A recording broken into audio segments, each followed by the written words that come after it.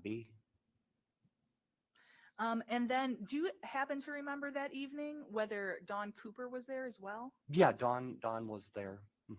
Was she drinking as well? Mm.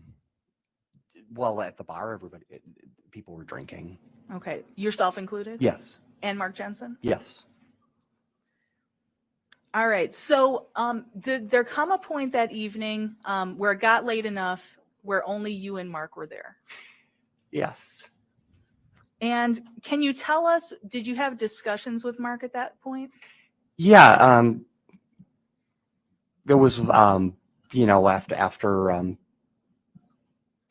after everybody was gone, we were kind of talking and. So first, can you tell me what topic you were discussing with Mark? Sure. Jensen? Well, he was talking about the strangest things. I mean, I couldn't believe that somebody would talk about killing their wife. It was kind of out of the blue. Had you been talking with him on the topic of wives? When I was had just had some problems in my marriage, and he was talking about some problems in his, and so it was kind of like, we were talking about spouses. Okay, so you were on the subject. That's of spouses? Correct. Yep. And you had some not great things to say about your marriage? Yeah, unfortunately, yes. And was it the same for Mark Jensen? Yes. Now, before I ask you about the actual conversation, I just want to clarify, was your wife at the time Joanne Klug? That's correct. And you were married to her at the time? Yes. Had there been a point recently before 1998 where you had some issues involving your wife? Yes, I had filed for divorce in, I think, 95 or 96 and had moved out for a month. But that divorce did not go through? Yeah, we reconciled. We went on a cruise and we got remarried and recommitted and, tried to patch things up. Now, to be clear, did you get divorced so you had to be No, remarried? I had asked her if we would not do that. So we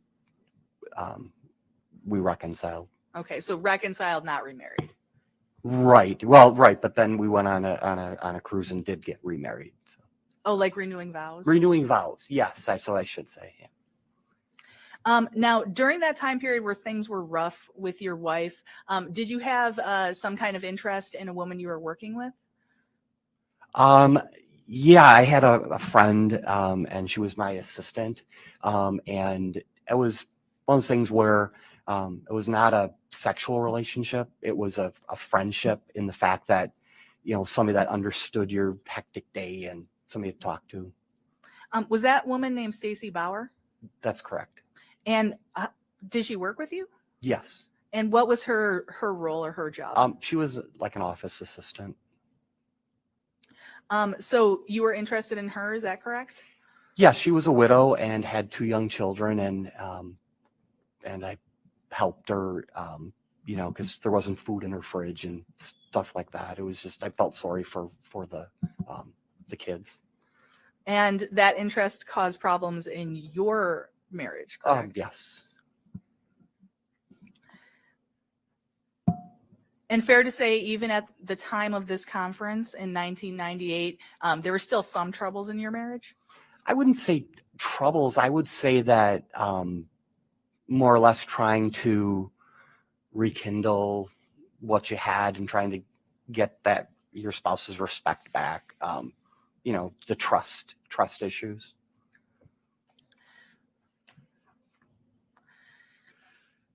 Now, thinking back to this conversation that you had with Mark Jensen, can you tell us, to the best of your recollection, what Mark Jensen said to you?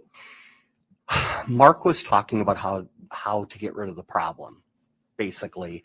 The websites that you could go to search how to kill your wife. And it was just like the craziest thing that I ever heard, that, an educated person would say something like that. And then he was talking about poisons and Benadryl and, things that could be undetectable. So the problem what was the problem that Mark Jensen had in his life when he was saying these things to you? Well, the problem was he didn't want to pay maintenance. He, wanted to have everything and have his new friend Kelly move in with him. And so the problem was his wife? That's correct. Now, at this point, you had described that Mark Jensen had been drinking. Yes. Did you have any opinion on whether he was intoxicated or not? It's, I know he had been drinking. It was just, I couldn't believe somebody was talking like that. I mean, it was, I had never heard anybody talk like that. It was really weird. So you would say that he was drinking, but do you know if he was intoxicated or not based on your observations? To say if somebody was intoxicated, I don't know. I mean, I don't think he was stumbling all over. I mean, he was, definitely animated in the fact that he was telling how to kill his wife.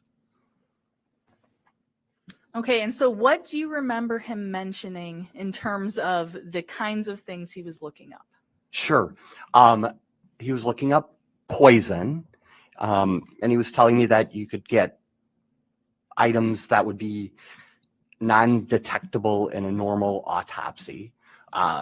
He was looking at ways that, he would put somebody to sleep, and put something in. He said you could put it in drinks, have them drink it.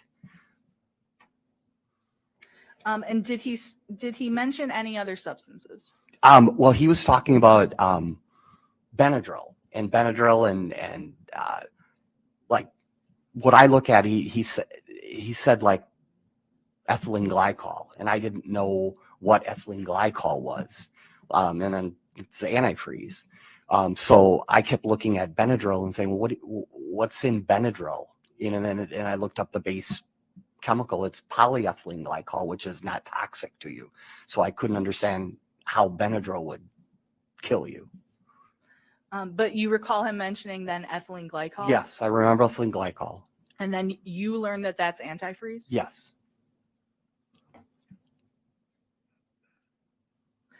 Okay, and you've described this as a crazy conversation? Yes. And so at some point, after this conversation has occurred, at some point, do you leave the conversation? Yeah, because it was getting late, and I always like to check in with my wife, so because she would be up, she's worried about me, and so I would go. I went back to the room and called Joanne. All right. So did you actually speak to your wife on the phone? Yes, I did. And even though it's really late at night? Yes, yeah, because I would always check in with her, and then I had to tell her what kind of crazy conversation I was having. All right, I'm going to show you what has been marked as State's Exhibit number 12.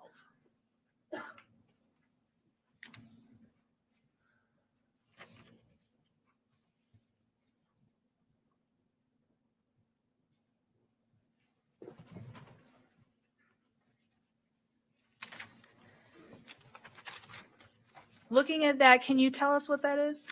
That would be a phone bill from AT&T Ameritech, my phone bill. And if you could just make sure the microphone's. I'm sorry. It's my phone bill for my home phone, Ameritech AT&T.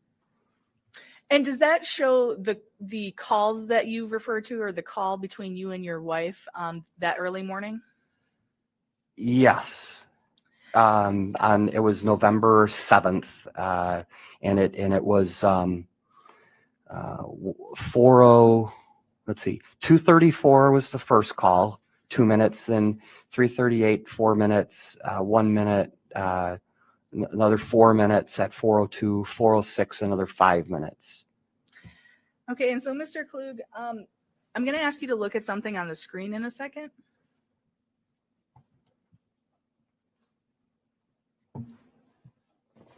And for the record, this is State's Exhibit 11. And so this is, as soon as we get it on the screen, this is the item on State's Exhibit 11 labeled phone records. Are the TVs on? Are they on, Jay? They're on. All right. So I'm going to just try to see if I can zoom in a little bit on this. All right, you can see it better actually on this view. Okay, so Mr. Klug, is the thing that you're holding in your hand, States Exhibit 12, does that match what you see on the screen there? Yes, it does. All right, and so if it's easier for you to look at what's in your hand, that's fine. So can you tell us what is the first phone call that you see those early morning hours of November 7th from St. Louis? Yep, it's 2:34 a.m. From my room back to my wife. It was a 2-minute phone call. All right, and so this being your home phone record, these would be the calls that would show on your home phone as the received calls? That's correct. And then what is the next phone call between yourself and your wife? The next call is 3:38 a.m. and that's a 4-minute call. And is that off to the right over a little bit? Yep. Okay. And then the next phone call you see? 4:01. And about how long was that one? That was a minute. And then after that? 4:02, 4 minutes. Then 4:06, 5 minutes. All right. And then later on the 7th, did you have a phone call with your wife, like during the regular daytime? Yep, that was when I was at the airport. It was a 7-minute call back to my house. It was from a payphone. Okay, so we see the from payphone and then MO for Missouri. Mm-hmm. Is that accurate? That's correct. I'm sorry. All right, so I want to talk to you about the initial conversation that you had with your wife, Joanne Klug. During that conversation, what did you tell your wife? I told her that I was in the bar and that I was with Mark and that he was talking stupid and I'm probably going to go back down and listen. Okay, were you more specific about what? Yeah, he told me he was going to kill his wife, and my wife at the time, Joanne, did not want me to go back down there. So it was a short conversation. So when you first, in that phone call with your wife, when you brought up Mark Jensen, did she know him at all? She had met him once in the Appleton office. All right, so she had met him at least once, and you're telling her about what he had just told you? Yes. And did you specifically say anything about him looking up things to kill his wife? Yes, it was a pretty basic call telling her what was going on, and it was like, it was kind of like I didn't want to take the time I wanted to get back down there and listen to what he was saying. Okay, so actually your goal was to get off this phone call? That's correct. Because you wanted to continue talking to Mark Jensen? Yes, and yeah. And why did you want to do that? Well, because I had never heard anybody talk that stupid in my life about how they wanted to kill their wife. So it was a fascinating conversation to you? Yeah, it was. I mean, it was interesting. And what was your wife's thoughts about that? She told me not to go down there, that I would be stupid to go back down there. In terms of what your wife expressed, was she not happy with that conversation? No, not at all. Did you listen to your wife? No, being a man, I don't listen to wives. And what did you do? I went back down there. All right. And so when you went back down there, was Mark Jensen still there? Yes. And did you continue the conversation with him? Yes, we did. And he went into more detail.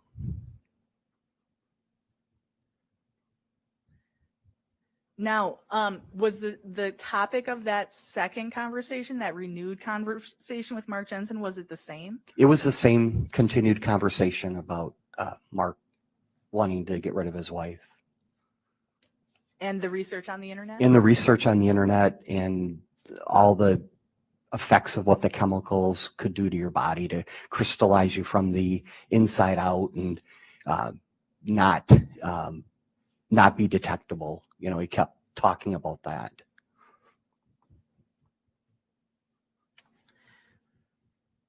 Now, had you ever met Julie Jensen? I never met Julie.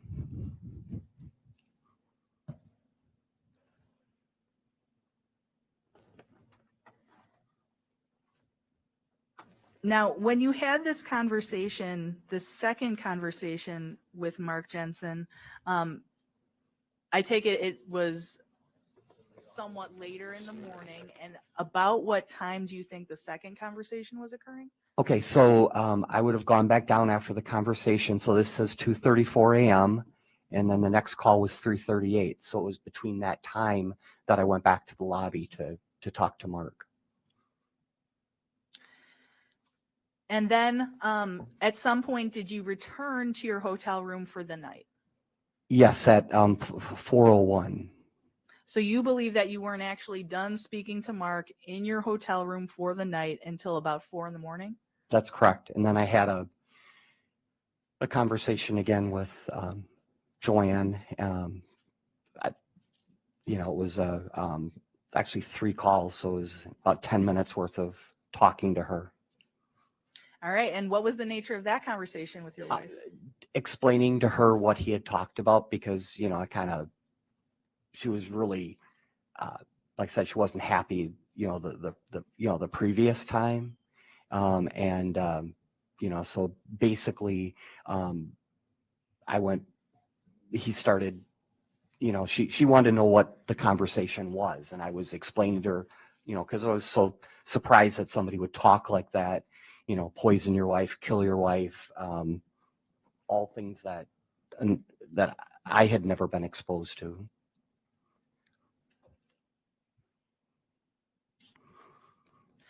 So then after getting to your room at about 4 a.m., did you have to be somewhere the next morning? Yeah, then the conference would start again at 7 a.m. for breakfast. And then after the morning sessions of the conference, what did you do? So then I went to the airport and then called Joanne again to let her know that I was coming home. And then we had a conversation again, because she was wanting to, she thought about everything I had said the night before. And, she was a very spiritual person. So she was just, wanting to make sure I was safe. And so during this airport conversation, you and Joanne, you once again discussed what Mark Jensen had said? Yes. And do you recall what was said during that conversation? Pretty much repeating what I had said the night before, talking about, Mark wanting to kill his wife and the different websites and the chemicals, what it would do to your body, the crystallizing from the inside out, the shortness of breath, the fact that, it's a very slow process, and it wouldn't be detectable. And so did your wife's attitude remain the same? Yes, she. Calls for hearsay. Sustained.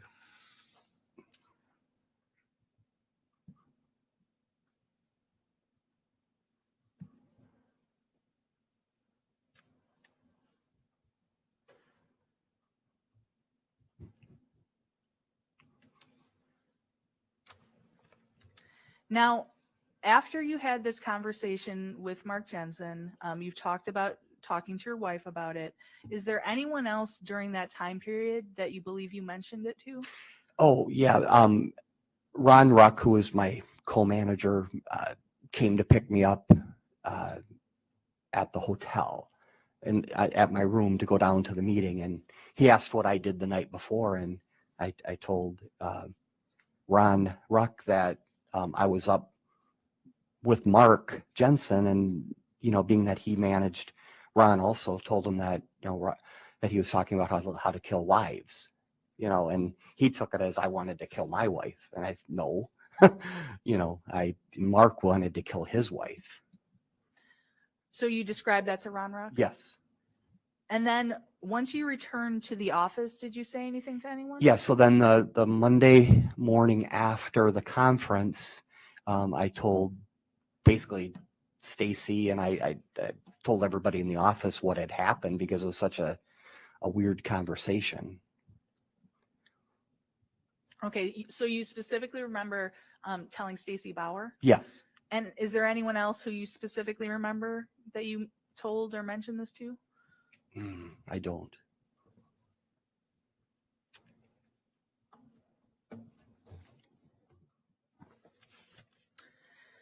Now, I want to direct your attention to about a month or less than a month after this conversation had occurred between you and Mark Jensen. At that time, did you hear that Mark Jensen's wife had died?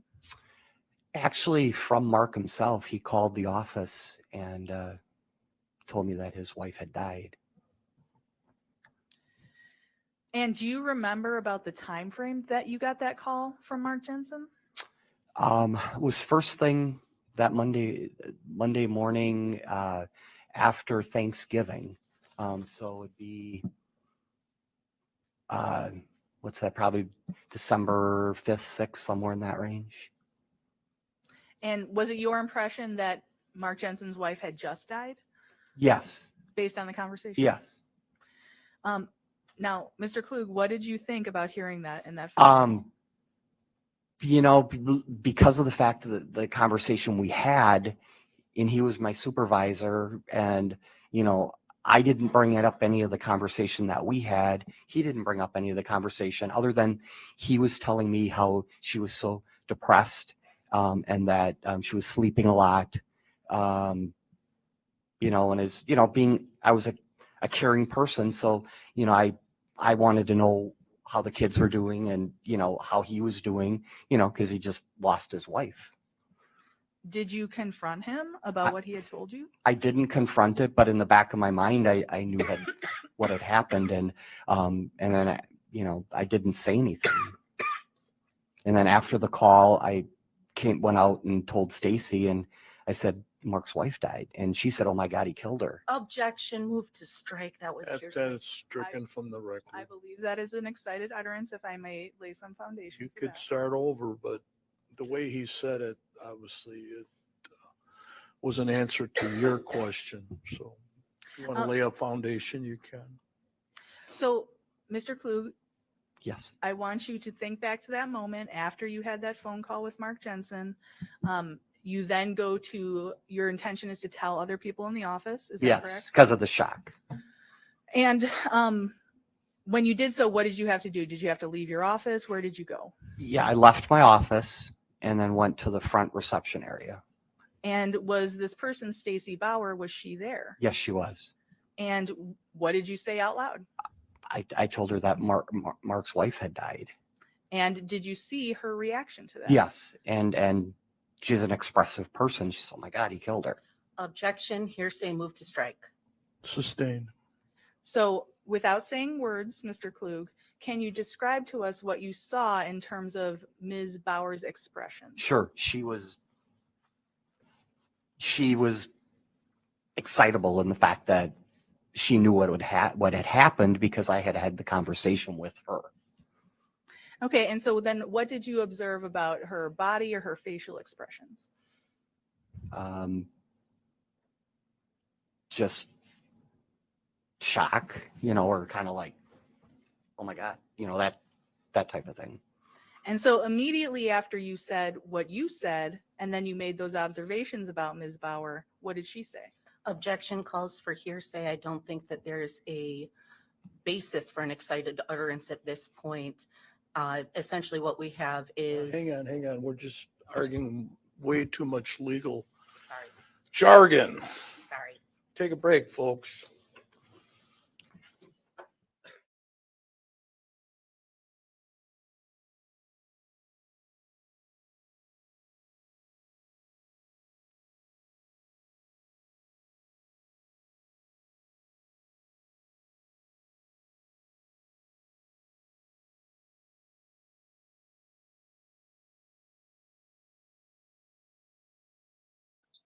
I love that he just said it's way too much legal jargon. Just is. That's the best. Yeah, Dave, you got that right. You know, the more you talk, the less you walk. He's figuring that out right now, and All right, the jury is outside the courtroom. You can continue, Ms. Renner, now.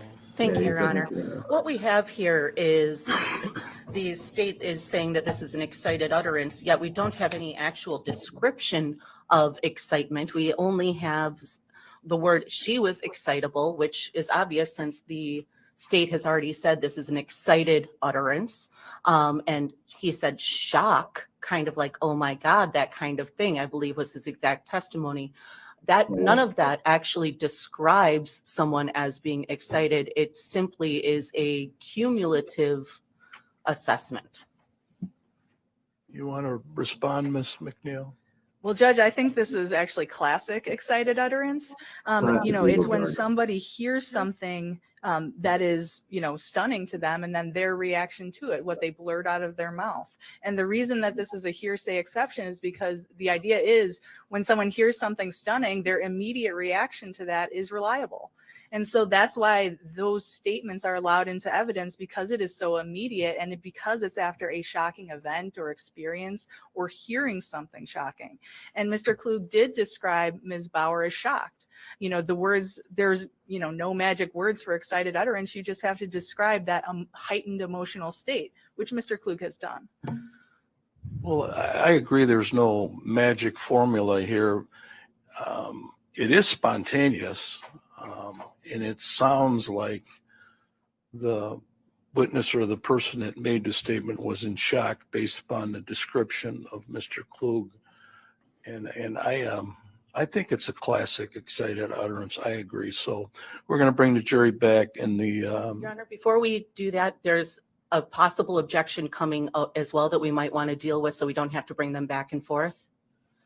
My guess is that Mr. Klug, based on his statements thus far, is going to be going into why he believes that Ms. Bauer said this, and I believe that would be speculation and inappropriate. I can't predict what the state's going to ask. I wish I could. So if we get in that area and I think it's speculation, make your objection. Thank you. Okay? All right, bring the jury back out.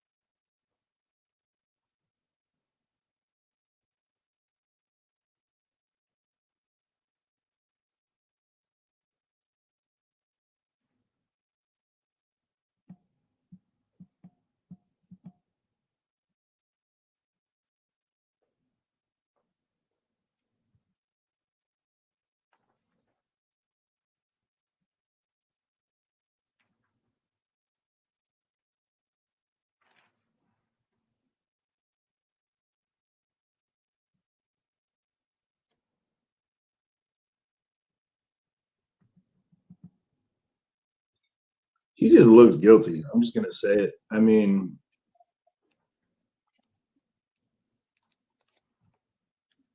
that's a terrifying human being. What that look going? He's a loose lip away from being that slack jawed dude that you see staring at you like out your window at night, standing in the rain in the middle of an intersection wearing an overcoat, just doing this. And that's terrifying. So, yeah. Oof. No, thank you, sir. No, thank you. Jeez. Yeah, Nate, good old Nate the Bruins in the in the courtroom. He's in the back there taking pictures. Well, not in the back too far. He's about 1 or 2 rows behind the prosecution. If you would please share the stream, guys. I am working on making sure that I get it out to as many groups as possible here, and your help would be greatly appreciated. So if you have any groups that you feel would be interested in watching this crazy case unfold, please share the group, guys. Share it out.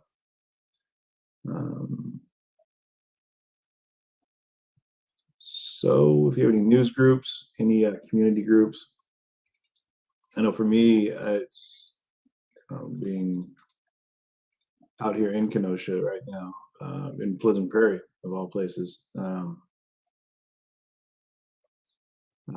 know a lot of people were asking me when I see them, when I'm out and about, if I was going to cover the case. And so I had to ask a lot of questions, and it was interesting.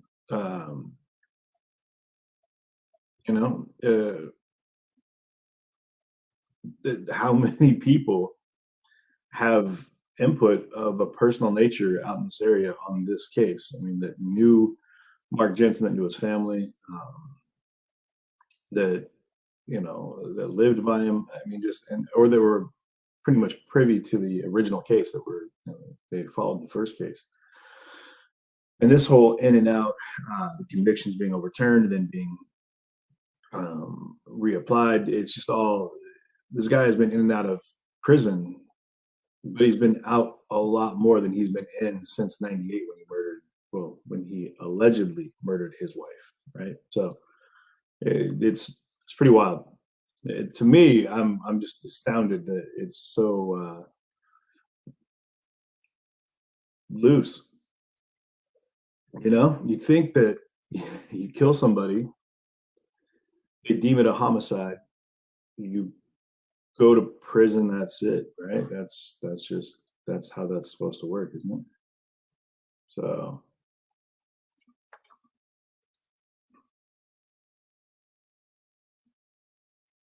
there's no audio in the courtroom right now. Just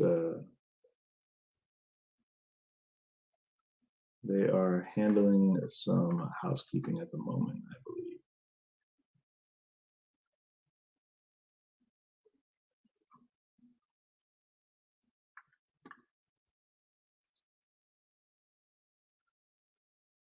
Hey, there he is. There's what was his name? He's 68, 63 years old. What is his name again? That's the attorney from the Rittenhouse trial. I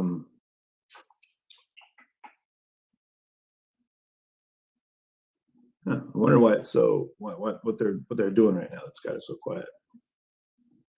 Let me double check my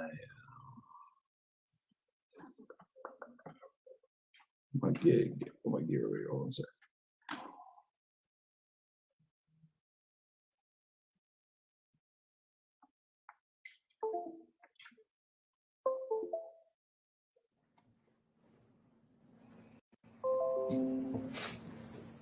All rise. Okay, yeah, they're bringing Jerry back into the courtroom. So, and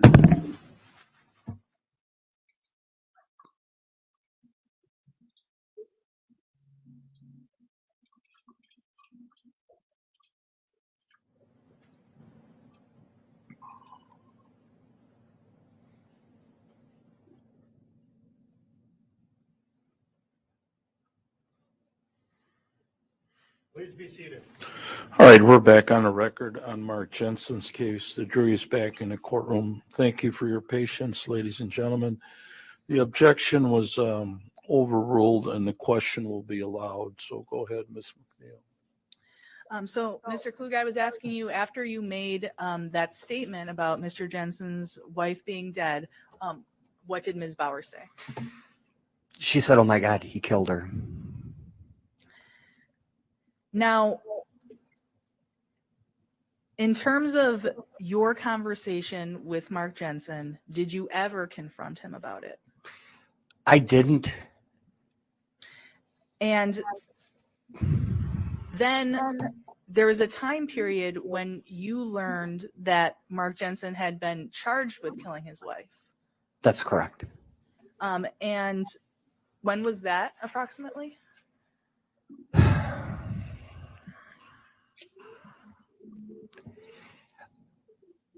I thought it was like 06 or 07. I'm not sure.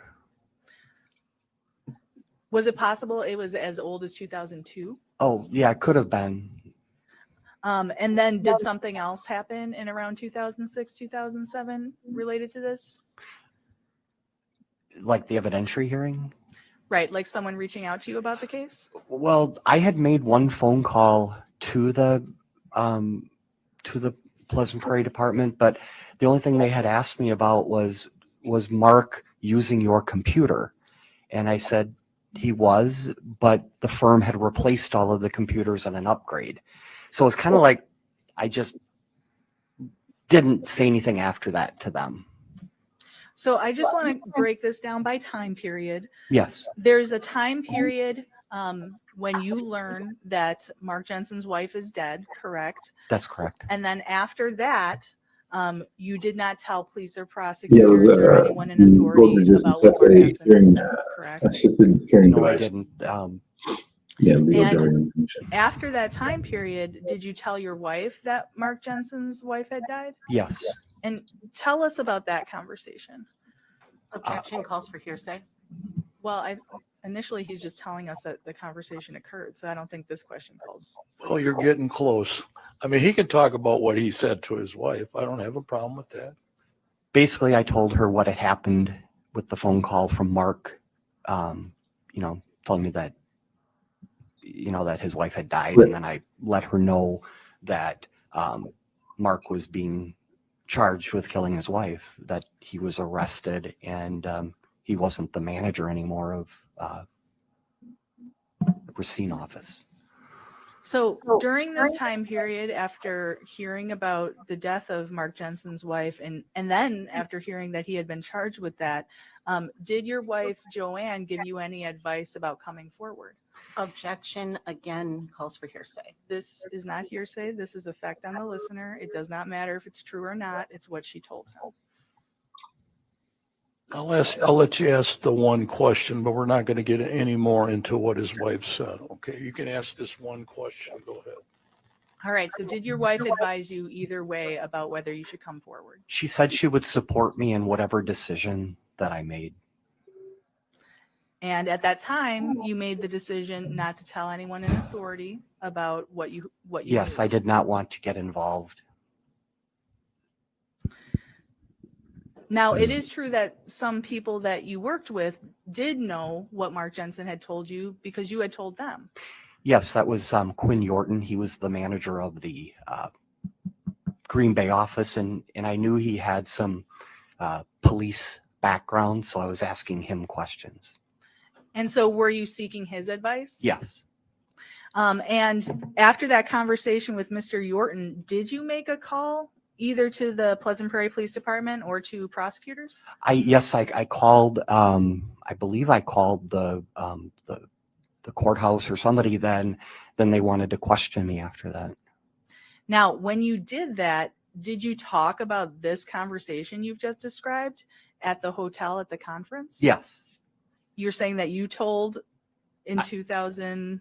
You're saying that in that call that you talked about the specific conversation where Mark Jensen said he had killed his wife.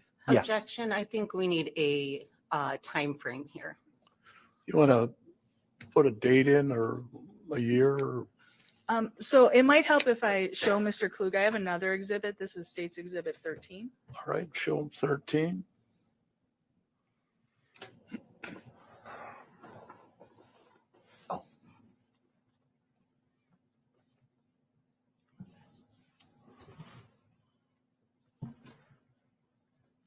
Yes. So let me just ask you about that particular exhibit. Do you recognize what State's Exhibit 13 is? Yes, that's my handwriting on document describing what I had remembered from the conversation. Some notes that you had taken? Yes. And what prompted you to write down those notes that you see in State's Exhibit 13? Quinn had told me to keep like a log, you know, to try to jog your memory. So it was on 3/21/02, I called the DAFS and left a voicemail in Kenosha. All right. But to be clear, when you made that phone call, you did not describe this conversation. No, that's correct. Yep. Okay. And then you said something about computers. Is that what you talked about? Yeah, then that probably was the next conversation about they wanted to know if Mark was using any computers. And I said he would have used the computers in my office, but that we had replaced those computers in a firm-wide upgrade. So, Mr. Klug, can you tell us why you didn't tell the police or prosecutors or someone in authority about this conversation? I was scared of Mark. I was scared of the fact that if he killed his wife, what could happen to me? Now, I want you to think back to the time period of July of 2007. Do you remember during that time period someone from the district attorney's office reaching out to you? Yes. And was it only at that point that you told the district attorney's office about this conversation with Mark Jensen? I believe so, yes. And then shortly thereafter, shortly after that contact, did you end up testifying at a hearing about that? Yes, because they wanted to get my statements of my recollection of what had happened. Double checking the audio to make sure it sounds. And then Okay, now, sometime a are few you months doing later, better? did you testify again? Do you recall? So do you recall 2 prior testimonies? Yes. And then at some point before the second testimony, is that when you discovered those notes you're looking at in State's Exhibit 13? Yes, because I went through all my compliance files and found notes. And so you turned those notes over? Yes.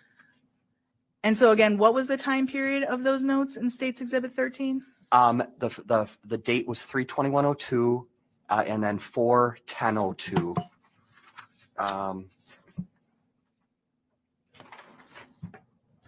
And then there's no other dates beyond that. Oh, I'm sorry. These are notes saying when the conference was, and when the weekend was that Kelly was at my office and Mark was at the office.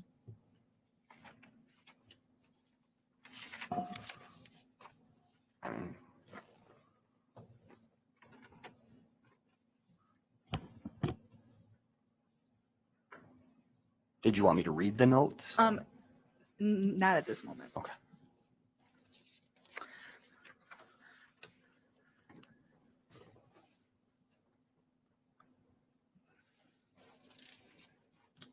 Now, during the course of taking these notes, was that to remind yourself about this conversation that you had with Mark Jensen? Yes, And at that point, that was acting on the advice of Quinn Yorton? that's correct. All right. And so in these notes, do you note things like Mark Jensen wanting to get rid of his wife? Yes. He's saying how unhappy his marriage was and that where are we at here?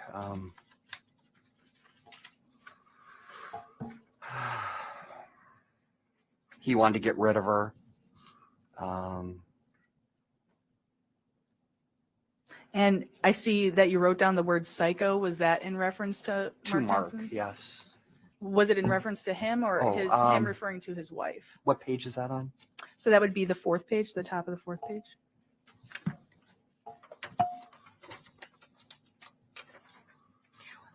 He wanted to get rid of her. Psycho. Next. I'm thinking it was about his wife, that he was telling me that she was psycho, because he wanted to get rid of her, was the comment before on the previous page. And then did you also note that it seemed like he was trying to be your friend or wanted to be your friend? Yeah. And then finally, did you note something about Benadryl and an OD? Yes. Okay, so next Monday, unless your thought was odd, talked every few weeks, would call every so often, try to say Benadryl overdose, get out of bed. She was depressed. And then I just put, he was my boss from 10/1/98 to 3/15 of 99. And then you note the 10/1, by that date, you note that Kelly came to the office? Yes, yep. And I put 10/1 weekend 01. Kelly came to set up the office. I can't read my writing. Two people, conversation uneasy about. Yeah, it's basic notes about what I wanted to remember. Now, is it fair to say that as you look at these notes, this is not like how someone would write out a statement, correct? No, it would be random thoughts that would have been talked about as during the conversation. So like if someone else is looking at this, they might not be able to interpret what you've written, correct? Correct. Or read it because my writing isn't good. Like for instance, if you look at the first page of these notes, do you see something written there, sick feeling in stomach? Yes, a sick feeling in stomach, Quinn Yorton recommended. So Now, do you know what you were talking about when you wrote that? I think it was talking about my feelings, because it was like bringing up, it was hard to talk about it. So anticipating maybe calling the police or talking to the Yes. police about this? Yes. All right. And so again, you turn these over once you found these? Yes. And you believe you found them at some point before your second testimony? Yes.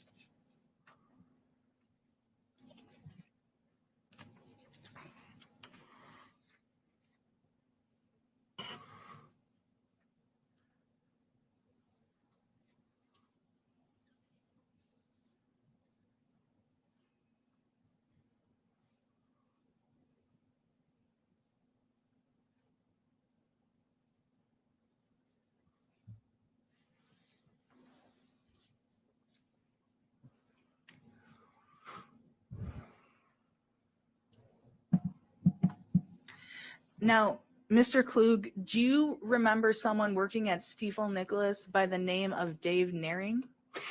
Yes. Dave Nearing was a fellow investment broker. He worked in Mark's office. And did you ever have contact with Dave Nearing? I've talked to Dave. Yes. And do you remember ever talking to him about what Mark had told you? Yeah. He was Mark's best friend. And he was telling me. Objection, hearsay. Sustained. So just tell us about what you said in this conversation with Dave Nearing that we're talking about. Sure.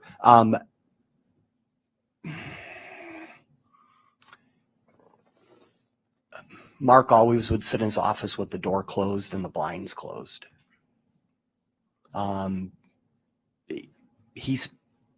Dave spent a lot of time at Mark and Julie's house.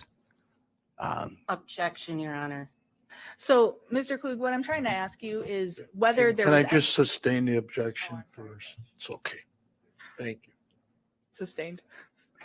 All right. So, Mr. Klug, what I'm trying to ask you is with Dave Nearing, was there a point in time where you would have told him or mentioned to him this conversation that Mark had with you about killing his wife? Yes. Okay. And do you remember the context of that?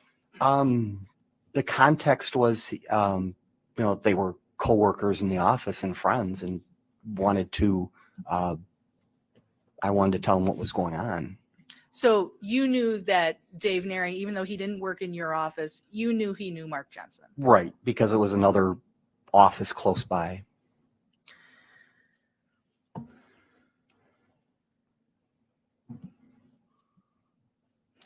Now, Mr. Klug, to be clear, when prosecutors reached out to you in the summer of 2007 to talk to you about this conversation. You knew at that time that Mark Jensen had been criminally charged with killing his wife, didn't you? Yes, So you knew it was a serious conversation, correct? that's correct. And you knew it was important to be as accurate as possible, correct? That's correct. And then it was just within a couple days of that you testified the first time, correct? Yes.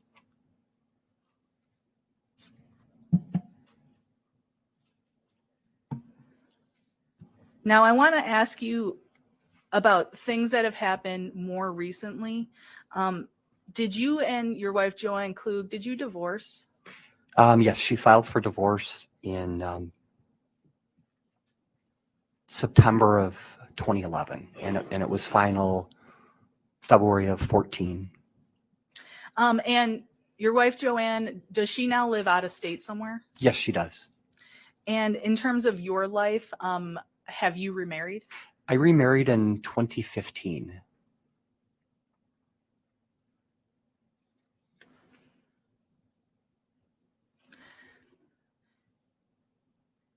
Now, was there a time period, I want you to think back approximately a year ago, last December, was there a time period where someone acting as an investigator for Mark Jensen came to talk to you? Yes, it was my grandson's birthday, and I had arrived at their house, and there was somebody there. I don't remember his name, but he wanted to have a conversation about the Jensen trial. And I said, well, it's my grandson's birthday. I can talk for a few minutes. And then, because I thought I was compelled to talk, I didn't have to talk to him. I was just being cooperative. Okay, so you did talk to that person? Yes. And was that for a fairly long amount of time? Yeah, it ended up being probably an hour and a half. And so then, to be clear, you've talked in detail about what has occurred. You testified twice. Yes, There's also this investigator person you talked to. Is that correct? that's correct.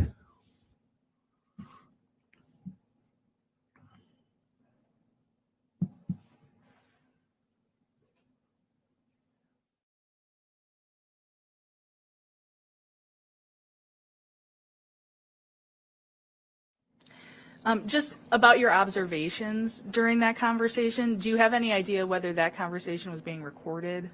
Objection, relevance. I'm going to sustain that.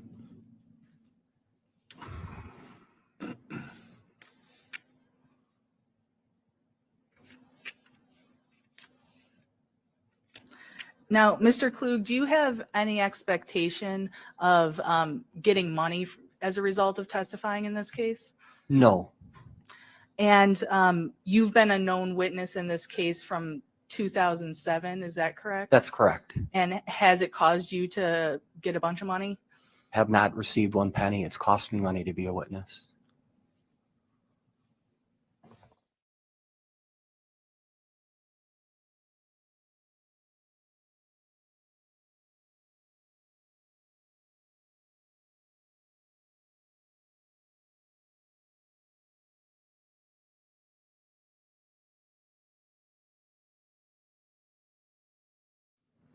Okay, I have no further questions, and I would just move the exhibits that were testified to. So that's Could you, 11. just say those numbers for the record. Yes, so that would be 11, 12, and 13. All right, subject to cross to 11, 12, and 13 will come in. Who's doing the cross? Go ahead, Ms. Renner. So, Mr. Klug, you testified you first spoke with Mark Jensen over the telephone, correct? What are you talking about? When you very first met Mark Jensen, your first conversation with him was over the telephone. Yes, And this was the conversation about transitioning from your former brokerage to Stifel Nicholas? yeah, that's correct. And this was a business conversation. Yes. It's not a social or a personal conversation. No, because I didn't know Mark. And you then met Mark in person on October 1st. Yes, And that's when he was in Appleton to help with the transition. that's correct. And your conversations that day were also business related. That's correct. They weren't personal? That's correct. Now, Mr. Jensen had become your supervisor upon the transition, is that correct? That's correct. And that's because you did not have the right kind of license to supervise the office.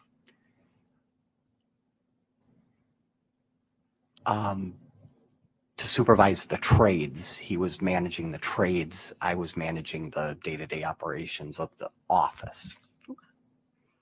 Now, Mr. Jensen, though, is only your supervisor for about 5 months. Yes, In fact, he worked out of the Racine office. correct. You were in the Appleton office. That weekend in October was the only time that you had Mr. Jensen in your office. Is that correct?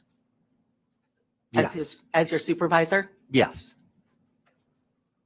And that's when you got your Series 8 license in March of 1999, correct? that's correct.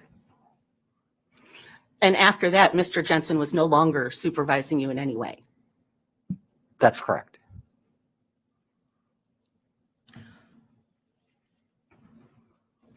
So prior to the Blueprint conference, you had what, maybe 20, 25 minutes worth of conversation with Mr. Jensen? He was there the whole weekend. He was there, Yes, but you said he was hanging out in an office? yes, with the door closed. And so he was talking, but he was talking to you during that whole weekend?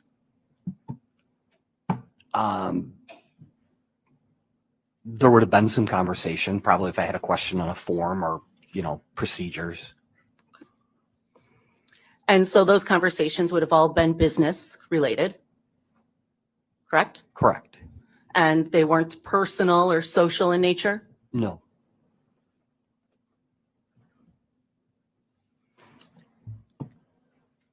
So then you go to the Blueprint conference, correct? correct. And let's turn then to that Friday night. Now, after a day of listening to different speakers, there was a cocktail hour. Correct. And during that cocktail hour, you drank. Yes. And what did you drink?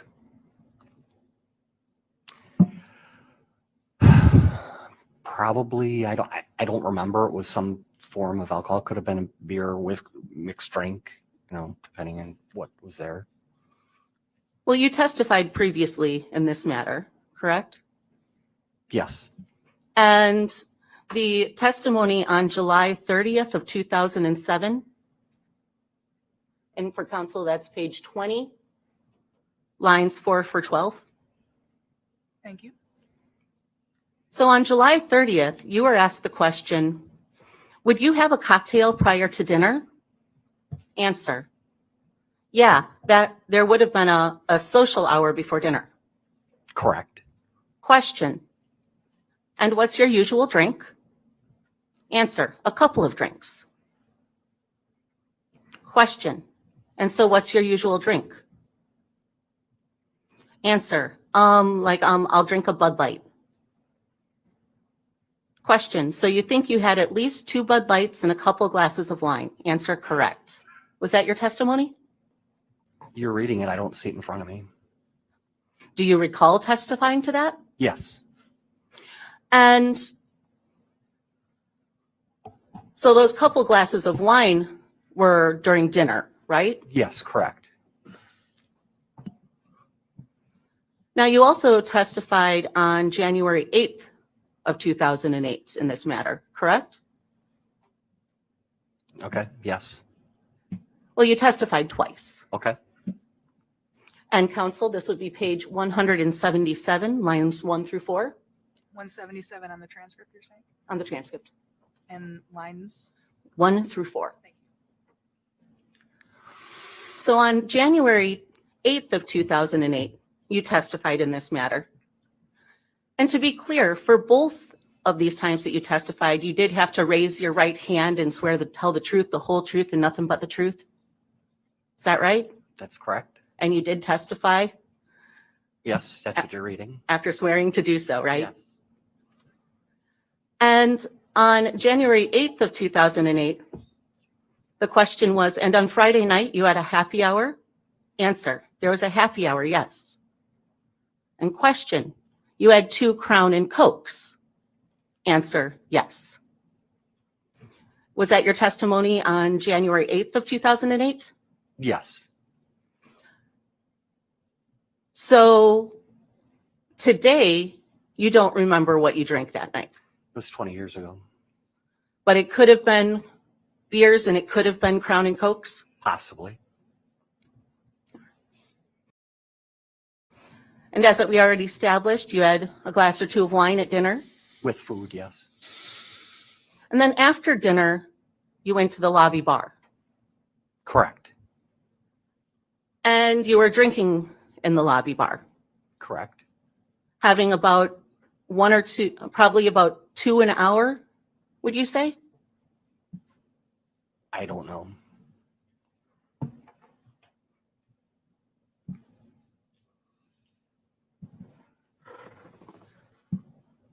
So again, you testified on July 30th of 2007. Counsel, this will be page 20, lines 16 to 25. That's the page on the transcript. Yep.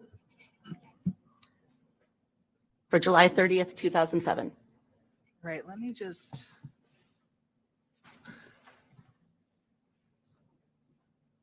Transcript starts on.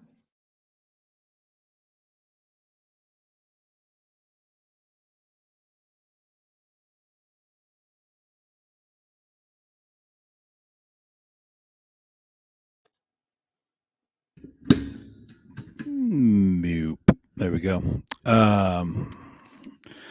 Yeah, okay. I'm gonna play with my mic here a little bit, or my camera as well. We gotta bumped a few things while we were there's iterations, guys. We're always iterating here. So we're trying to make sure we have this set up properly for us here. So bear with me for a moment while I fat finger the camera here.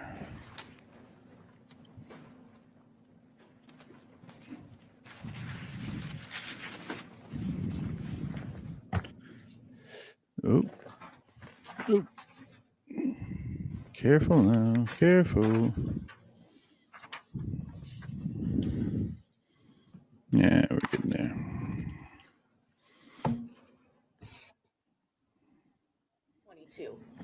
But Okay, my apologies. thank you. Little glare up here.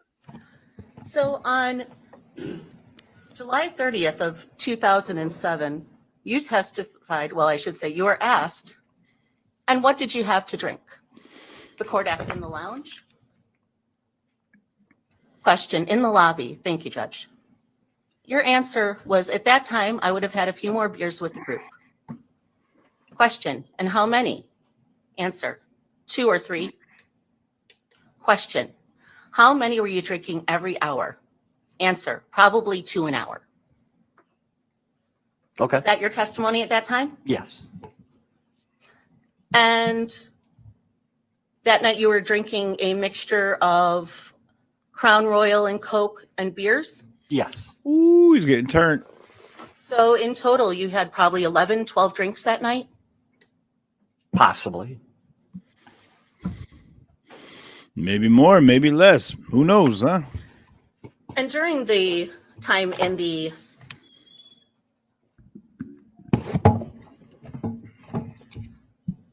bar, you were socializing, He gets real snarky. right? Yes. You were talking to different people. Correct. And you said that things started to clear out towards the end. Yes. But at bar close, Don Cooper was there, Yes. and Ron Ruck was there, Yes. Kelly Labonte, Yes. Mark Jensen, Yes. and a number of other people that you maybe can't remember. That's correct. Kelly Labonte. There was That's a a fun broker one from to say. Ohio, but I can't remember his name. There's always a broker from What Ohio. time did the bar close? Probably 2 or 2:30. Okay. So 2 or 2:30, the bar closes. And at 2:34, you are on the phone with your wife. Yeah, let her know. Yes. And how long would it take you to get from the bar area to your room? John, they say size Few doesn't matter. minutes. Just saying what they say.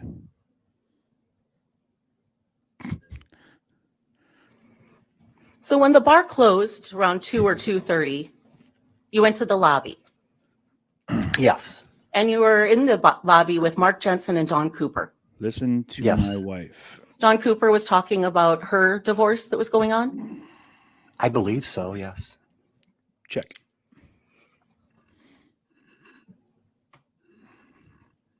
Amber, you mean just in drinks, So right? about 2:30, you go up to your room to call your wife. Yes.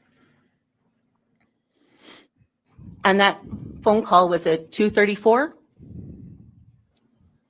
Yes. and it was a 2-minute phone call. Yes.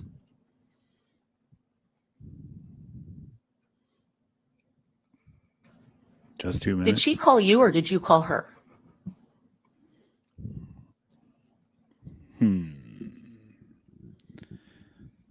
I called her. Some of called the her? questions, I tell you.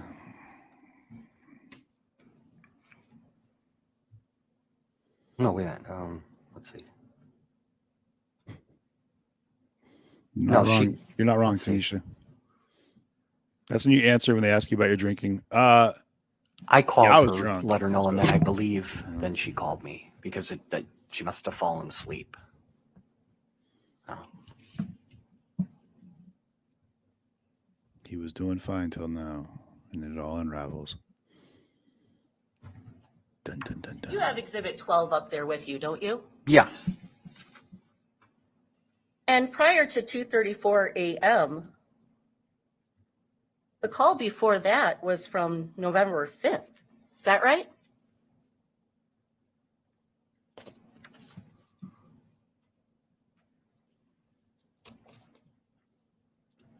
At 11:12 a.m.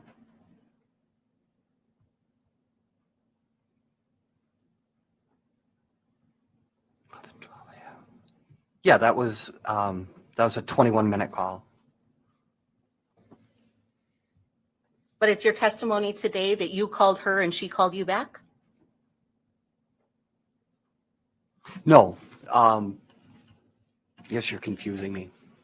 Does it matter? I mean, come on. Really?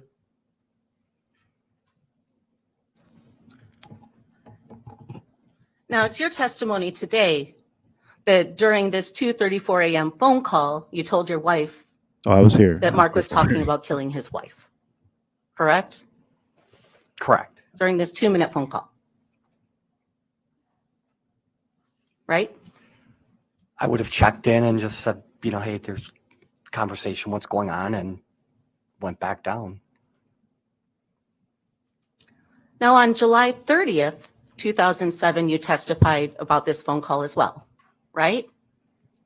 Yes.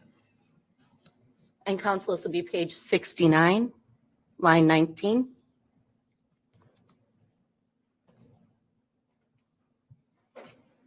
Okay, thank you.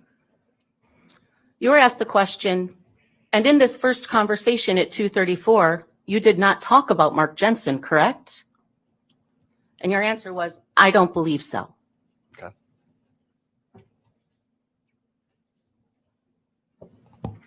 That was your testimony? Yes, you're reading it.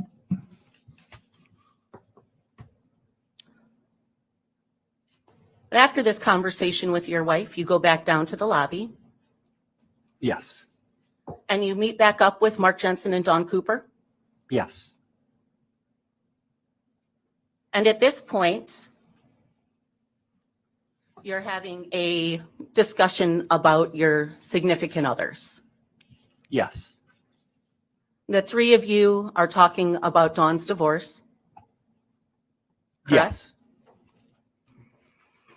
And Ms. Cooper, Dawn Cooper, was upset. Would that be fair to say? Yes.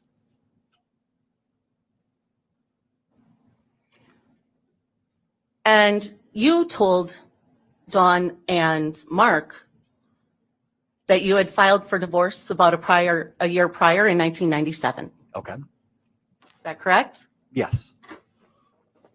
And you filed for divorce in part because of this non-sexual relationship with Stacy Bauer? It may have been one of the reasons.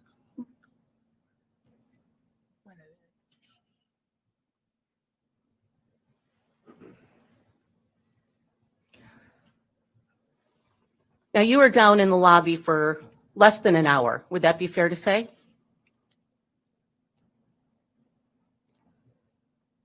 Yes, And we know that because you have this second call with your wife that's correct. at 3:38 a.m. Yes. And that was a 4-minute phone call? Yes. Then there's another call at 4:01 a.m. Yes. That was 1 minute. Another call at 4:02 a.m. That was 4 minutes. Yes. And another call at 4:06 a.m. That was 5 minutes long. That's correct. Did you hang up on your wife during that phone call? Probably. Probably. Yes. And then called her right back? Yes. So you two were arguing during that conversation? Possibly, yeah, because of what I had told her.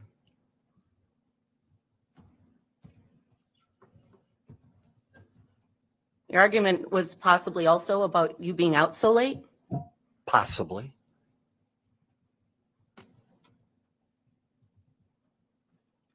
Your wife had expressed concern that you were in a bar that had women in it during that conversation? Possibly.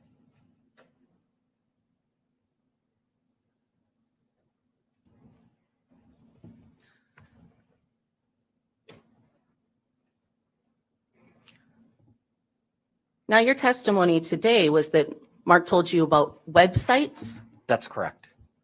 Did he specifically give any website addresses? Yeah, he talked about poison. He talked about howtokillyourwife.com. So howtokillyourwife.com Yeah. was something he brought up? Yes.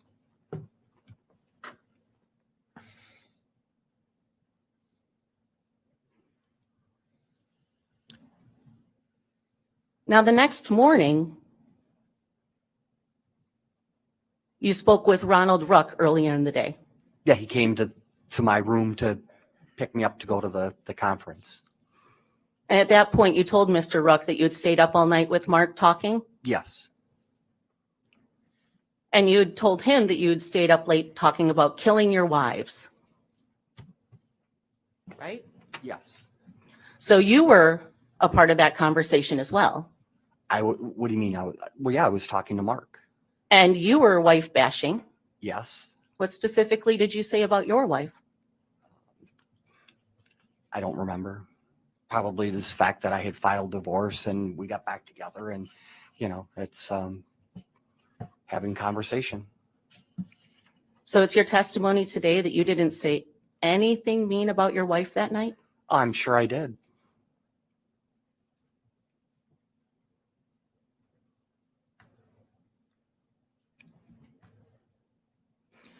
Now, when you talked to Mr. Ruck that morning, you were laughing when you talked about this, weren't you? It was not, it was probably more of a shock than a laugh. But you were laughing. Possibly.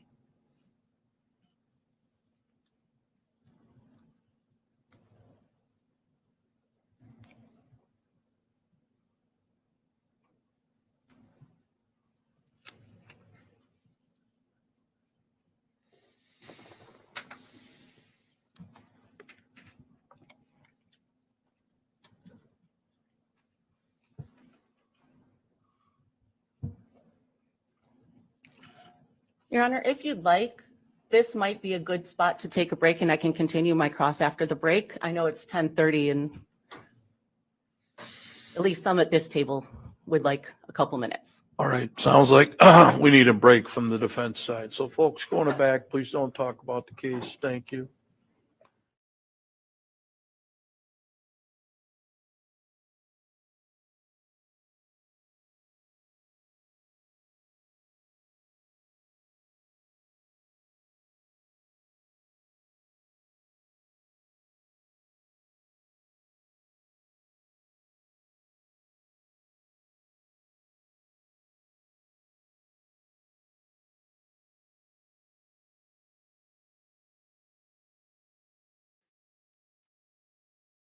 Back, Judge. Let's say 10:35, we'll try. Man, this guy, this guy, I'm having a camera issue for a moment, but this guy, he said, "Did you hang up on your wife?" Yeah. I didn't know she was in it. Why? I don't want to talk to her. Did you call her right back? Yeah. Why? I don't want to hear about it. Just like, he went to howtokillyourwife.com. I'm curious. I want to pull up the site. I also don't want to pull up the site, but I'm not married, so maybe that'll give me an out. If I do pull it up, I'm gonna pull it up. I'm definitely gonna have to pull it up. Give me a minute. Linda Lou says I pulled it up for you. Let me fix my camera real quick, you guys. Sit tight for 1 minute. Just bear with me for a moment while I fix this. It's actually about Terry Shavo. Don't do it. Yeah, give me 1 minute, guys. I'll screen share, Karen. Yeah. Howtokillyourwife.com. Come on, man. Come on. You're killing me here. Yeah, you get put on a list. Stefan Oberlander says, yeah, you get put on a list. 1 second here.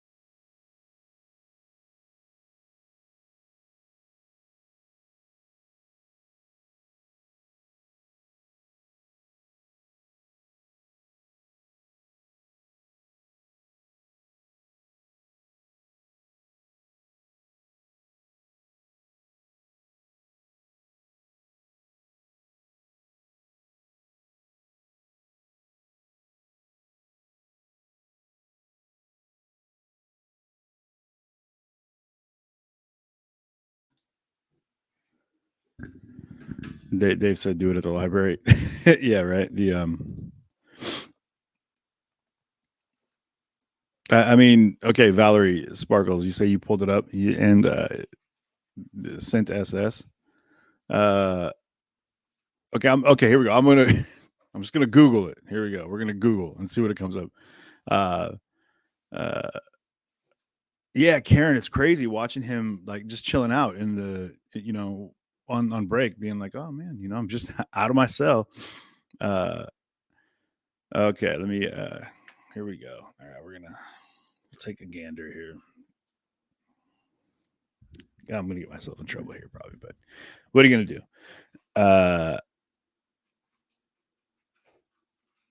Yeah, there should be sound.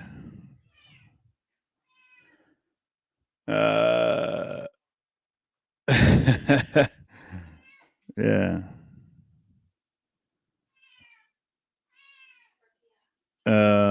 Good luck with that, Dara. Jeez, yeah, get taken care of. Grab a Q-tip, I guess. Damn, that's wild. Okay. Google how to kill your wife.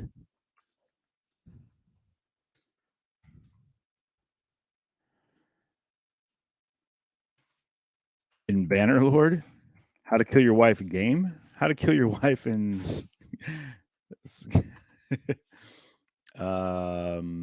yeah, okay, well, yeah, that's Tortilla has got a lot to say, definitely has an opinion on life. Let's take a look at here, let me screen share this for you, but I need to make sure that we've got our feed up and running as well. So I'm going to throw this one over here. We're getting better at this whole technologies thing. Boom. And just want to make sure that we're up to date on everything here. All right, cool. We're good there. Oh, Tortilla. And okay. Yeah, the interwebs. So let's do this.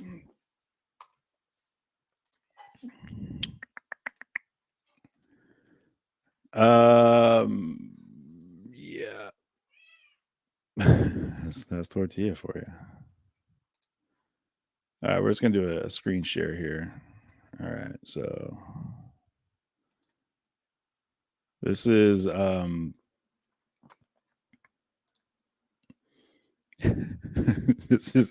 this is Google right now. Can you guys see this? Hopefully you can. In the comments, let me know. So I just put in how to kill your wife, right? And it how to murder your wife Wikipedia.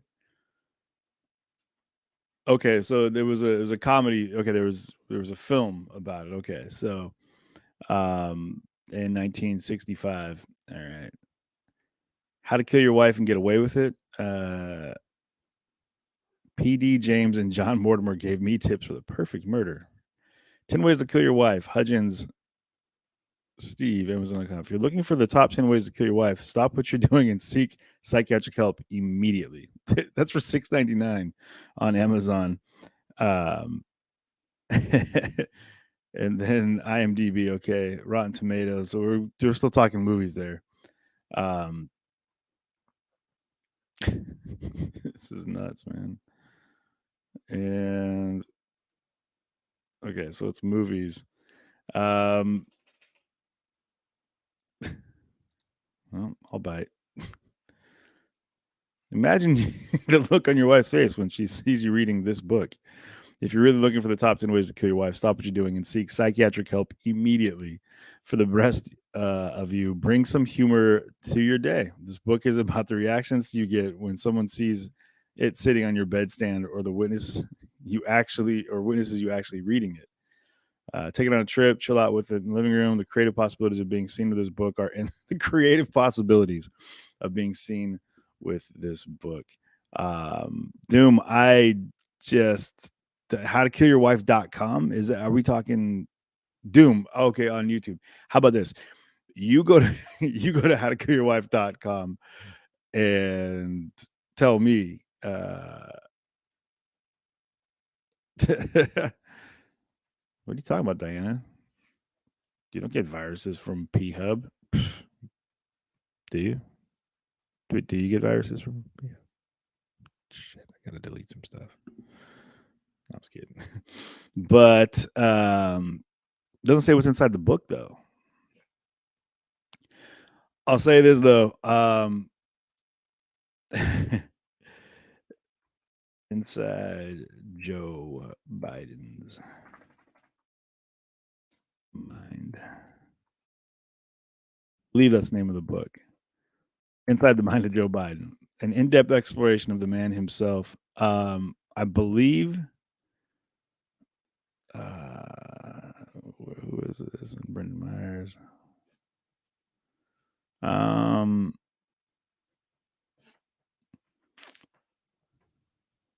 think this might be it. A guy that I know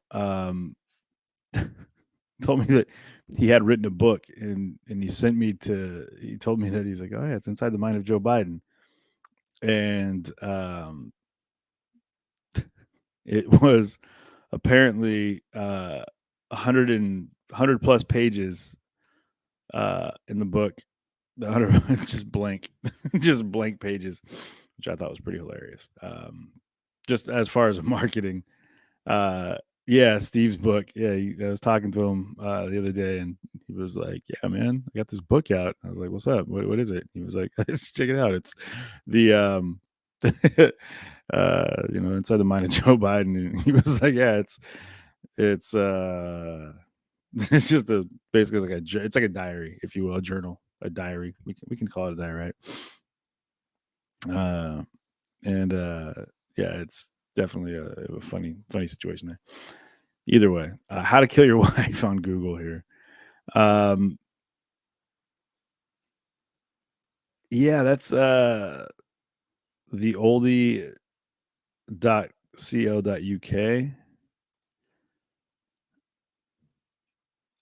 Oh, no, I'm not signing up for a newsletter. What do we got here? How to kill your wife and get away with it. Apparently, during the pandemic, a lot of people married.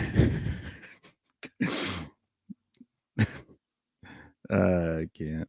What's wild, man, is sorry,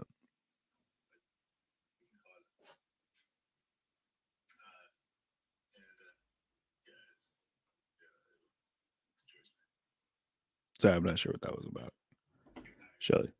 But this guy I love that he was so cavalier in his The Last Witness, when he was talking about his marriage. It seems like everybody's been divorced. Well, I guess by the vast majority of people have been divorced. But in this particular case, yeah, Steve said he sold something like 1,000 copies of the book.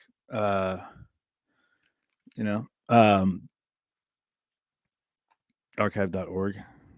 Man, Linda, you are on point. You definitely are, like, you get Gumslew of the Year award. And Renee, man, I'm glad you're here. So, this was a crime writer that we're looking at here for PD James. But I like that it says, apparently during the pandemic, a lot of people, married couples especially, cooped up together for months on end, have had murder on their minds. I'm here to help. He says this is in the centenary of P.D. James, one of my favorite crime writers and one of my favorite people, and the mistress of this sophisticated murder mystery. Thinking about her birthday and about how I might be able to advise any murderously inclined readers. I've been remembering the last time Phyllis James and I had tea together. It wasn't that long ago. She died in 2014, age 94. I loved her. She was small and twinkly, courteous, kindly, and sharp as a cyanide. Could I commit the perfect murder? She mused while pouring Earl Grey into my cup. Well, yes, my dear. I think that very possible. I could. First rule of murder, it says. I asked her, keep it simple. She said it once. And the second rule is, don't tell a soul. If you keep a secret, you can get away with murder. It keeps going. How would you get away with yours? If I had an unpleasant husband with healthy life insurance, on Christmas Day, I would take him to a beachy head. Oh, to Beachy Head. There's nothing quite like bracing walk on the chalky cliffs of the Sussex Downs to clear the cobwebs at Christmas. In Who's Who, P.D. James listed walking by the sea as her favorite recreation. We'd walk and we'd talk and we'd gaze out to sea, and I would make sure that no one was looking, no one at all. And then, quite suddenly, I'd push him over the edge. She gurgled with pleasure at the prospect. Do you think you'd get away with it? I asked, incredulous. Oh, yes, I'd say. He simply went too near the edge. He always went too near the edge. The police would have their suspicions, naturally, but they would have no proof to prosecute successfully. You need hard evidence. there would be no evidence. Can you see a jury convicting me? I don't think so, my dear. I don't think it would even come to court. But if it did, I'd be in safe hands. I would have Rumpole of the Bailey to defend me. Okay, so for legal reasons, I do not see him taking cliff notes. Ooh, Lilu killing it on YouTube. Killing it on. But actually the last witness would be the guy who would take notes on it, because it seems like he took notes on everything else. But it's funny that the first thing they say is don't tell a soul. And it seems like these witnesses keep coming out, and that's what Mark just kept doing, was telling all these people. Like I told his cellmate that he pushed the air out of her lungs. And I want to make a quick reminder here, guys. I'd like to joke, have a laugh. I try to find a way to break the serious nature of this. I don't in any way take away from the full severity and nature of what happened here, that a woman died, a family was broken, that this man is on trial, that he's looking at a life in prison. These are all very real facts, and nothing that I take lightly, in the weight of their reality. For me personally, that's how I just deal with things, especially when you're sitting in the chair behind the computer for 8 hours. It's just how I operate. We did it through the Brooks trial, through the Rittenhouse trial. All right, we're back on the record on Mark Jensen. The appearances Just are want to the be same. clear The that jury's that's back in the how I courtroom. operate. We're continuing with the not being pejorative to the cross-examination. people involved in the case, or Mr. Klug, you're still under anybody, oath. You can start in Pleasant anytime Prairie you that want. had to go through the nightmare that was this to I'd like begin to with. talk So about other people now that you've told about Loose lips this sink ships. conversation with Mr. Jensen. just saying. You testified you told And your we secretaries are about the conversation? Back in here we go.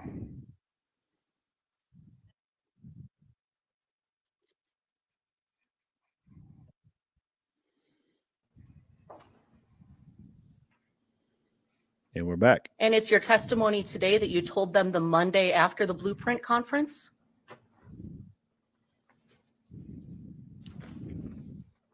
Yes.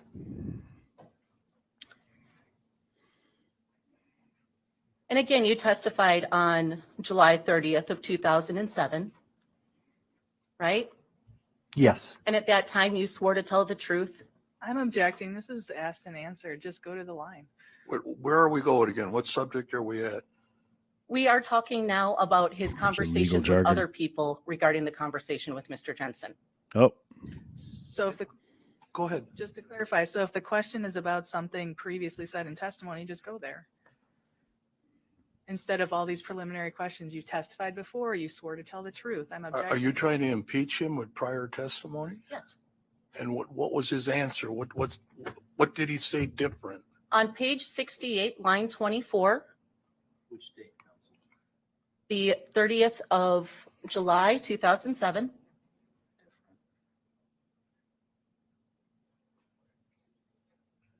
The question was asked, and is this the first time? Then do I understand that the first time you spoke with your secretaries was after the charges in this case as well? Answer, no. No, that's something we talked about after Mark's wife had died. So what's the impeachment? He just testified that he told his secretaries about this the Monday after the conference, which was prior to Julie Jensen's death. Okay, let's move on to another subject.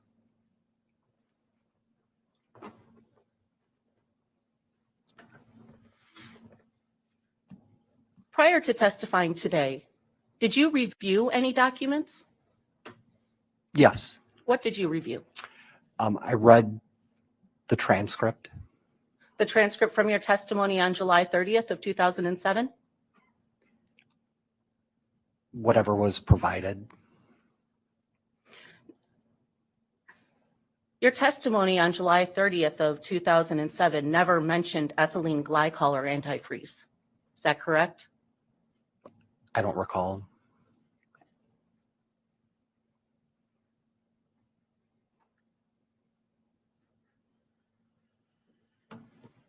Your testimony that day talked about poisoning with Benadryl, right? Yes. First time you testified about antifreeze was on January 8th of 2008, right? Yes.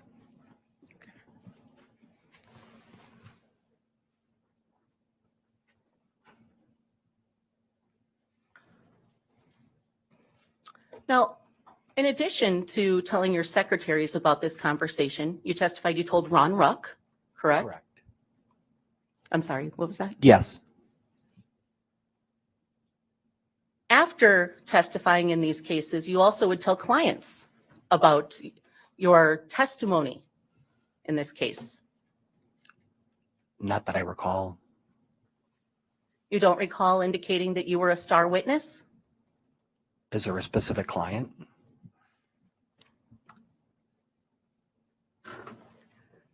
You also had a viewing party for television coverage on this case. I had a client that owned a supper club, and yes, I had invited friends to watch the 2020 in 48 hours, I believe. And that was a viewing that you set up? Yes, You invited people to it? Yeah. possibly. Yep. No, someone asked. Yep. His name's Dave Now, Umbarger. I'd like to Dave direct your Umbarger. attention to Exhibit 13. Is that up there with you still? Yes, And that's your notes Sorry, Dave. You asked. about this case? yes,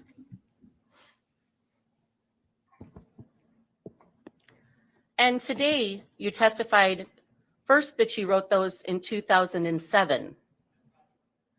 And then you testified you wrote them in 2002? no, it would be 2002 because that's what the date is on the notes. So you didn't write these immediately after your conversation with Mr. Jensen?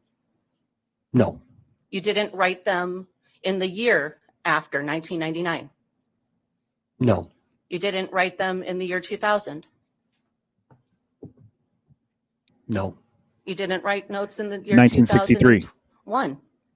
no, it's 2002. You can get right to that date. Oh, So there was 4 years in between the conversation and your notes? Yes, I counted 14.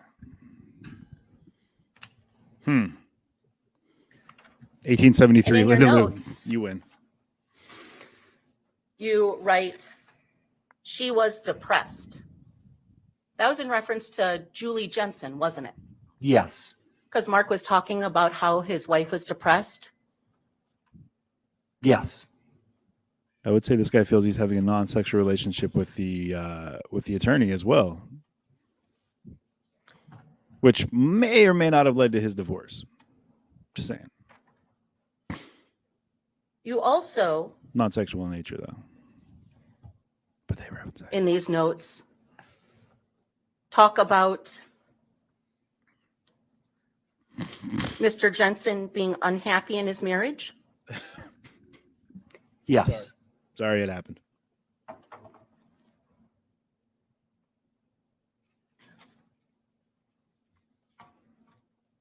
In these notes, nowhere does it say ethylene glycol, does it?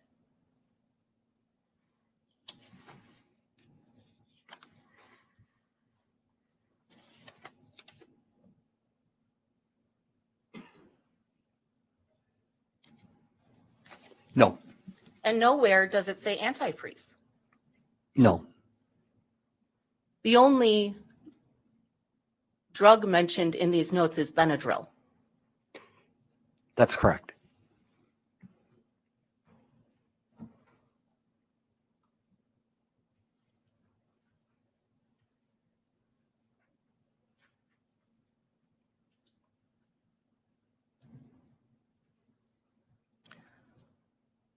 Now, you said you created these notes for a anticipated conversation with police or the district attorney's office, Yes, and you testified that you called the Pleasant Prairie Police Department. that's correct. In fact, you called the district attorney's office, didn't you? I don't recall. I know. And at that time, when you called the district attorney's office in 2002, that was after Mark had been charged, Yes, and you had read the criminal complaint at that time? I did not read the criminal complaint. No? Nope.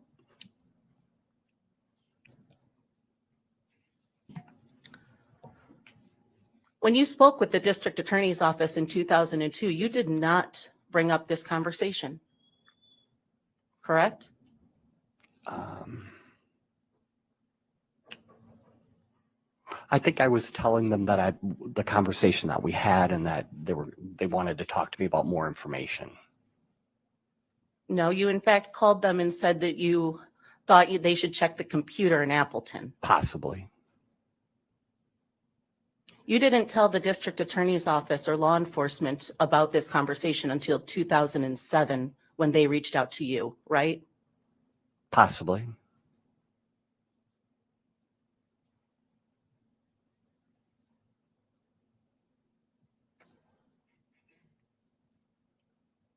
And as far as these notes go, you testified about the note in 2008 in January, correct? Yes.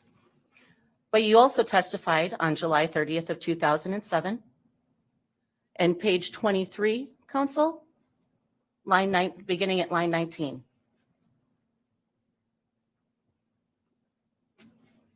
Okay. Question was asked. You don't have any notes about a trip to St. Louis in November 1998? Answer. I made a few notes about when Mark became my boss. And when I was in St. Louis, I had to, find the calendar and get the dates. Question. So you have notes showing that you went to St. Louis. Is that what you're telling me? Answer, yes. Question. Do you have any notes about any conversation you had with Mr. Jensen during that time? Answer, no, I don't. Question. Any sort of recording, audio, video, anything like that? Answer, no, I don't. Question. Anything on a computer, any emails, anything else reflecting anything about these supposed conversations? Answer, no. That testimony was in 2007, right? Okay. 5 years after you wrote this note? 5 years after you wrote these notes in 2002? Right? Yes.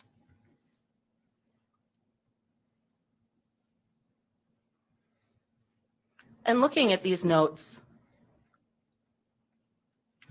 it appears that there are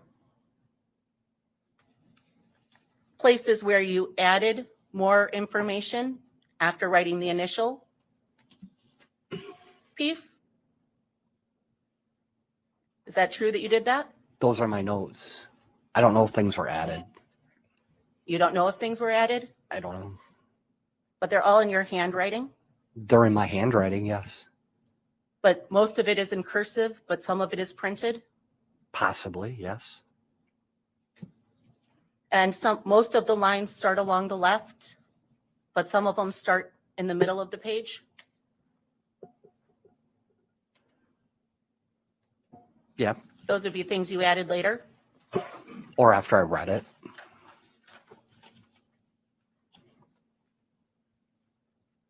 And in those notes, you specifically state you can't remember everything That's correct. because you were drinking? No. The length of time.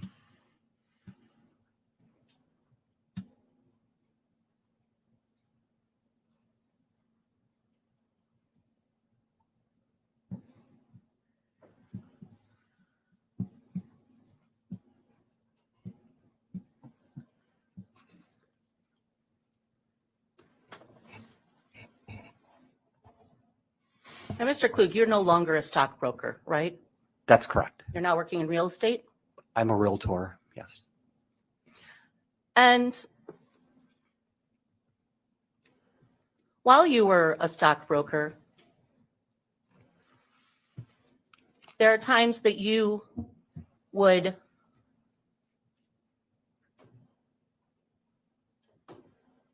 make trades without a I'm client's. objecting, Judge. We addressed this in a pretrial motion. Sustained, we did. So we're not going to go into it. Your Honor, I'm not going into those You're things. going into it.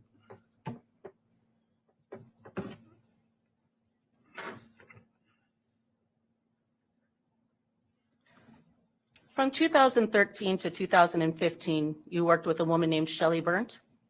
I'm objecting to the relevance of this testimony. If some other witness is going to be called, then that's relevant. But in terms of what Mr. Klug has to say about that, that's not relevant. What sort of relevance are we trying to establish? This is prior acts of untruthful conduct. Judge, this was the subject of a pretrial. On the motion. back, folks.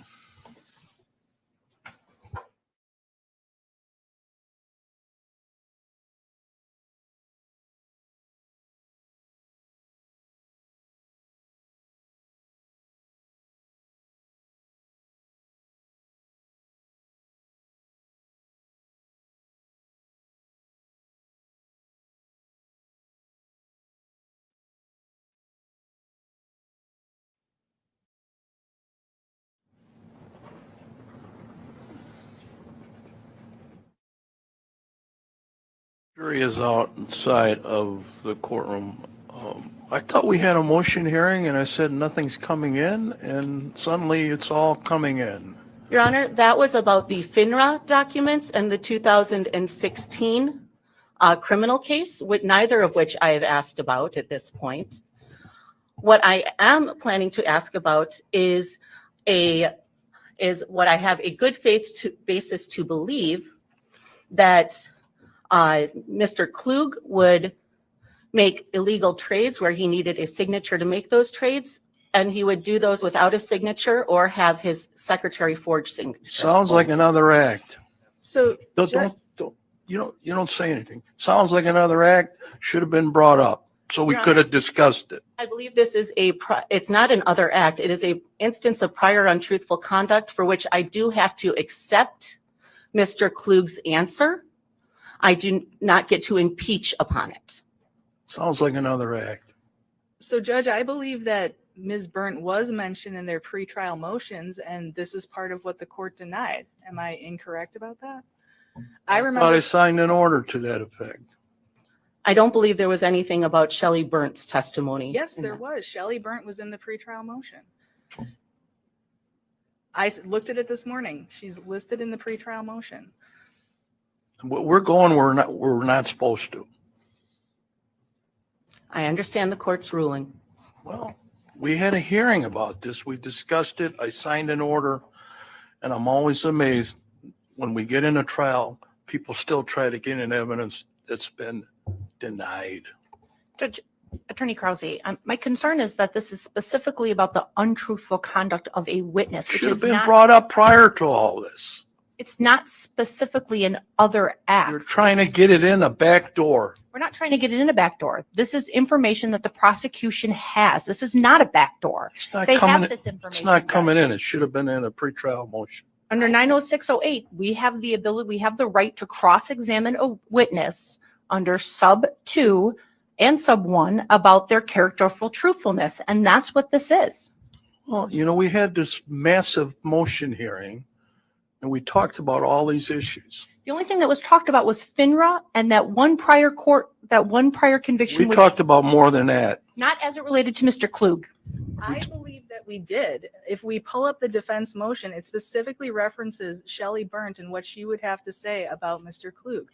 So I don't know why we're debating what's in writing. I agree. Where in the signed order does it say that we cannot go into Mr. Klug's untruthful character?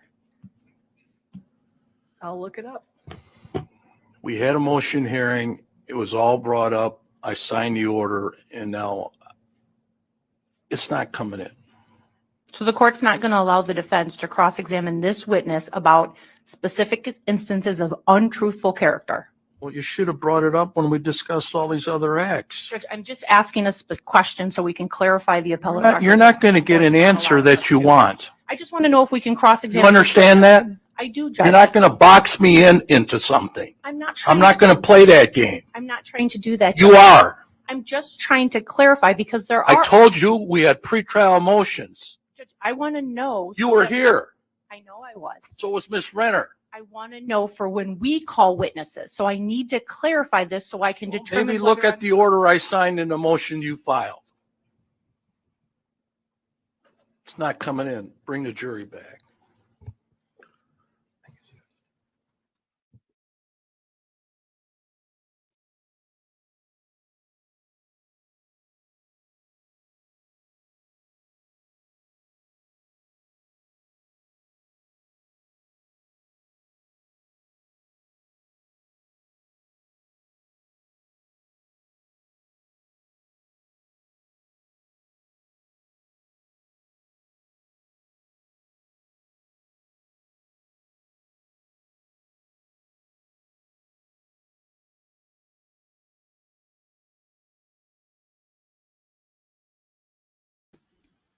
Oh, I mean,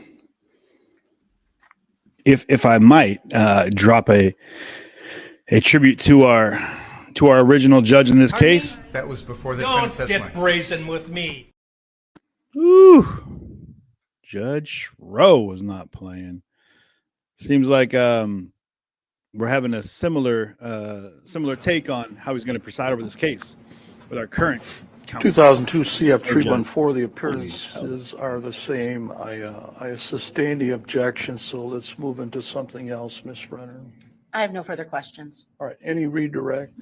Yes, Your Honor. So you were asked about your conversation that you had the very morning after speaking with Mark Jensen with Ron Ruck. Do you recall being asked those questions? Yes, I do. And did you have as full of a conversation with Ron Ruck as you had with your wife, Joanne Klug? Not at that time. And so that morning, you did not describe in detail what Mark Jensen had said to you, to Ron Ruck? I may have told him that what Mark was planning on doing, because Mark was also his manager and wanted to let him know the character that he was working with. And to be clear, it was not you and Mark mutually talking about killing your wives? That's correct. I was not planning on killing my wife. Even though I do still have that stupid "How to Kill Your Wife" up on my computer. I should probably delete.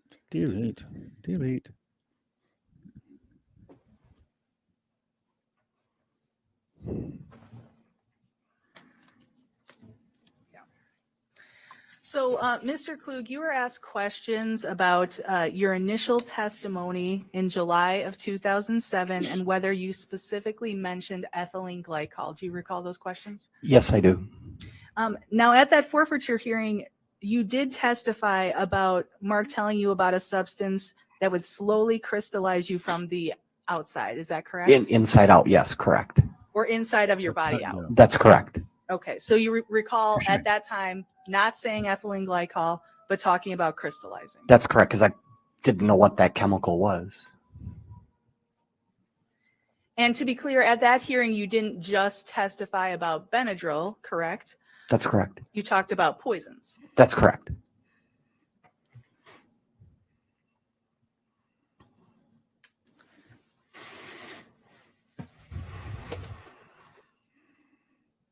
Now, there was some discussion about how you composed these notes that you prepared. So I'm going to show you, this would be on State's Exhibit number 11.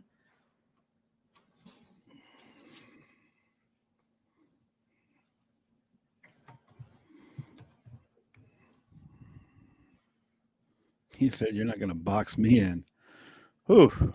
Now, if you look in front of you at the paper that is State's Exhibit 13, Yes. just take a look at that and then take a look at the screen and let us know if you believe that those are the same things. Yes, they are. Okay, so you have 4 pages in front of you.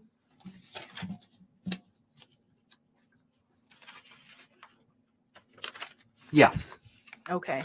And so as you can see from the screen and what's in front of you, this is clearly not a written out statement, correct? That's correct. And is this how you would write notes to yourself? Yes. I mean, when you're getting a thought, you write it down and you review it, and you might have some more thoughts, and then you add to your thoughts. Okay. And then when you talked about the date of these notes, you referred to there being a date right on the notes. Is that correct? That's correct. Okay. And so is that what we're seeing on the screen here in the middle? These Yeah. two? Yes, there's 2 dates, 3/21/02 and 4/10/02. Okay. And so this is where you mentioned Quinn Yorton, correct? Yes, correct. And then calling the DA and leaving a voicemail? That's correct. Okay. And then your feeling about it above that? Yeah, and then I put, people have a tendency to open up to me. We talked for a long time in the lobby of the hotel. He told me how unhappy he was in his marriage, about his marriage. Well, they're not Okay, going to so open up that's to you page one anymore. that you just That's told us? correct. Yep. Okay. And then page 2? Conversations Could that be spouses? spouses. Yes, spouses. Conversations about spouses. After bar closing conversation, can't remember everything. Okay. So that would be page 2 of your Correct. notes? And then page 3, there's some drawings on page 3. Yeah, yeah, my doodling. Then it says That looks like a penis home or let's see, ovaries. something both. conversation, tired, Top friend to befriend, Mark Jensen, and Is then that instead of tired, is that tried? oh, I'm sorry, Mark tried to friend, conversation friend to friend. Okay, so you were writing down your impression of your conversation with him. Yes, I right. mean, it's great that he took notes. But Okay, this and guy then you is see the word in the middle here, the premeditated. worst friend Yeah, ever. premeditated. Do you Don't tell him recall anything. where that He word needs to be came from? Why you ridiculous. wrote that? I believe it was because we had the conversation. He was telling me how he was going to kill his wife, so he had plenty of time to think about how he was going to kill her. And then you have these notes on the side with the various dates. Yep, Friday and Saturday, 11/8, 11/6, 11/7. The blueprint for success. Okay, and then Don Cooper was one of the people who was there. Yes. And then it says, is that gay talk? Gay talk at bar? Hotel, 2 a.m. to 3:30 a.m. Question mark. After bar, sat in the lobby drinking coffee. This He is going to talked get interesting. about getting rid of his wife. Mark Jensen unloaded a lot It's and just, gave me a story about how his wife had affairs and he wanted to get rid of her. And so here in the middle, where you kind of have this. can we not skip crammed in past, here, past he gay talks talk? about killing his wife. Is that what it says? Yes. This conversation's insane. Gay And then talk, finally talk on about this killing his 4th wife. page, that begins with the Just word want a psycho. friend. Yes. And did you believe that that was the word Mark had used for his wife? This is I not. think so, yes. And then it says something like next Monday, useless here. Yeah. Do you have any recollection of that? Next Monday, useless. I'm not sure what that means. I doesn't And say. then thought was odd. Talked Yeah. every few weeks. You see those words? Yeah. We never mentioned anything about the conversation, so that's probably what my notes were. That it was odd that he never brought it up again. I've never had another conversation with Mark about that.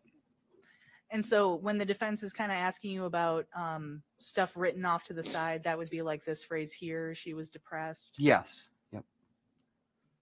And then you have written here, is that an attempt to spell Benadryl? Yeah. BENADER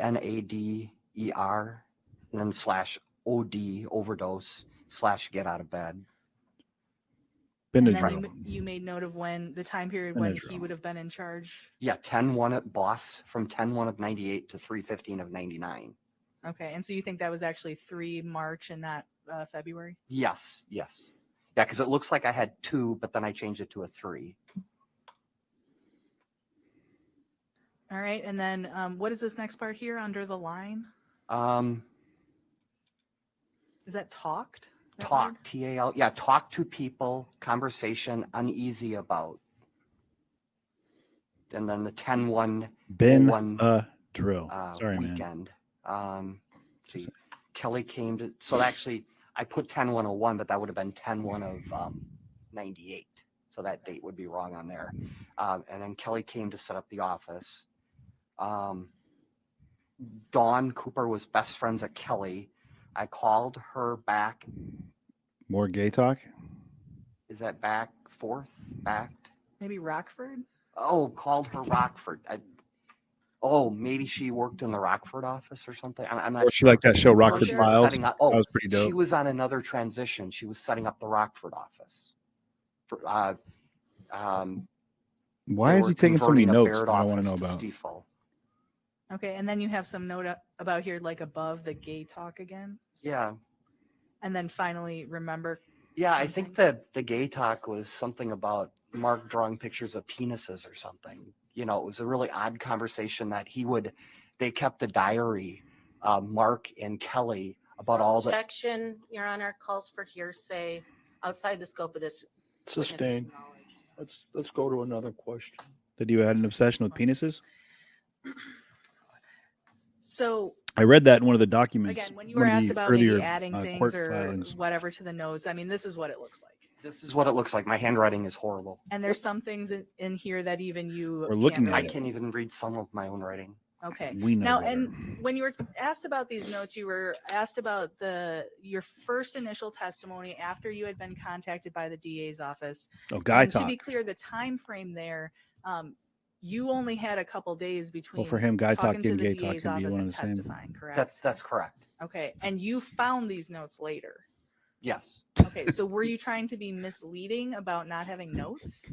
No, The super I'm a guy pack jog, rat. bro. I keep everything. And I went through the different files that I had, and these are what I came up with, from my compliance file. Okay. And did you provide those phone records too that we had looked at? Yes, I think I went through my tax documents then because I wanted to, I was amazed that I had this record. And so then just to go to those phone records, just so we can be clear on that. So if you look God, at the he's screen, terrifying. is that the same as Exhibit 12 you have in front of you? Yes, it's my home phone bill from AT&T Ameritech. He's like a hybrid of Jeffrey And so in Dahmer and terms of Stephen your King. memories about the conversations with your wife, about what Mark Jensen had said, you recalled an initial conversation with your wife, correct? Yes. And then you go back and you talk to Mark Jensen more. Yes, and she didn't want me to go down and talk anymore. Right. Okay. And then you have another conversation with your wife still in those early morning hours. Yes. Okay. So here in State's Exhibit number 12, you can see that there's the initial 2:34 a.m. phone call, correct? Correct. Then there's a time gap Yes. until 3:38 a.m. Is that correct? Yep. And then there's another time gap until 4:01, 4:02, 4:06. Yes. Okay. And so do you know which time gap is the time gap where you went downstairs to talk to Mark again, or can you not independently recall that now? I can't recall that, and I'm not sure if I went down there twice, if I went down there once. But I know that I did go back down to talk to him, and and I can picture it in my mind sitting there talking with him.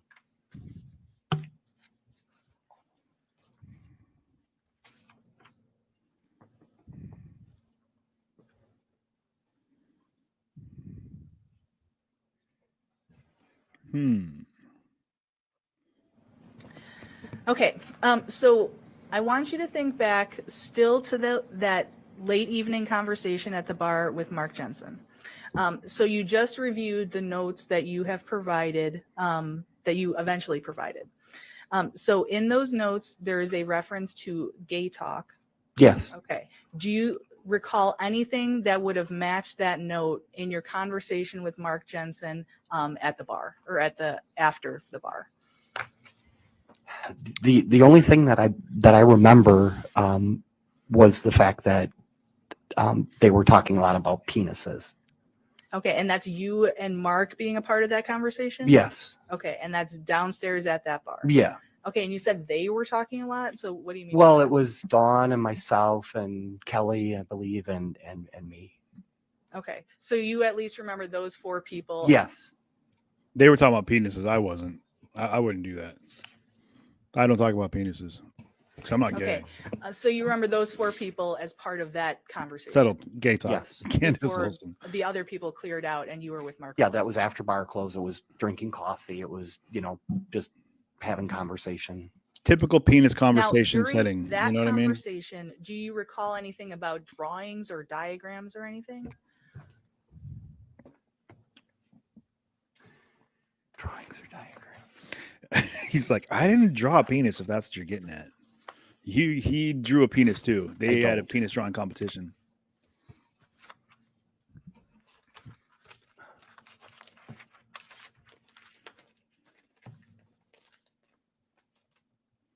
Mark's drawing a penis right now.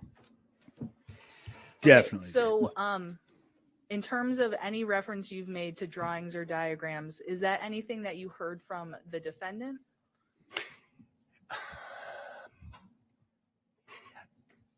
I know that they were talking about drawings. That they were basically comparing different penis sizes, and Kelly was saying, Objection, Your Honor. I believe the It's Dave. Yes, there was witness show and hasn't tell involved. actually with him. answered the question. He was of, sizing him up. did he have any conversation with Mr. Jensen about that? Because that's the only way that should come in. As Why don't you just rephrase the question, Ms. McNeil? So again, I'm just talking about things that you heard, not if you know whether it's true or not, Okay.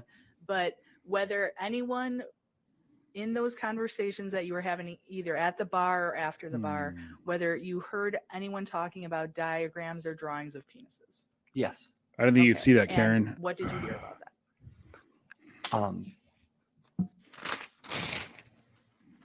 There was a lot of talk about different size of penises from lovers and ex-lovers.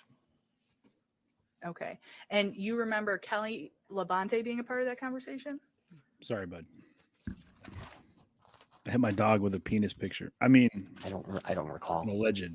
Okay. You remember Mark Jensen being a I part of that remember conversation? Mark and Dawn. Okay. And is it true that Kelly was there for a large portion of the night? Yes. Correct. Okay. Like a And bachelorette so, party. Who You was know, drawing going it? back to your notes. Is that how people is do that what bachelorette you were parties? They draw referring to penises? with gay talk? Yeah, I believe so. Yes. What was the gay talk? Just because they were talking about penises? Is that? I don't think that makes it gay. You know what I mean? I don't think triumphantly veiny ones. I mean, I guess if it would depend on the context, I suppose, of that conversation. But I think just structurally, a conversation about penises is healthy. We got to talk about it, you know? Okay. So what you've just testified to, is that something in terms of standing out in your mind? Is that a conversation that was unusual? Yeah, the whole conversation was unusual. So that's not a topic that you typically discussed at bars when you were out with people? No.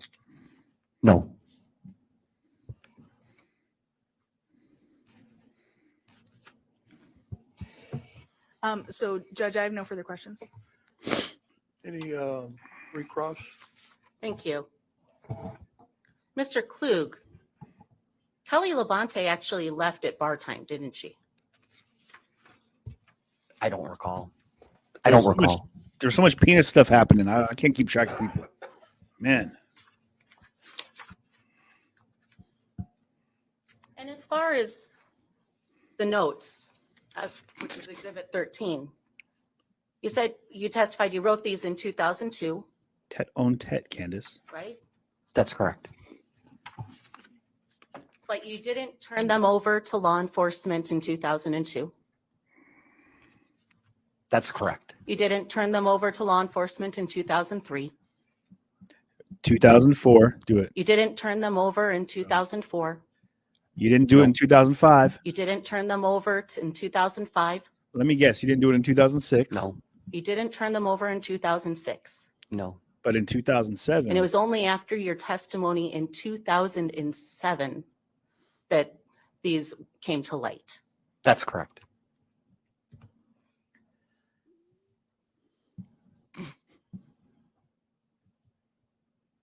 I just did it. This guy. She's just pissed. Does she have a nose ring in? Nothing else. All right, you're excused. Thank you.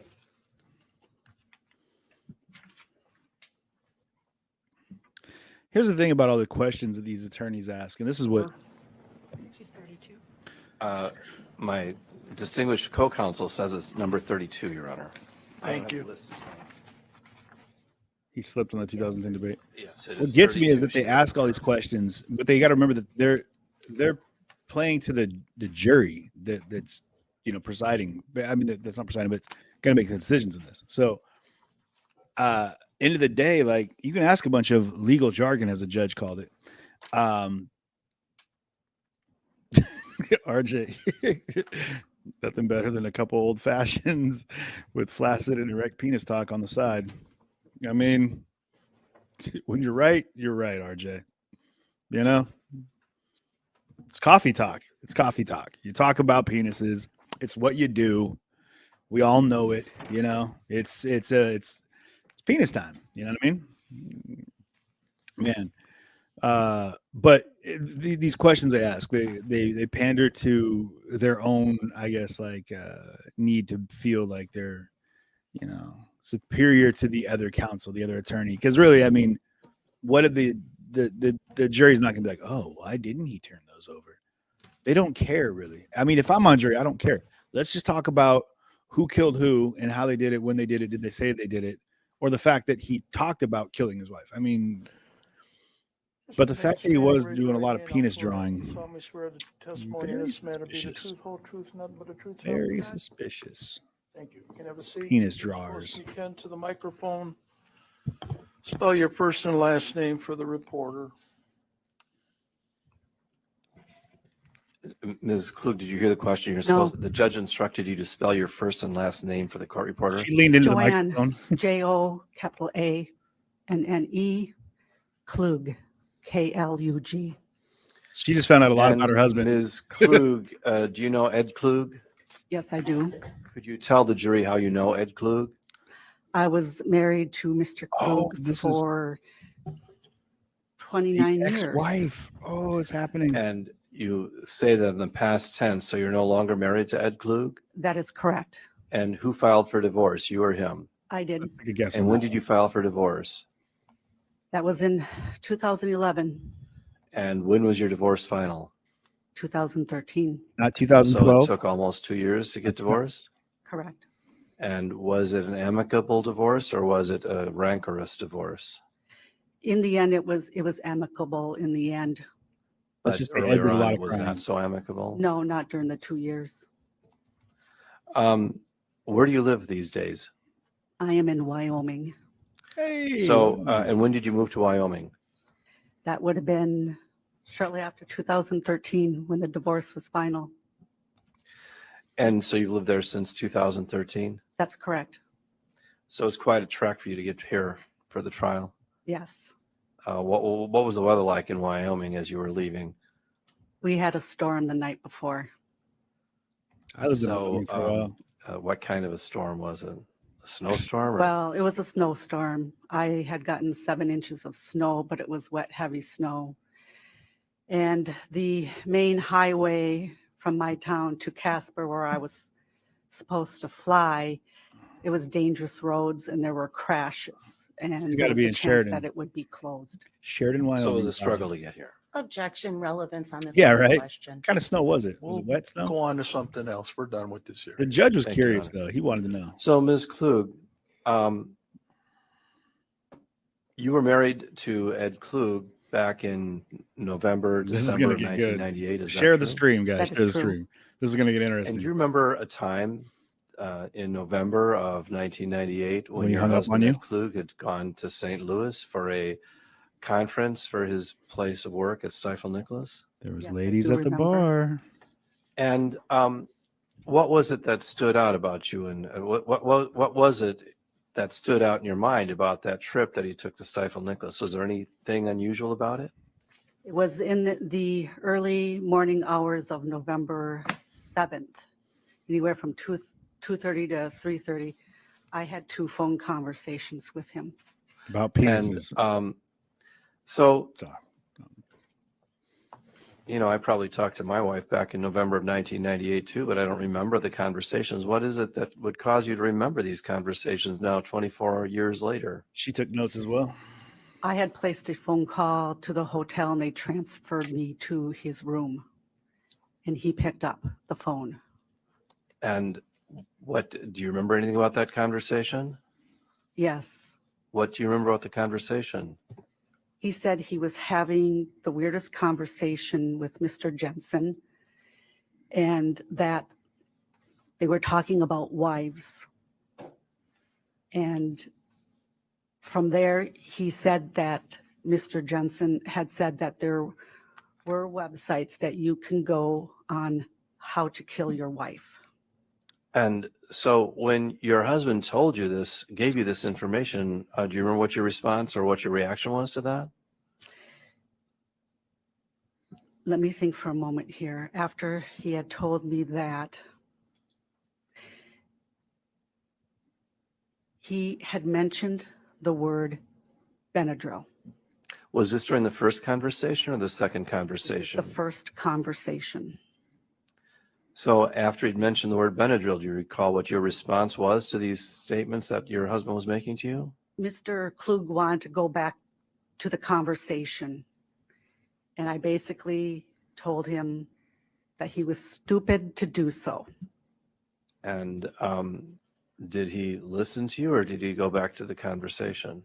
No, he did not listen to me. He went back. And did you have any other conversations with Mr. Klug then later that morning? There was a second conversation. So tell the jury about that second conversation. I placed the phone call. And again, he answered it. Do you remember about what time that call was or how much time elapsed between the first and Tanisha, second phone call? It had to have been more than a half an hour. As far as I can remember, it was more than a half an hour. So do you remember anything that your husband told you during this second conversation? In the second conversation, I asked him, what would two educated men be doing talking like that in the early morning hours? And did he say anything more about the conversation at that point? Yeah, Taryn, he's At terrifying. that point, no, he did not. Did you talk to your husband again once he got to the airport? He called me from the airport. And do you remember anything about the conversation when he called you from the airport? A lot of crying. He was going to tell me his flight, when his estimated time for arrival, coming home. And then because the question in my mind after those first two conversations, I was trying to understand how can someone die from Benadryl? And did you ask Mr. Klug about that? Yes, I did ask. And do you recall what Mr. Klug told you in response to that And question? he told me antifreeze. Do you remember anything else about that conversation? After that conversation, no, I do not. I do Now, not. at some point after your husband had returned from the blueprints in St. Louis, do you recall ever hearing about whatever happened to Julie Jensen?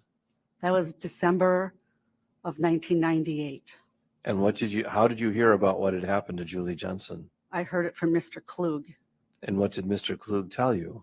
He I told just me Did the math that on he that, Taryn. called Mr. Jensen to offer his condolences. So at the time that you'd learned, you'd heard previously about this conversation that Mark Jensen had with your husband about killing his wife.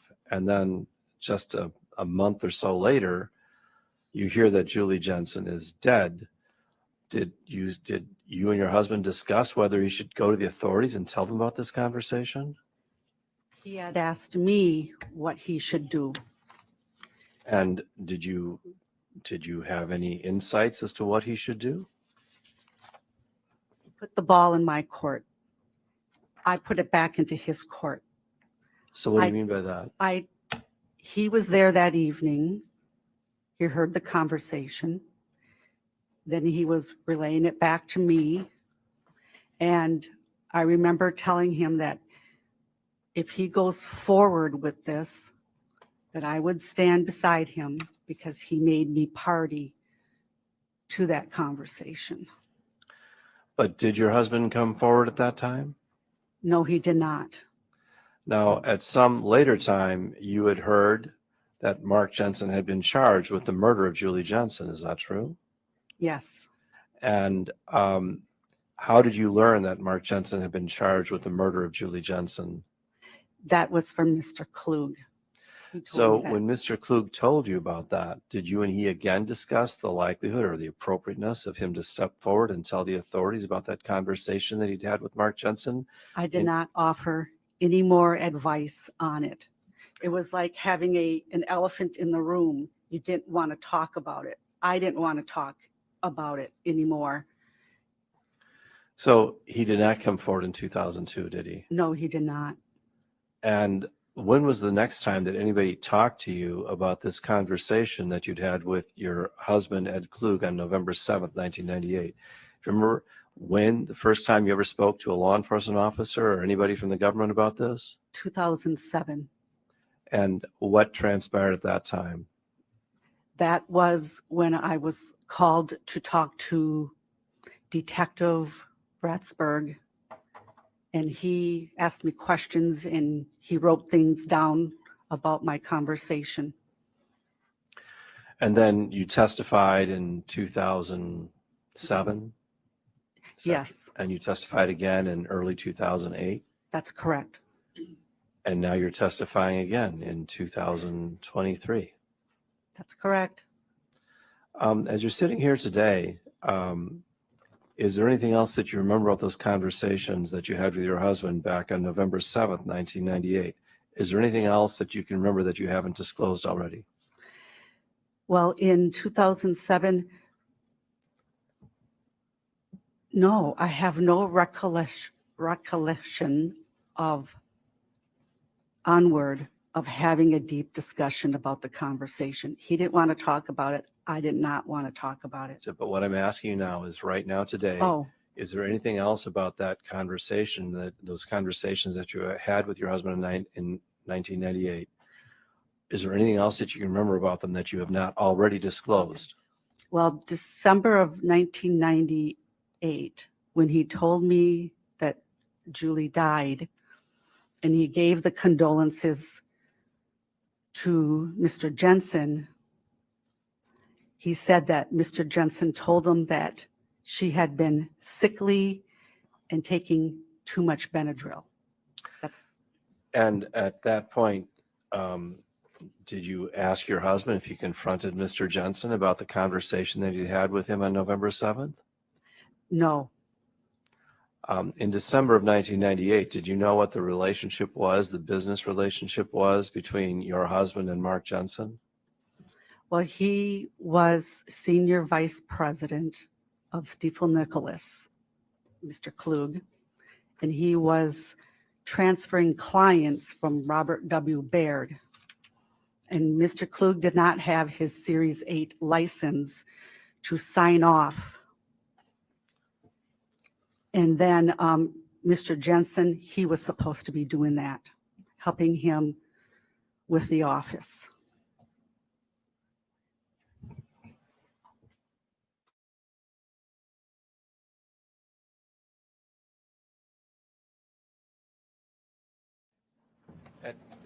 At some point during the November 7th, one of these November 7th, 1998 conversations with your husband, did you ever ask him what he'd been drinking or if he'd been drinking? Let me think back. In November of 1998, in the second conversation, when I had asked him what would two intelligent men be talking like that so early in the morning, and his response was they were bashing wives and talking about secretaries. And then I said, "What are you drinking?" And why did you ask Dude's that? a straight Why would you cliche. ask him what he was Well, drinking? maybe not a straight cliche. Well, as opposed to how much, I was what you were drinking, because Well, why would you ask what he was drinking instead of how much he was drinking? Mr. Klug does not drink beer. He drinks mixed drinks and has been known to have them watered down so that he can continue talking to other people at the conference. So that was why I said, "What were you drinking?" And he said, "I switched to coffee." When you talked to your husband, did he, on November 7th, 1998, did he sound like he was intoxicated to you? He was clear. His words Very- weren't slurred? No, there was no slurring of words. So do you have an opinion as to whether or not he sounded or to be under the influence or not? He did not sound under the influence.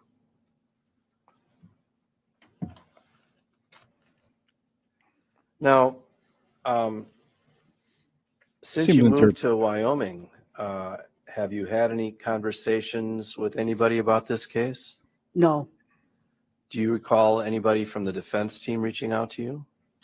Objection, relevance. Oh, we'll see what she says. yes. Somebody We'll get from, into it. Go ahead. So tell us about that. Tell us about how this came about. a strange guy came up to the door and knocked on the door. And did he just tell you who he was?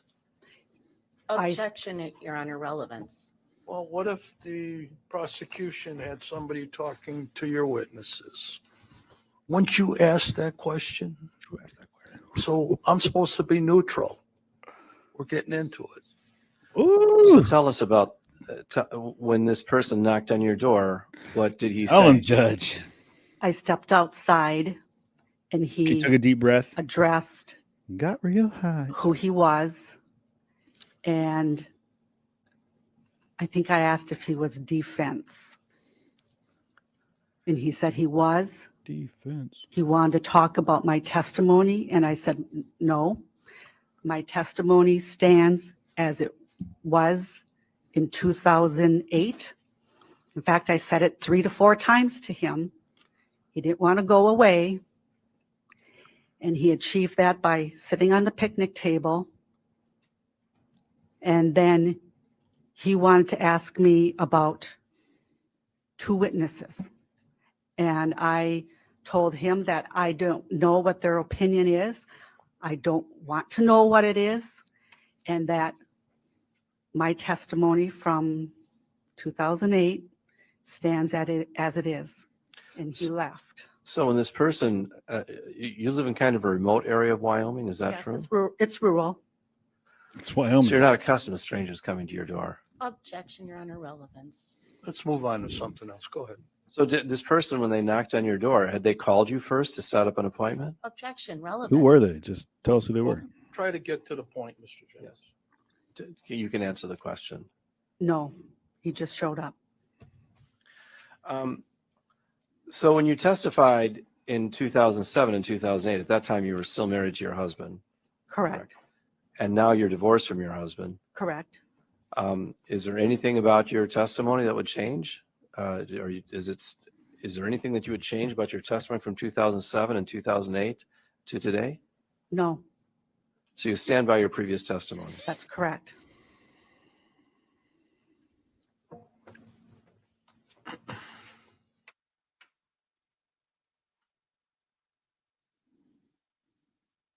So let's talk about the question, the conversation that occurred when your husband was at the airport on November 7th, 1998.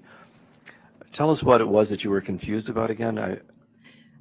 Well, in the first 2 conversations, I didn't get my answer as to how could Benadryl harm you. Thank you, John, for that super sticker. And so you wanted clarification on that point? Well, I didn't know how Benadryl could kill you. So in that 3rd conversation in the airport, I asked him. What did you ask him?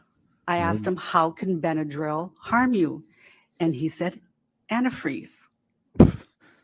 He's like, I took notes. Don't worry. You'll find out. That dude seems like, yeah, that guy is terrifying. They seem like they're peas in a pod. Thank you, Mrs. Klug. I don't have any further questions. All right, who's Good doing thing- the cross? That'd be me, She Your got Honor. away from Go him, ahead. man. Ms. Barry and Klug, Is Taryn. your last name still Klug? That's correct. That's correct. You're my people. Now, you testified that you spoke twice with your husband on the Friday night, Saturday morning of the Blueprint Conference. Correct. And the first conversation was around 2:30 a.m. From my recollection, anywhere from 2:38 to 3:30, the 2 conversations occurred. Would it assist you to refresh your recollection if you looked at the bill from that time of period? The telephone bill? Sure.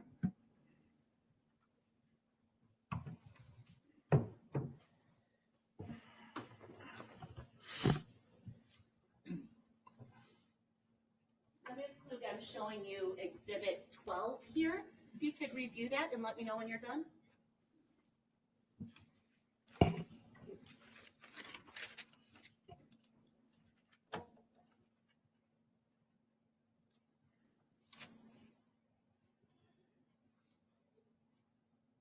Okay.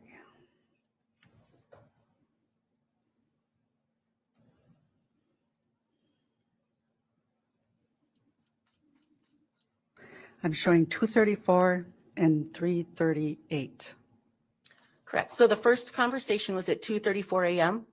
Correct. And that was about a 2-minute conversation. Yes, to me, it was 5 minutes, but it was quick, apparently.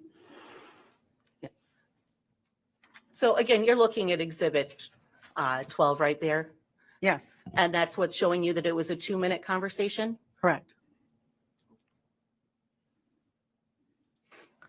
You indicated that during this conversation, you didn't want Mr. Klug to go back downstairs, That's correct. but he was interested? Yes, He wanted was- to go back down? he wanted to go back down, and I told him he was stupid to do so.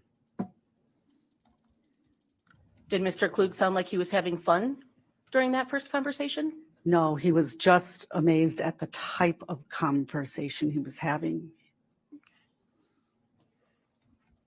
And so then there's a second conversation at 3:38. Correct. And how long did that conversation go It's for? showing 4 minutes. So that's the second conversation you spoke about? Correct. Now, there's a number of phone calls at 4:01 as well. Correct. The chat's And for me, man. I love It appears you guys that are there's awesome. a number of hang up and call backs.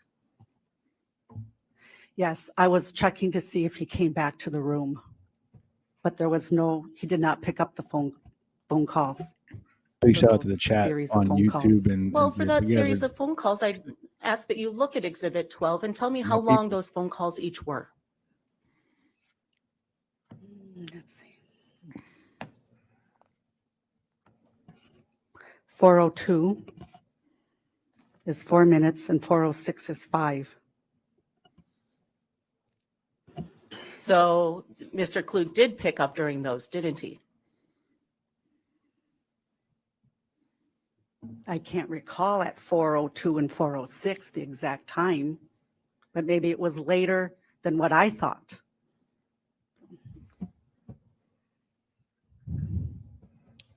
You right. Now, Ms. Klug, you didn't reach out to law enforcement in 1998, did you? No, You didn't reach out to the district attorney's office? no, not in 1998. You didn't reach out in 1999? No, Did You you reach didn't out in reach out 2000? In 2000? correct, Did you You reach out didn't reach out in 2001?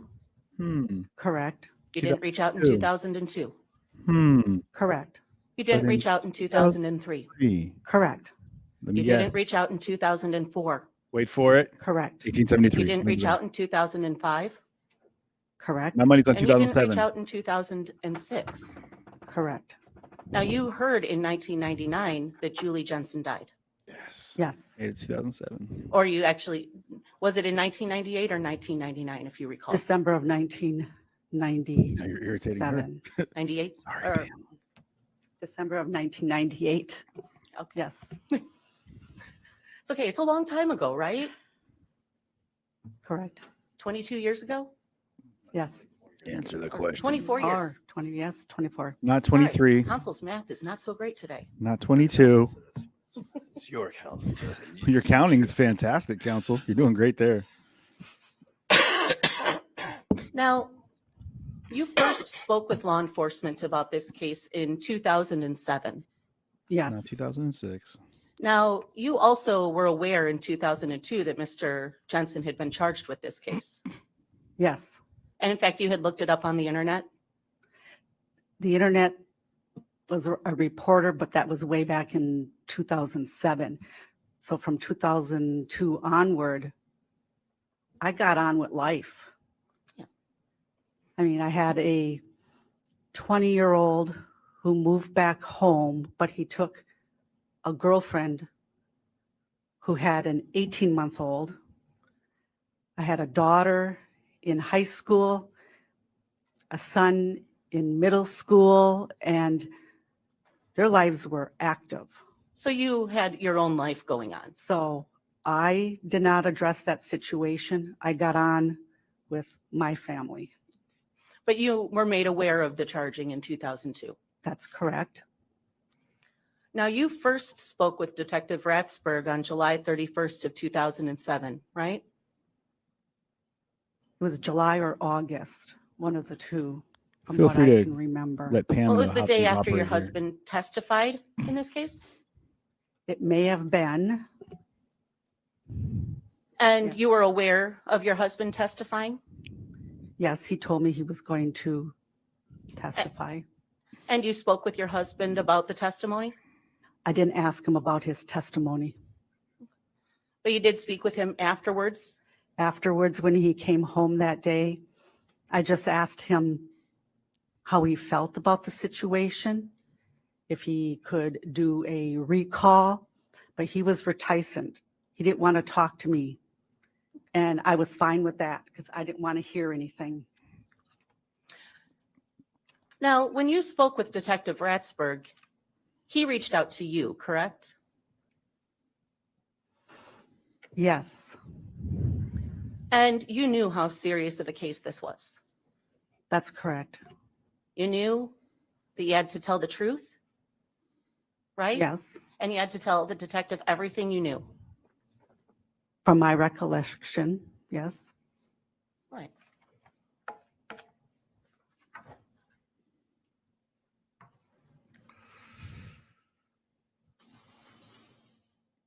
All right, I'll be there.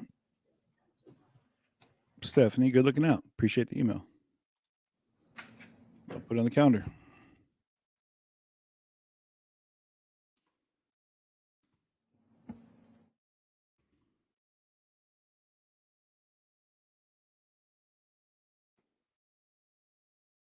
So Pam, just to be clear,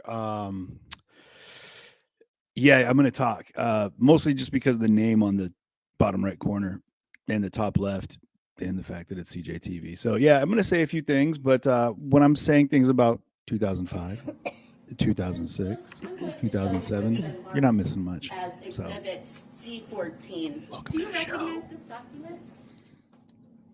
Yes, I do. And what is it? It's a Pleasant Prairie Police Department witness statement. And that's your statement. Yes, Now, that was written by Detective Ratsberg, correct? correct. But you signed it. I signed it. You also initialed it?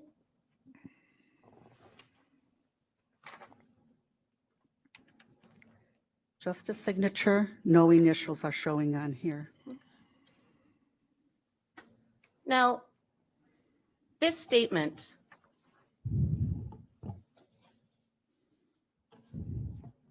there's no reference to antifreeze, is there?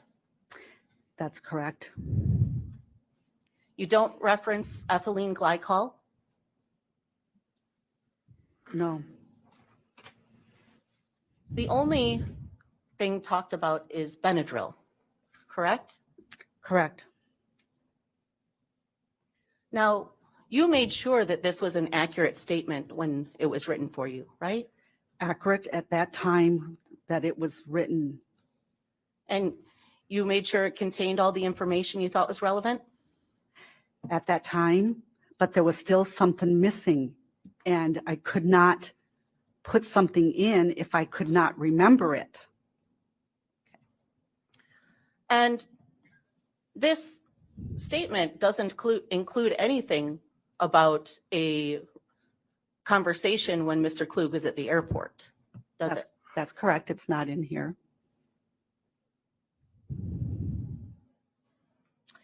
And in fact, it states, I do recall after Ed returning home, he discussed what Mark said about the websites, et cetera. However, it was a minor discussion, right? I don't, to this day, I don't remember that discussion though. You don't remember the discussion that happened in the when airport? Mr. Klug comes home and discussing websites with Mr. Jensen. So you didn't say that that wasn't your statement? No, this is my statement. It's just when Mr. Klug came home on July of 2007, I can't remember any lengthy conversation. It's just, I know that he was reticent, but he didn't go back into depth about talking about websites. So during your discussion with Detective Ratzberg, did he ask you if you recalled any other conversations about your conversations that from November 7th? No, I cannot recall being asked if I had any more conversations. And you But it did was- not tell Detective Ratzberg about any conversation while Mr. Klug was at the airport? No, because that was a part that was missing as I was trying to do recall. And I don't act upon emotions. I'm very logical and patient. And that's why in July of 2009, I remembered that. That was the missing piece Not 2008. because I wanted to know how Benadryl could kill you. And so you recalled this in 2009? No, it was sometime afterwards, before the trial of 2008.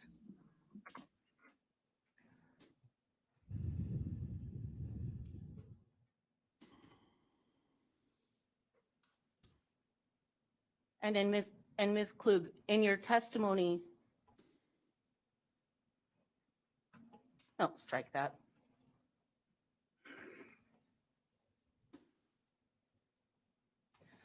So Ms. Klug, you recalled that airport conversation almost a decade after it occurred? No, that was in Yeah, I had it, January Jeannie. 2008, after Jeannie. the 2007 forfeiture hearing. So Ms. That's Klug, when I, Ms. Klug,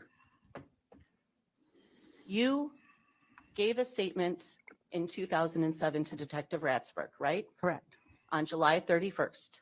yes. And at the time of that statement, you did not recall the airport conversation. It was something there, but I couldn't remember the whole thing. And so you didn't talk about it with Detective Ratzberg. So I did not talk about it to Detective Ratzberg. And you did recall it before 2008. Correct. So there was almost a decade between the actual conversation, But 2007 to 2008 is only the conversation with Mr. Klug from the airport. oh, As we learned There's from her almost a counting decade earlier. in between was that 1 and year. your recall of it. Oh, well, that's okay, gotcha. Yes. Nothing further. Roger that. Are we done with this witness, Ms. McDaniel? You testified in July of 2007 about this matter, is that correct?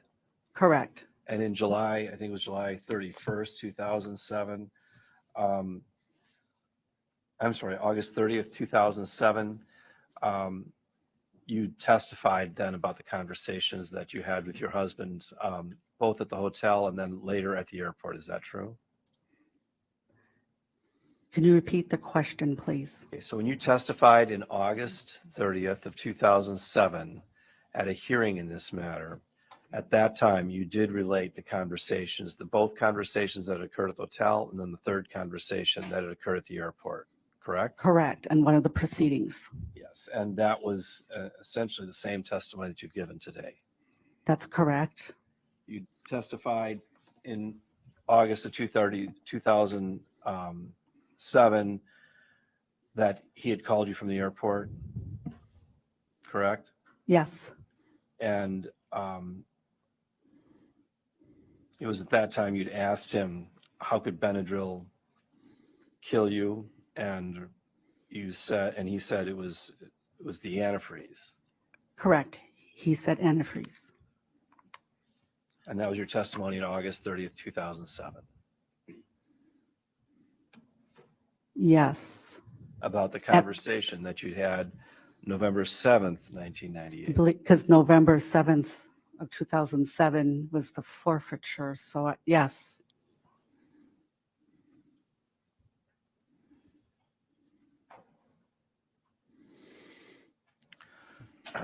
Nothing further. Anything on those, Ms. Runner? No.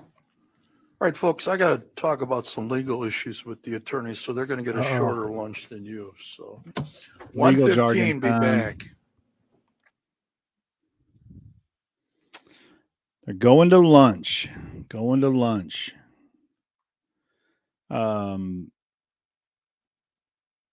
Man, okay, so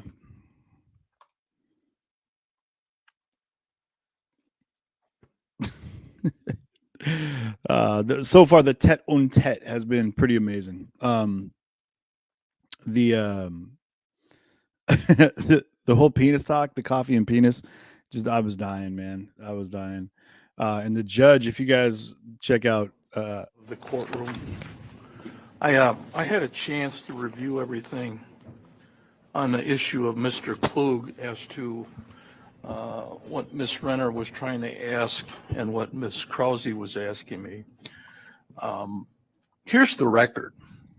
2016, a motion was filed, and we heard this motion November 21st, 2022.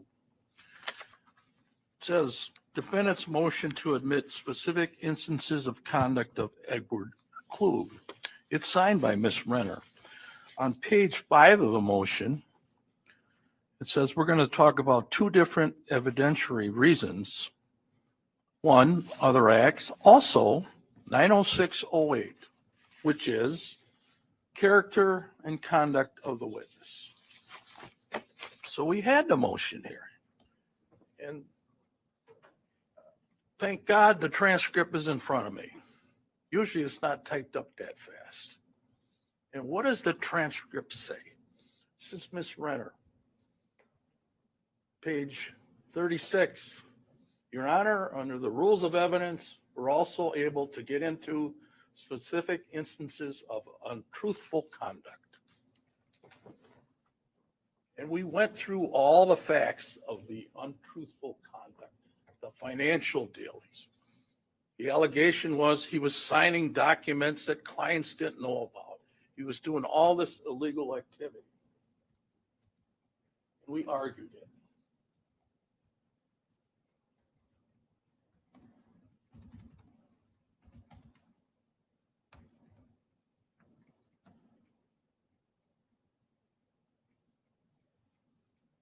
I basically said there was nothing there.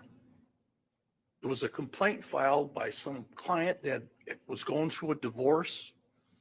There was no IRS issues. There's a board for brokers. They never found him guilty of anything. There was nothing.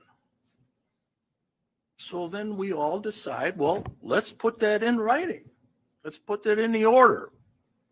So I got two orders. I got one from the defense. I got one from the state. This is the defense's order.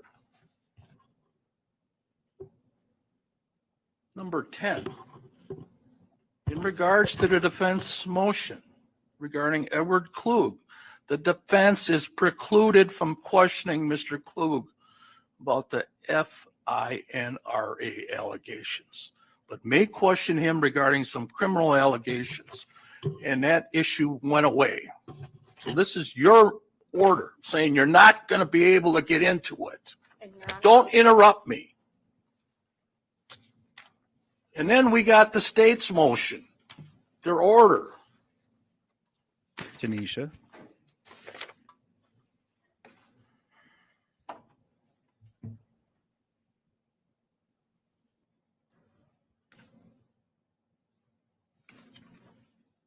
Page 2 of the order I signed.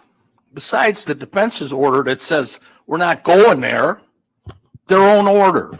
It says defendant's motion to admit specific instances of conduct of Edward Klug filed on November 29, 2016 and July 31st of 2017. The court denies these motions for the reasons stated on the record. So we got two orders saying we're not going to get there. And what does the defense do? Goes right to that area.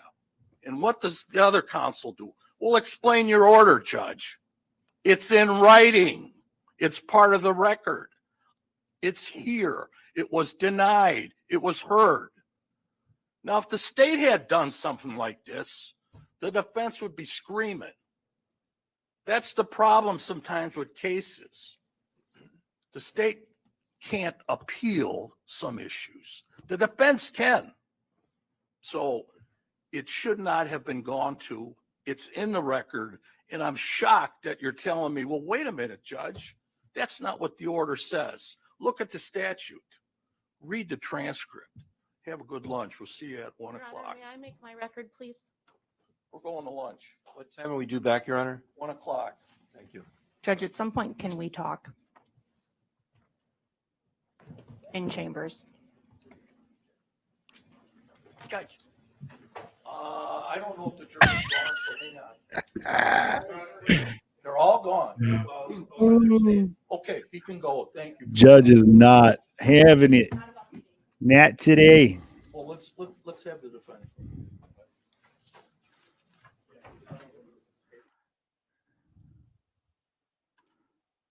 Pardon me? That was before the Don't princess get went. brazen with me. Man, what's in again? I'll remind everybody. Judge Schroeder is the original judge from this case. He was the presiding magistrate, if you will, over the original Mark Jensen trial. So, a big shout out to our boy Judge Schroeder. Man, that judge is not putting up with her. Like, can you imagine, you guys? Good question. Nancy Whitmore says, wonder how he would have handled Darrell Brooks. Can you imagine this judge or Judge Schroeder with Darrell Brooks? It wouldn't have gone. The trial would have been defunct. I mean, it would have fallen apart. They got into. I'm not sure what you mean, Salty Ginger. The judge was talking about some motions that they had in play, but yeah, can you imagine if those judges would have been, involved in the Brooks trial? But like I said, it's a good thing that neither of these judges were, because I think that the judge that was selected for that trial, or that landed that trial, she handled herself amazing, and is now running for the Supreme Court, I believe. So, man. Tanisha Barry wants to know if you smoke weed. But but she had to run it the way she did. But I'll say this. So, a couple things. The conversation and the notes that were taken by Ed, the Ed Klug was interesting. A lot of penis talk, a lot of gay talk.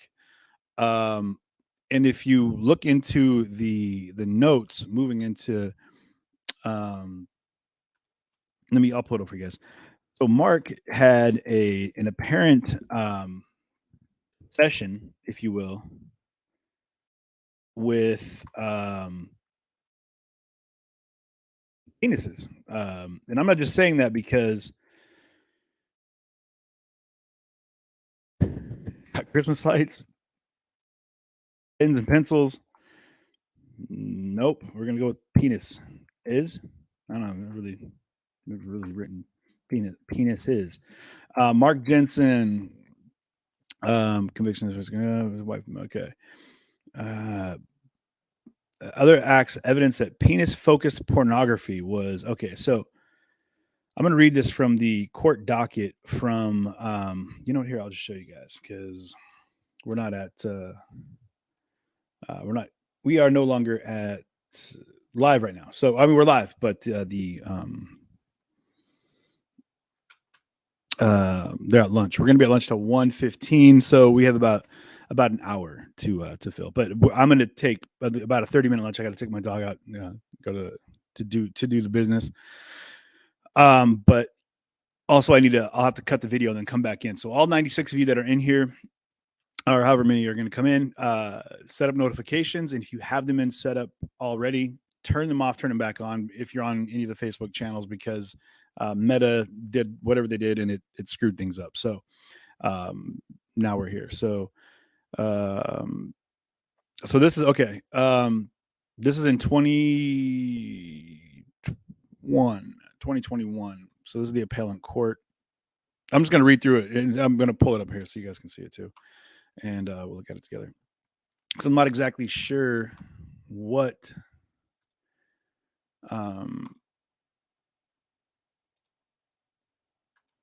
exactly is going on here. So,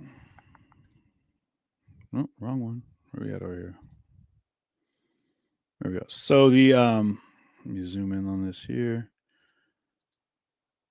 Okay, now everyone can see this. So let me see if we can control F here. And penis was the question. Penis focus. Okay, so here we go. We found it. Holdings, the court of appeal held that wife's non-testimonial statements were not hearsay under rule which excluded from hearsay statements made by unavailable witnesses. Any error in admission of hearsay was harmless beyond a reasonable doubt. Evidence that defendant could have left pornographic photos around the house to harass wife was admissible. Other acts evidence that penis-focused pornography was found on defendant's home and office computers was properly admitted. Panorama evidence of his wife, Julie, was okay. Trying to see how these things read from top to bottom to top. Oh yeah, here we go. Sorry. Maybe that's why they have it zoomed out. So you can read a whole page at one time. And it is what it is. Sorry for those that are reading along with me and I messed it up. So properly admitted panorama evidence. Other act evidence that defendant had quizzed his paramour about her sexual history was properly admitted. Panorama evidence. Warrantless search of defendant's home and seizure of his computer without a warrant did not violate Fourth Amendment, and defendant made no showing by preponderance of evidence the trial judge was biased, and that was affirmed. It's so that was a thing that when we talked about it. Okay, other acts, 74. This is part 74 of the PDF. And this is originally, this is the Supreme Court docket PDF from 2021, I believe, 2021, 2022. Not 2020, not 2019, not 2018. We'll do that, man. But for a new love, this judge is not taking it. Yeah, the judge is not having it. Why am I still singing? We'll play that again. We got you, Barry.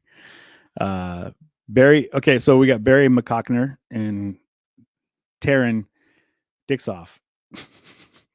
Anyway, so it says 74 that determined. We now address the alleged improperly admitted other acts. Evidence. Jensen acknowledges that the evidence that Julie had an affair and that he had an affair was properly admitted. Other acts evidence to show motive. However, Jensen argues that certain categories of evidence were improperly admitted. Other acts evidence. Specifically, he takes issue with the admission of one, the evidence that he left pornographic photos depicting erect penises and fellatio around the Jensen home. Number two, the evidence that pornography depicting penis pictures was found on Jensen's home computer in 98 and in 2002. And three, the evidence that he had quizzed Kelly Jensen about her sexual history, including fellatio and details of her past partner's penis sizes. We conclude that all three categories of evidence were properly admitted. So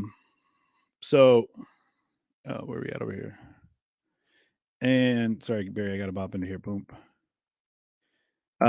Like complained about evidence. Okay, so moving on to Article 79 to 82. The evidence that Jensen may have left pornographic photos depicting such things as erect penises and fellatio around the house is admissible, whether subject to another. So just to be clear, specifically depicted most of the pictures, i.e. penis-focused pornography, made it even more relevant. I'm going to stop saying the word penis. But what they're saying is he had a certain proclivity, if you will, towards penises for whatever reason. Okay. Now, what that is, who knows? But what they were saying was the gay talk that he was having with Ed Klug involved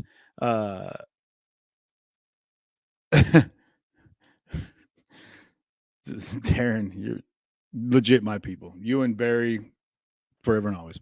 But they were saying that they were talking about, he was talking about penises. Now, with his wife, she had an affair, right? So Julie Jensen, and this is where, I'm sorry, and I apologize. I mean the same thing, except at a funeral. Ooh, Barry, and thank you for that super chat. Much appreciated. But so if we go into, we'll just keep it on this docket actually, and just pull up fair one of 19. I know he's never forgiven me for that brief. Okay, so this is directly from the note. Okay, so let me pull that note up real fast actually. So real quick, I'm going to give you guys the desktop here. I'm going to read you the note if you weren't here with us yesterday. That Julie Jensen. So this is the letter. I'll pull it up for you guys as well, actually. So,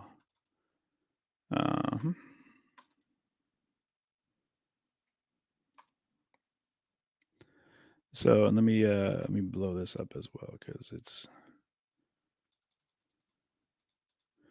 This was the smoking gun, if you will. The letter that Julie Jensen wrote to her. Well, she wrote and gave it to her neighbor. I talked to someone in our community who the neighbor that actually got the note is one of her clients, and there's a chance we might be able to have her on the show. Crossing our fingers, so stay tuned for that.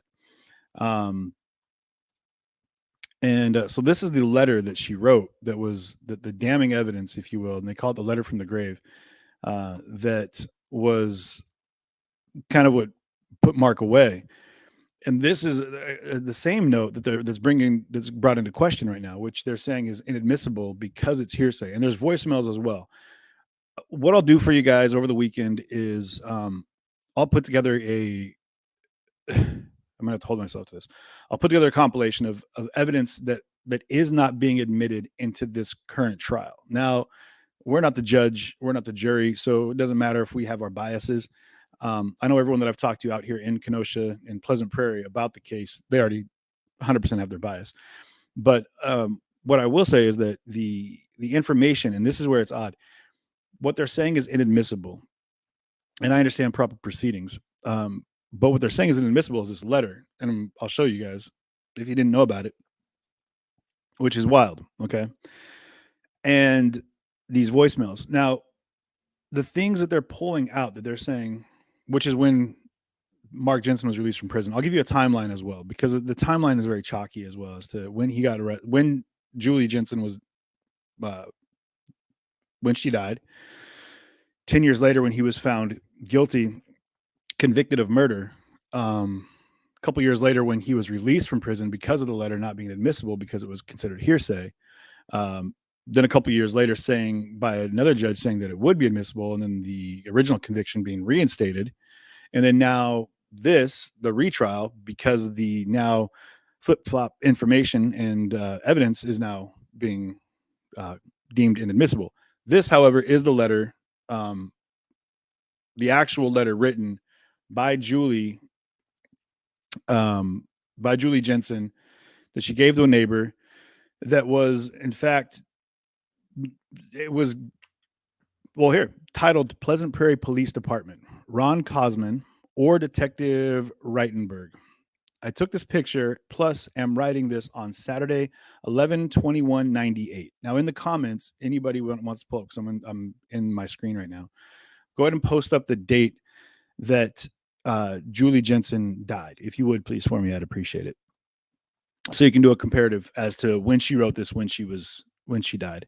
11/21/98 at 7 a.m. This list was in my husband's business daily planner, not meant for me to see. I don't know what it means, but if anything happens to me, he would be my first suspect. Our relationship has deteriorated to the polite superficial. I know he's never forgiven me for that brief affair I had with that creep 7 years ago. Now, she had an affair with this guy, and we'll pull that up. That's what I was reading out of the affidavit, the PDF. She died, okay, 12/3/98. So date of death, 12/3/98. She wrote this 11/21 of 98. So within a couple weeks of her writing this, and thank you for that, Susie. I appreciate it. It's you can imagine the smoking gun. For that creep that I had a brief affair I had with 7 years ago. Now she's saying they had one weekend, they had sex, guy she worked with, and then she never talked to him again, told him she never wanted to see him again. And then she quit her job. So we'll look into that a little bit further as well. Mark lives for work plus the kids. He's an avid surfer of the internet, which we found out because he likes his penis pics. Anyway, I do not smoke or drink. My mother was an alcoholic, so I limit my drinking to 1 or 2 a week. So that does count as drinking, I suppose. Mark wants me to drink more with him in the evenings. I don't. I would never take my life. It's a quick jump. I don't. I would never take my life because of my kids. They are everything to me, underlined everything. I regularly take Tylenol plus multivitamins, occasionally take OTC, over-the-counter stuff, for colds, Zantac, or Imodium. Have one prescription for migraine tablets, which Mark uses more than I. I pray I'm wrong. Plus, nothing happens, ... But I am suspicious of Mark's suspicious behaviors. Plus, fear my early demise. I mean, however, I will not leave blank and blank. These are the names of our children. My life's greatest love, accomplishment, and wish. My 3 Ds. Daddy, Mark, D&D. Whatever the children's name are. And that's Julie C. Jensen. So that's the actual letter that she wrote. And it's wild to me that, so this is the evidence they're not allowing into the case. The affair that she's referring to, what we need to look into is the oh man, crack that neck. Is his, you know, and I'm gonna write this down because these are things I want to remember to do for you guys, or if you want to remind me, I don't mind it. But when she says up here, these are things that were found in Mark's, what she said, this list was in my husband's business planner. So we're gonna write that down and we're gonna find out what the list is, unless somebody already knows. And Mark's. All right. I'm not just drawing penises. I know you think that I am, but I'm not. I promise. But she's saying she had an affair. Mark never forgave her, right? The affair, John says, was in 92, right? Yeah, because she said it was about 7 years before. And she wrote the letter in 98. So 92, 91, right in there, John. So let's go back up here. So number 2. All right, number 3, the motive evidence. Elsewhere in the opinion, we elaborate on the motive evidence, but suffice it to say that the state provided evidence that not only was Jensen having an affair and planning a future with another woman in the months before Julie died, he remained bitter about Julie's affair and engaged in a campaign of emotional torture against Julie. Now, this is when they talked about a lot of the penis talks, where he was leaving penis pictures around the house, and just kind of putting a twist on her, you know what I mean? Just kind of giving her the business. Mind you, she wrote the letter in late November 21st, and she was dead by December 3rd of that same year, not even a month later. And Jensen's incriminating statements, the jury also heard from Jensen's coworker and friend David Nearing, who testified that about November 1998, Jensen was researching possible drug interactions on the internet. Let me just pull this up for you guys as well, so you know what I'm looking at. Barry's killing him. Why did the man miss the funeral? He wasn't a mourning person. Thanks for that super chat, Barry. They didn't find an antifreeze jug. Here's what. Okay, now, Teresa Richard, I appreciate that. I'm gonna pull this up here so you guys can see what I'm seeing. For those that are listening, I'm gonna read it out loud so you can hear it at the same time. Because there's a lot of people that just like to throw me in their ears and just go that route. So let's go this way here. So we're talking about the affair that both of the affairs. It seems like everybody was having affairs in this case. So you had Ed Klug was having a non-sexual relationship with his coworker that led to his divorce. Julie had an affair, and then Mark was having an affair, and so this is we heard from Ed Klug again today. Now, mind you, we had to listen to about 2 hours of testimony yesterday from Ted. Comments, go ahead. The gentleman that the neighbor, right, who I believe is the husband of the woman who got the note that we just read. Jensen's incriminating. So this is from the affidavit in the affidavit from the courts on the 21st, 2021. So this is the most recent one. So reciting what was happening.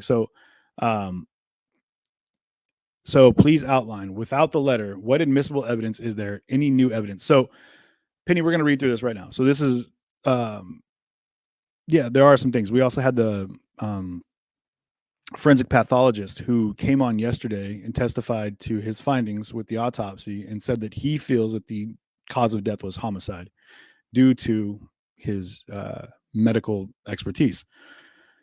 Which, when they asked, well, how could you know? And he's like, well, I'm good at my job. And he's done thousands of autopsies. And I think he said he's, been evidentiary in like 11,000 cases. So he's definitely got his druthers, if you will. I don't even know if that's proper use of the term, but I'd use it anyway.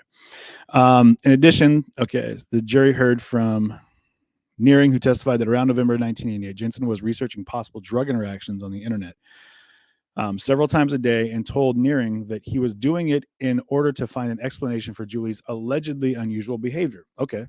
So you asked, here we go. So Penny, these are some of the things. He was looking up poisons. He was looking up how to kill your wife. Very specifically, and we talked about that earlier, and I Googled it. Apparently taking a walk by the cliffs of Dover, and then giving your loved one a shove. No one would suspect a thing. They just got too close to the edge.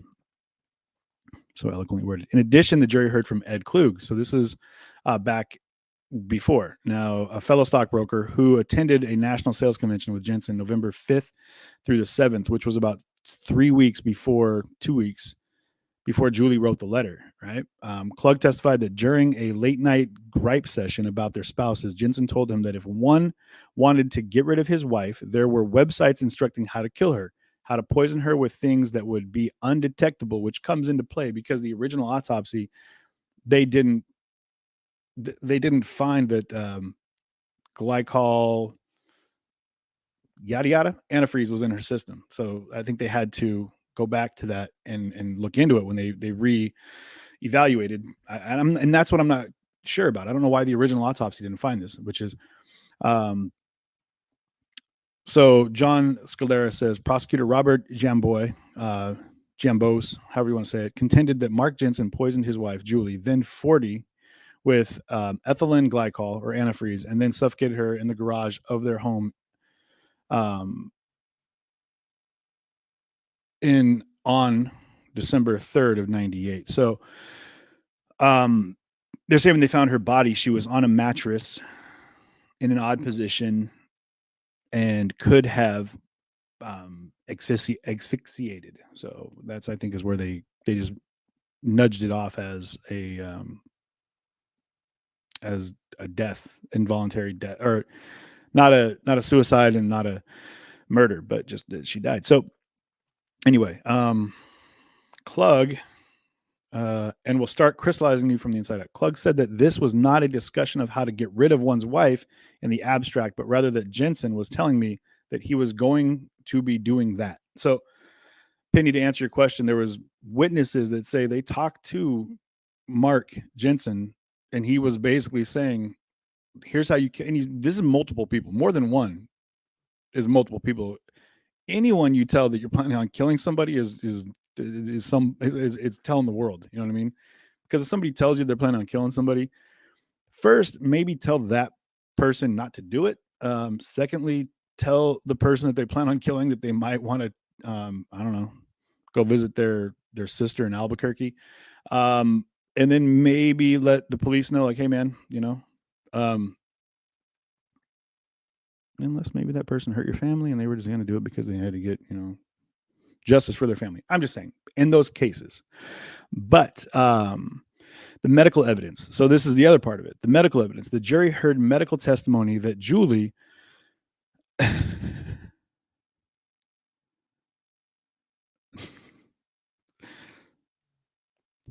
time out. Because I have to, guys. I'm sorry. So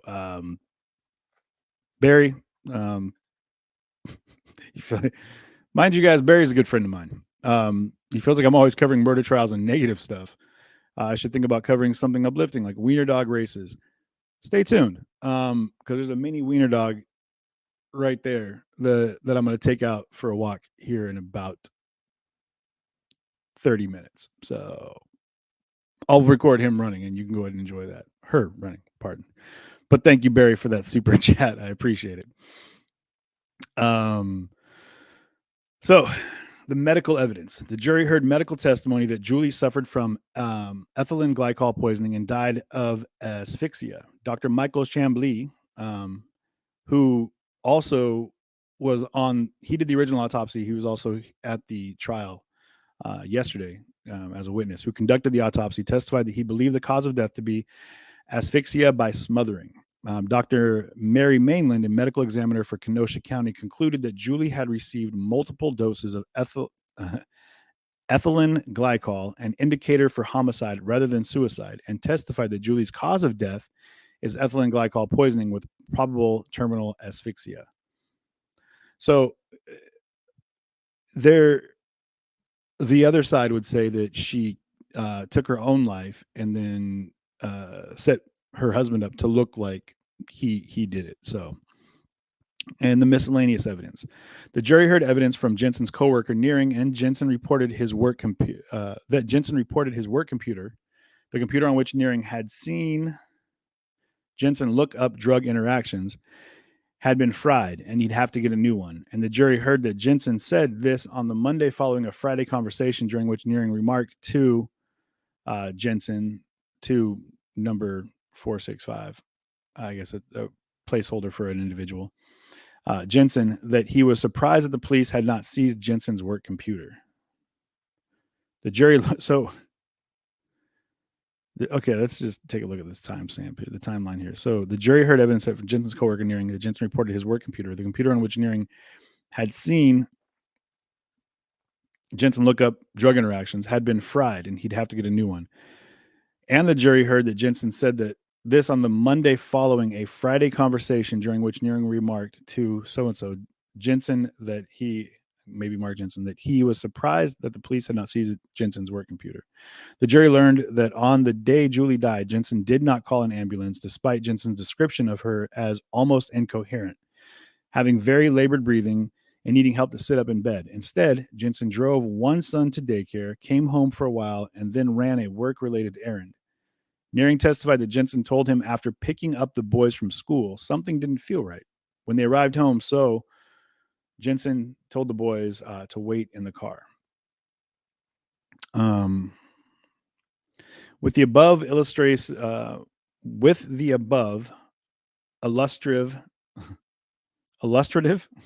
I don't know, I'm having a tough time with that word.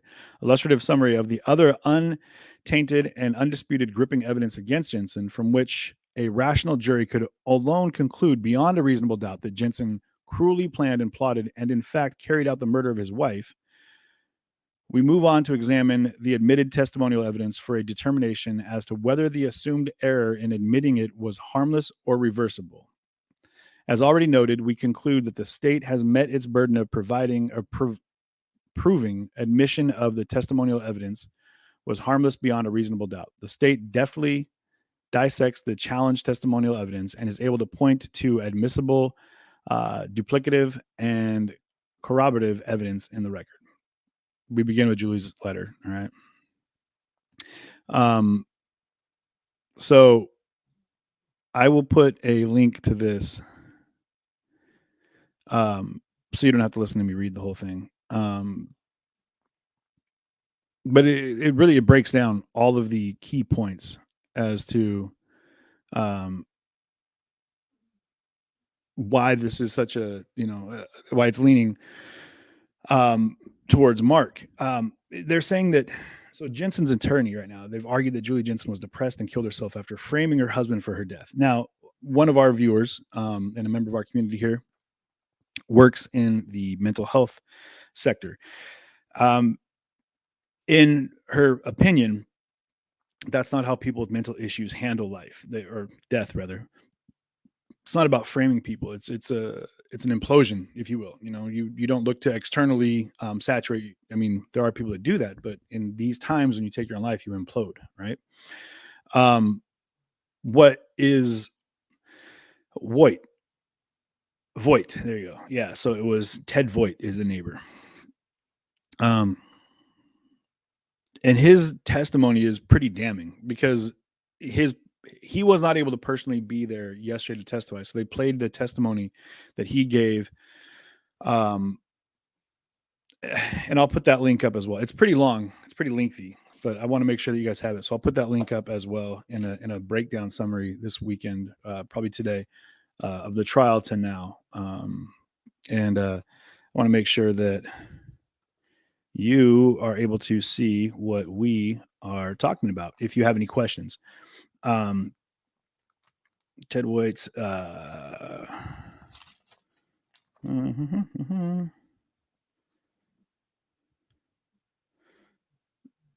testimony. Man, I couldn't think of the word testimony. Sorry, guys.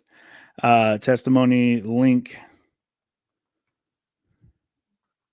for the viewers. All right. Again, just drawing penises. Don't let me fool you.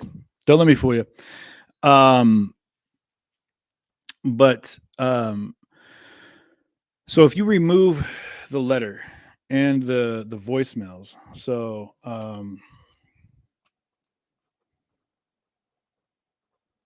because it's been mentioned a few times, anyone that knows what I'm talking about, feel free to chime in. We definitely want to make sure that you understand that the trial itself is basing itself around different evidentiary findings, right? So it's not just the letter, because again, they're saying that's hearsay because you have via your Sixth Amendment the right to face your accusers, which we to the point of nauseum had to deal with in the Darrell Brooks trial, because that's what he was pushing for. He said, "Do you see the state of Wisconsin here? Did the state of Wisconsin talk to you? Did they shake your hand?" And he was really basing his that whole line of questioning when he was doing his pro se defense around the fact that he has the right to face his accusers. And in the situation where the state has taken on the case, they now are the plaintiff. And that was his argument. And we'll look into that as well. Jenny Lynn, I got to get more information about that. So we're gonna check into that as well. About the voicemails. Jenny Lynn on YouTube was just asking what these voicemails are that I'm speaking of, and I haven't heard them yet either. So you guys, I'm keeping up as best I can here, but keep in mind there's a lot every day. There's news coming out, and Barry, while you joke, you're right. There's a lot of really dark stuff that's been out in the news between 6-year-olds shooting teachers, between children killing their foster parents. We've got the Oakland school shooting. We've got, floods, destruction, death, chaos, mayhem, the Idaho murders. We've got cases, and trying to keep up with all of them is very difficult. So because I'm in Pleasant Prairie right now, I'm out in Kenosha, sitting comfortably in the cold of Bristol, Wisconsin right now. This case is very, very ingrained in this community. I went to the Pleasant Prairie Christmas tree. If you guys want to see a cool video on my Facebook, CJTV Media, I went to what's called 12th Night with Pleasant Prairie, the village of Pleasant Prairie. And they take all their old Christmas trees and they burn them in this massive bonfire on the lakeside, which is wild because I've never really seen frozen lakes before. But there's this massive frozen lake, and then they've got this huge bonfire. And I thought it was some crazy structure fire or something. I flipped a Yui and drove through a field basically by the Recplex is where it was. But it's super cool. But that's Pleasant Prairie, and so then this case is right here based in Pleasant Prairie. Lakeview Drive, actually. And maybe later today I'll go down there and take a look, and we can take a look at the house where this all took place. I'll get some pictures, and because the address I know is in or around the affidavits here. So, and she was being seen for depression. Yes. So John Scalera asked, was she being seen for mental health? She was, and I'm sure that due to doctor-patient confidentiality, they're not able to talk about that.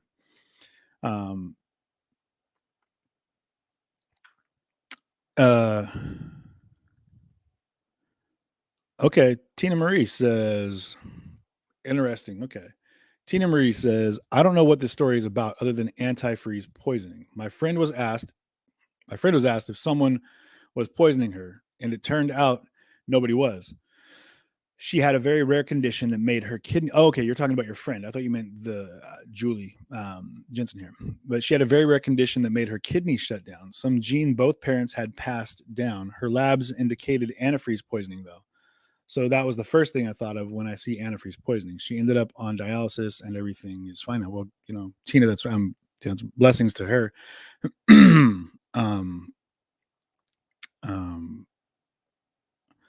That's awesome, John. Have fun at the Harrisburg farm. That'll be great. But excuse me. I'm glad she's doing good. In this one, however, there was extenuating circumstances that would point towards foul play, which is why this case is happening. But that's interesting. But yeah, I've seen she's seen her family docs for it and got Paxil, I guess. Yeah, I saw a therapist, man. I tell you what, I think we should all get therapy. I know I saw my therapist for months and months and months and months and months.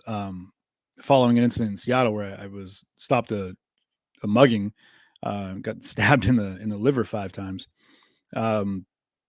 The gang of Somalians, the East African posse, but it's about 10, 11 years ago. And my employer at the time was nervous that I would have some pretty bad PTSD.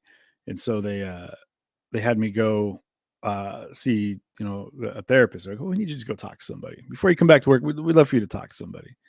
I was laid up in the hospital for like a week, getting my liver stitched up.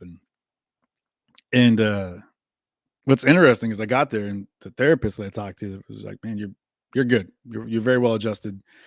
It was a good fisticuffs. I got stabbed. I feel like I came out on top in the altercation. There was a large group of dudes, but was able to put a hurting on him and ate a steak knife to the stomach. But at the end of it, put a couple of them in the hospital as well, which is where they found them in northern Washington. I was in Seattle. They ended up in Bellingham in the ER, and that's where they found him. So they were able to triangulate the situation.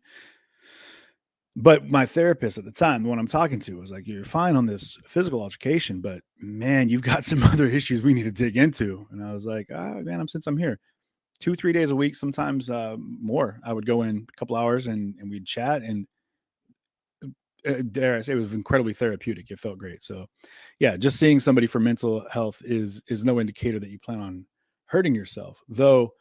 If you do, and I'm gonna speak directly to the masses on this, if you do feel like hurting yourself, if there is something happening in your life, if you feel like you're going through a depression right now and you're not sure how to find a way out of it, and I'm being very as serious as possible right now, talk to somebody. It doesn't matter who, but talk to somebody. You can't hold it in. You really can't. There's, like I said, we cover a lot of things that are happening that sadly enough are can be kind of bleak, but our personal lives are going to be filled with issues no matter what we do. What I'm hoping that we can find is an opportunity in all of this to heal and grow and to move in the right direction with everything I do. My goal is to hopefully learn a lesson and glean something that'll make us better, that we can turn around and give to our children and help give them better so they can live better than we live. But we have to keep living to do that. And especially to the men that are listening, you got to talk. You got to get it out. You got to allow yourself to embrace your emotions, and don't let those pigeonhole you in a position where you feel like you have no outlet. There's always another way. There's always a hit me up. There's people that will listen, that want to listen. So, and if you feel like there's someone in your world that is going through something, that's having a go at it, reach out, say hi, write a letter, send a text, give them a call. It doesn't take much time, but you would be amazed with the impact it could have, just getting a random call, and that could really that could change the course of someone's life. I was reading this the story about a man that his job was to investigate jumpers from the Golden Gate Bridge. Like, he would go and do research to find out what led to them taking their own life. And it was so sad when I got to this part where he said that when he went to this particular man's apartment, he found a letter that was written. And I don't know the exact distance that he lived from the Golden Gate Bridge, but in the letter he said how alone he felt. And he wrote that he was going to walk to the Golden Gate Bridge, where he planned on leaping off the bridge, that if one person stopped him on his way, that if one person engaged him on his way, he wouldn't do it. And now you can't put that on society, but it's wild to me to think that someone walking with that kind of dark cloud, everyone's different. I feel like I'm drawn to those people. Maybe it's the empath in me. I don't know. Maybe it's the Libra. I don't know what you want to call it, but I definitely am more drawn to those people in public settings, because you feel it, and it's just, he said one person would have talked to me, just one person. So I think about that a lot, honestly. And so anytime I get a chance, it doesn't matter what I'm doing, be it at the grocery store or getting my tires put on my car or whatever, I have what I would hope to be a conversation of substance. It doesn't even have to be one that's of great substance, but I'm saying something that leaves an impact, an impression on somebody where they can smile when you leave and appreciate your contact. So anyway, mental health's nothing to be joked about. Julie was seeing someone for hers. There are people like Mark that, if again found guilty, which it looks like he is, probably had some mental health issues as well, which leads you to do something like what the evidence points towards him doing. You know what I mean? Like to premeditate and then execute the killing of not only your wife, but the mother of your children, or anybody, but more specifically the people that, have that marriage or that relationship, that partnership. You go through some things, man. I'm going to say this though, a man scorned, they say a woman scorned, but you break a man's trust, you take a man away from his ability to be vulnerable. Good luck, man. Good luck. I am in no way condoning anything that Mark Jensen did. I'm talking completely removed from this case. That's where infidelity is something that people work past. Like, we can get over this. Good luck. If you've done it, I tip my hat to you. If you're doing it, I beckon you not to, because again, the comeback from that is difficult. And I'm speaking most from the male perspective, man. Once you get burnt, it's not even just that relationship. It's like every relationship from that point on, you're going to be feeling it,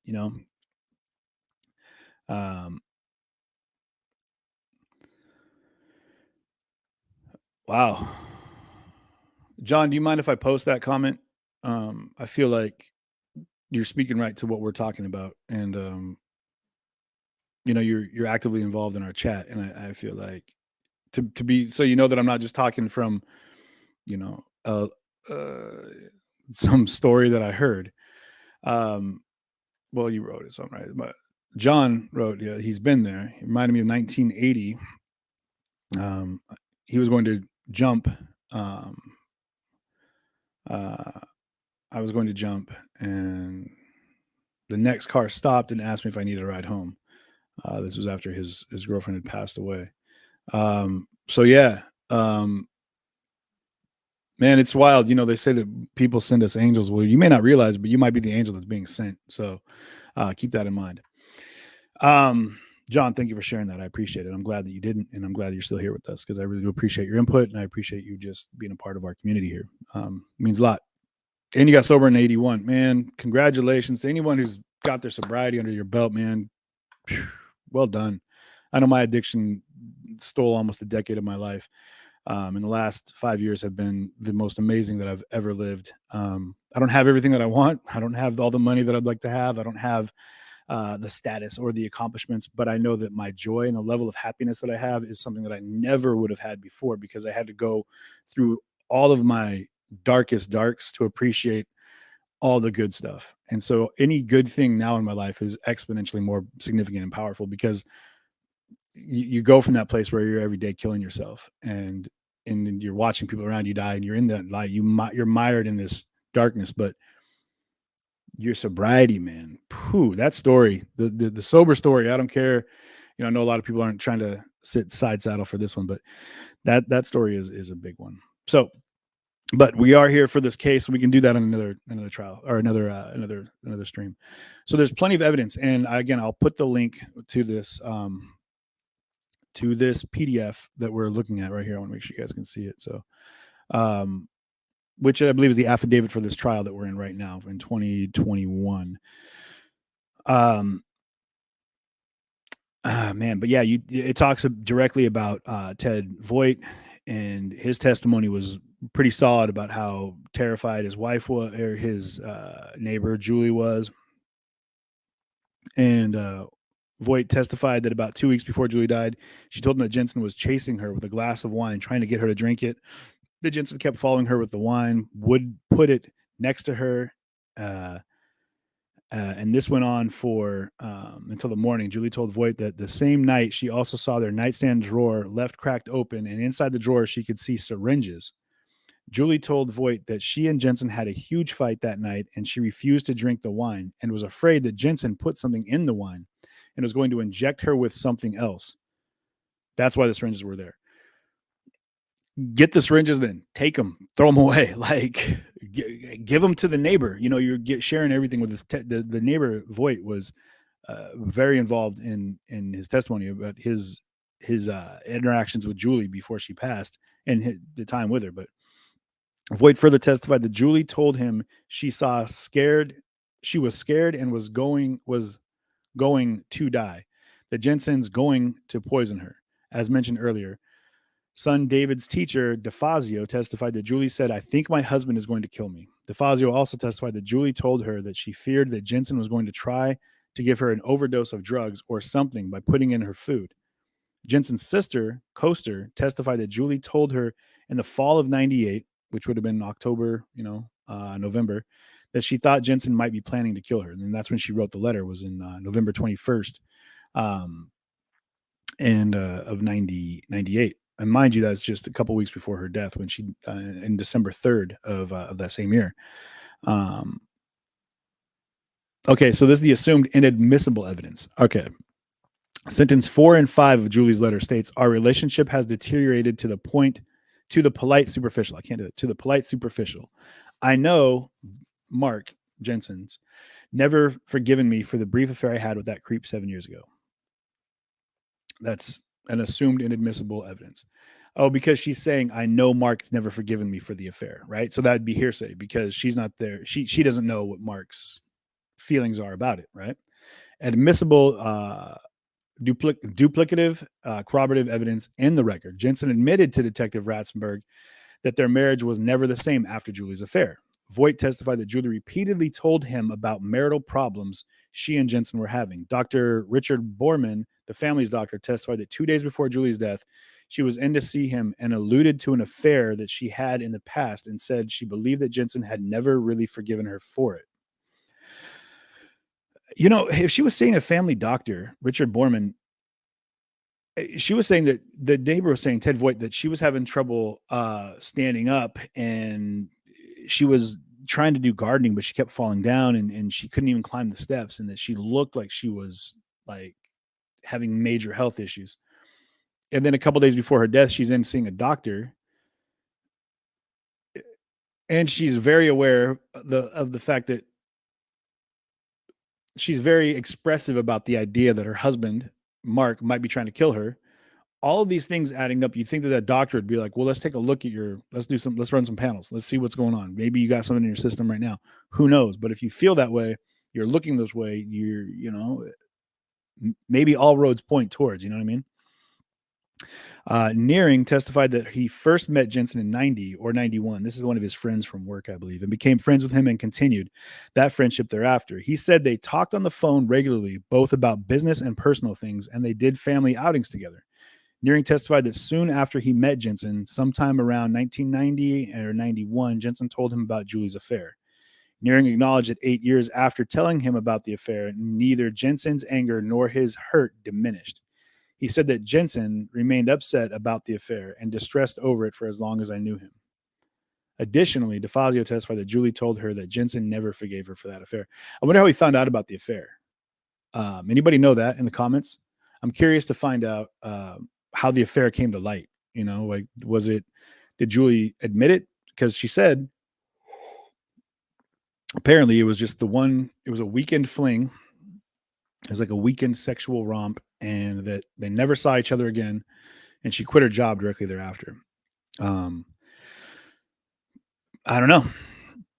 Finally, the state presented uncontroverted evidence that Jensen repeatedly placed pornographic photos around the house for Julie to find, and that Jensen knew Julie believed her former paramour was planting them. By paramour, it's funny they're using the term paramour, like, which would be your muse or your inspiration, right? This evidence is discussed in further detail. Maybe I'm using that term wrong, but feel free to put the comment over here for the actual definition of paramour. The evidence is discussed in further detail later in the opinion when he addressed and reject Jensen's argument that impermissible other acts evidence was admitted. It is sufficient to say for now that the evidence duplicates the contested evidence put on to show that Jensen had never forgiven Julie for her affair. Assumed inadmissible evidence. Sentence 6 of Julie's letter stated, Mark lives for work and the kids. He's an avid surfer of the internet. Okay. Admissible evidence in the record is the undisputed evidence at trial pointed to Jensen, not Julie, being the user of their home computer. Jensen's friend and coworker Nearing testified that Jensen's computer skills were above average.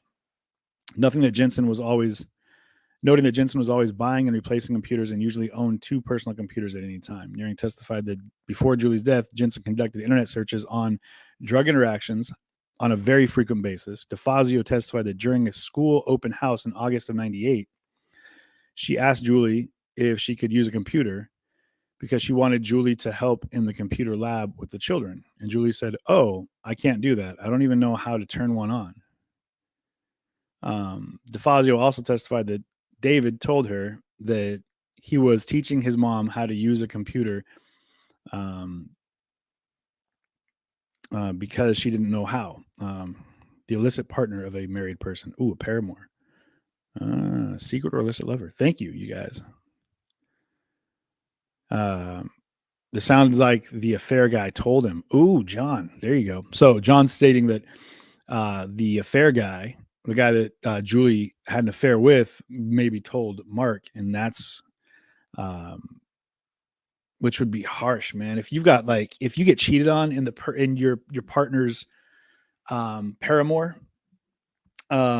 which is a lover, the illicit partner of a married person. Thank you, Jonette, and to Witchy 12. If your paramour then goes to your significant other, your partner, and tells them, it's never going to be in a good form. Not like, hey, man, I just want to let you know, I feel really bad about this. And it's not a big deal. Nothing really happened. It's always going to be like, you know what? Let me tell you what happened. And let me give you graphic detail, which burns into Mark's brain. His penile fascination, apparently. Well, prison will give you plenty of time to enjoy that. But, just saying. We're all thinking it. Just saying. So the assumed, we were going back down here. Send sevens, Julie's letter. Anyway, I do not smoke or drink. Okay, we read the letter. We're right here. Okay. So he was looking up drug interactions, talking to people about websites where you can figure out how to kill your wife. He's doing everything that he could do. And for a guy that's about computers, you'd think that he would understand. And maybe this is a little early on in the computer gang, to know about, using a different IP address or scrubbing your hard drive, which I know sounds like, again, like a penis reference. It's not, though not bad to have good hygiene. I'm just saying, take that to the bank, if you will. Anyway, let me see. Finally, the time of the day the internet activity occurred was consistent with Jensen being the user. Computer evidence showed that the internet activity occurred late at night and into the early morning when Jensen would be home. The computer evidence showed that when Jensen attended a conference in St. Louis, there was no internet activity. Additionally, during November of 98, when Julie wrote the letter, no internet use occurred from Monday through Friday between 9 a.m. and 6 p.m., which would have been when Mark was at work. So on the morning Julie died, the evidence reveals a 7:40 a.m. search on the Jensen home computer for ethylene glycol poisoning. The computer evidence also reveals, and this is the morning of her death at 7:40 a.m. The computer evidence also reveals that the user of the home computer that same morning double deleted that morning's internet history. Jensen, how do you double delete? Is that like pre-boarding an airplane? You know what I mean? Like, if you delete it, isn't it deleted? Isn't that how it works? I don't know how you could double delete it. Maybe I need to figure that out. All right. Google how to double delete your search history. Okay. Noted. Yeah, but like pre-boarding a plane. Doesn't that just mean you get on first? You pre-board. Oh, Renee, thank you for the stars over there. Appreciate you very much. You're a rock star. Also, it's a super cute pic. How much antifreeze was in her? They went over in detail what was in her stomach, the amount of food and undigested food and whatnot. But I don't know exactly how much. That's a good question. How much antifreeze was in her? I'm going to write that down. We'll probably see that here in a minute. But how much antifreeze? Pardon me for a moment. Okay. There's some places that you have to delete the history. Shelly, the recycle bin. Oh, Bobby, Shelly, you ladies immediately came in like, oh, you gotta go to the recycle bin too. So you delete it, then you go to the recycle bin. You got to delete it there. Shelly doubled down on that. So yeah, I'm watching you guys. Just saying. The assumed inadmissible evidence is when Julie mentions her drinking, how she doesn't drink that much.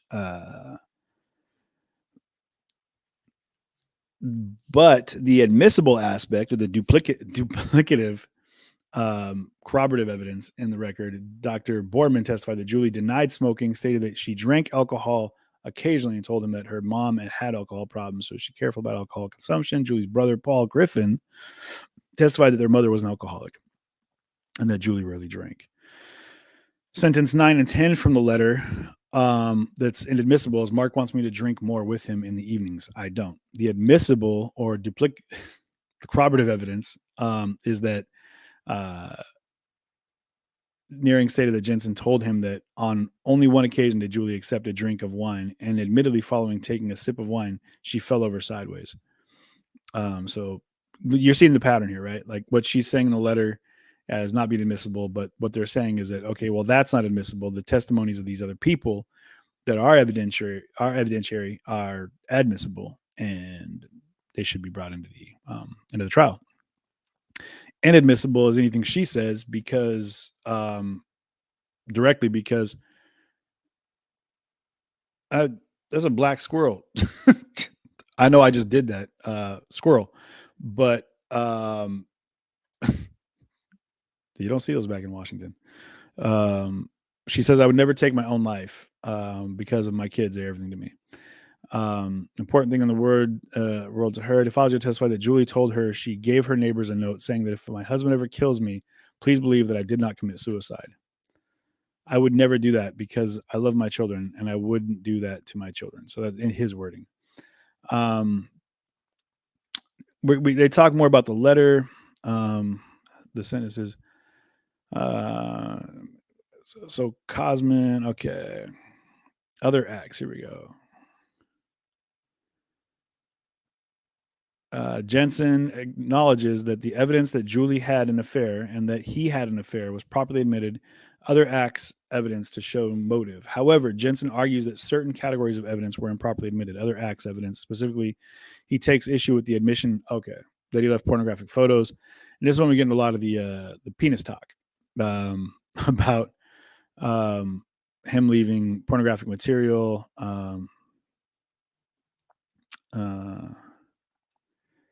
Anyway, we reversed the circuit court's ruling to suppress this evidence and remanded for a trial. In discussing our decision, we explained that this evidence, viewed from the theory of defense, is directly linked to the criminal events charged against Johns. Okay, so, and I'll scan through this some more. I'll put the link for this up on the page.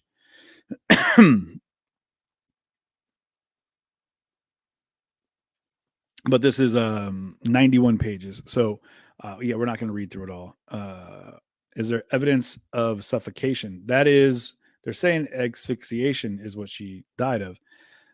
In the forensic pathologist testimony yesterday, he said that, honestly, I'm trying to gather how he worded it, but it could be inconclusive as to whether or not there was signs of, like, there was no strangulation or but suffocation. Like, I don't believe, like, he said that the nose would have been smashed up, but that her center line septum, I think, some along those lines, was still in play, was still intact, right? So if you've seen my nose, it's very much not, and that's from multiple times getting my nose broken, just from scrapping and sports and older brothers.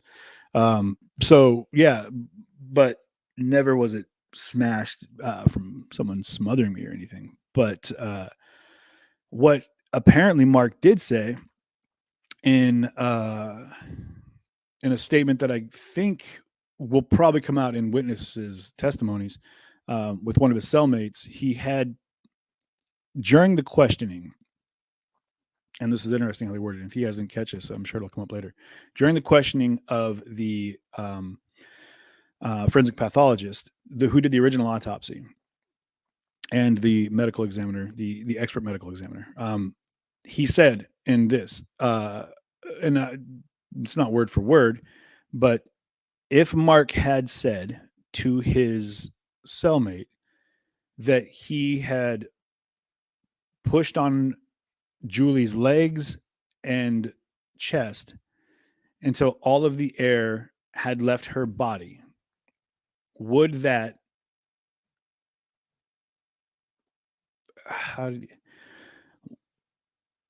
line up with your findings of her death as a possibility for for a method of her life ending? Her nose was smashed, but wasn't by the time he did the autopsy, is what Jay Cope says. And he didn't have the crime scene photo until a trial and never saw it because the other medical examiner took over. Thank you for sharing that, Jay Cope, on YouTube. Yeah, so that's where the issue comes in, right? Is that the medical examiner didn't see, the original medical examiner had the photo, so he had the findings. So the OG medical examiner overlooked a few things, apparently, which would have been possibly looking into the glycol, ethyl glycol, the antifreeze in her system. But and back to what I was saying, the forensic pathologist said that, yeah, that lines up. And then he said, you take that testimony or that statement out of it, would that still be a way in which she could have died? And he said, yes. So I'm assuming that since he alluded to a conversation with another cellmate, it could be,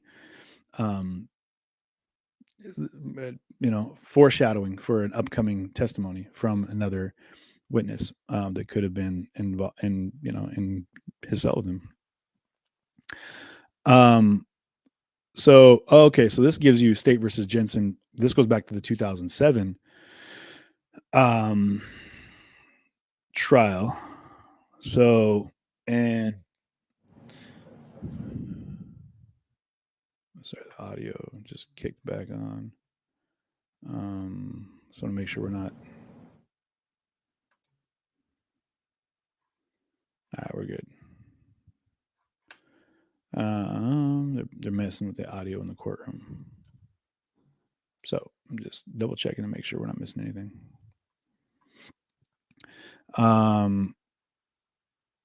So he did the autopsy because the OG medical examiner was out of town. After the autopsy, all findings from the toxin crime scene went to the OG medical examiner. That's why one medical examiner should be responsible from front to, I got you there. One medical examiner should be responsible from start to finish. Yeah. So Jay Cope again saying that, So that was the issue they had. There was a fumble in the autopsy between the medical examiners, the original one, and then the subsequent one that ended up speaking and taking over. That's right. Thank you, Jacob. The original one was on a vacation, I believe. Was out, and so that's where this. And you guys can, if you want to watch the case from yesterday, but that's where we got a chance to meet the medical examiner from the current trial. For the expert witness for the ME's office. So this is voicemail messages to police officer left by victim indicating the defendant was trying to kill her were testimonial in nature. Admission. Okay, so in 2007, this is crazy. Let's go back over here. Get rid of Mark Jensen's obsession with penises. 2007,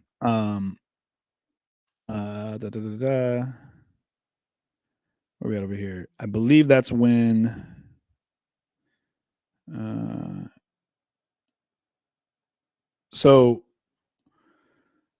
okay, we're gonna pull this up real quick. 20-year murder case goes back. Okay, 2 decades. Okay, 2007. Over the last one, and throughout a nearly continuous legal process that had included multiple state and federal appeals, Jensen had maintained he is innocent. He has been in custody since 2007. So 98, Julie dies. In 2007, Mark Jensen is charged with her murder. So for that 10-year period, he was out walking around doing his own thing. Got married. 2009. I have the divorce papers here too. I'll throw those up. Or the filings for the divorce. So 4 ounces, as per my research, can be lethal. Possibly was slowly administered and stimulates intoxication, as with having sweet cocktails over time. Kidney Penny, thank you very much. So this is what the antifreeze poisoning looks like here. 4 ounces at once, per my research, can be lethal. Possibly was slowly administered and stimulates intoxication, as with having sweet cocktails over time. Kidney function testing would be helpful in telling in absence of renal history. Suffocation would show petechia, which is something they talk about, which is spotting in the eyes, like as if you strain your eyes really bad. And can the ME full report be posted? Yes, I will see if I don't have it, I can go ahead and petition for that for the ME's full reports.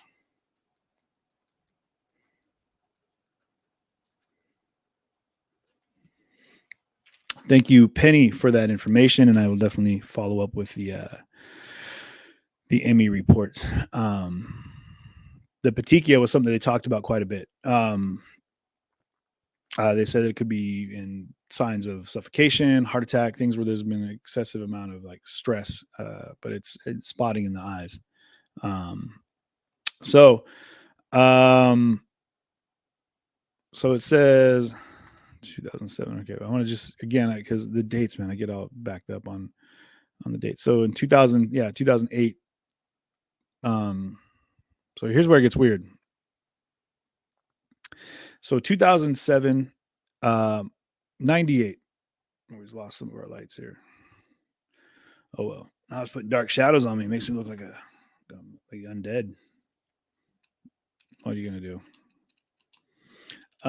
So 1 second here. Boom. Nope, can't fix it. Well, we'll fix it in a little bit. One of the things that was said was that so 98, Julie Jensen she's dead. She dies.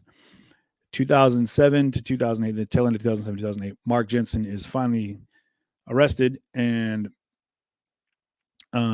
charged with her death, right? At the very end of this trial, you're going to see, okay, the state proved beyond reasonable doubt that Mark Jensen caused Julie's death. It did prove that Mark Jensen was wasn't a great husband and was kind of a jerk, because those are the two very different things when you're told a jury. Anyway, what's wild is, so the first one, Julie dies. 2008, Mark's found guilty of murder, sentenced to life in prison. 2017, in Kenosha County Circuit Court, Judge Chad Kerman ruled that despite the past appellate decisions, the letter could come in as evidence. Right? Okay, sorry. So then in 2013, if I'm not mistaken,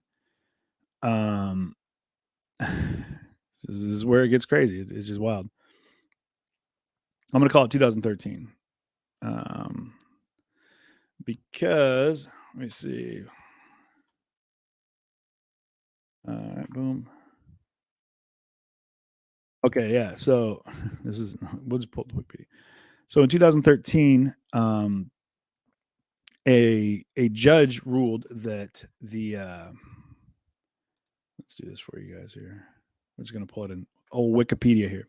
Julie Jensen case involves a trial of Pleasant Prairie, Wisconsin, Mark Jensen, on charges that he murdered his wife, and in 98 on December 3rd. Notable for the eventual admission into evidence, a letter that they called the letter from beyond the grave, right? That she gave to her neighbor. Now, in 2008, Mark Jensen was convicted of the first-degree intentional homicide and sentenced to life in prison without the possibility of parole. A verdict which was then later overturned, and this is where it gets crazy.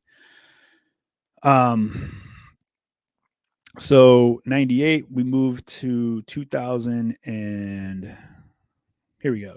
2000 on December 19th of 2013, in the appellant court, a federal judge overturned Jensen's conviction and ordered that he be released from prison within 90 days, or they give him a new trial.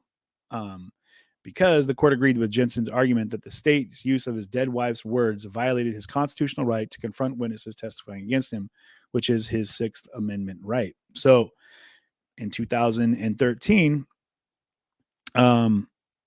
he was released from prison within 90 days. They said, all right, well, you're right.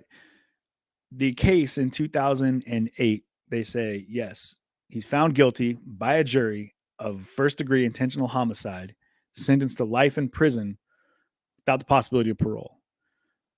On a technicality, they say, hey, this letter is, and now we say technicality, but it's a law, right? Maybe the technicality is, who knows?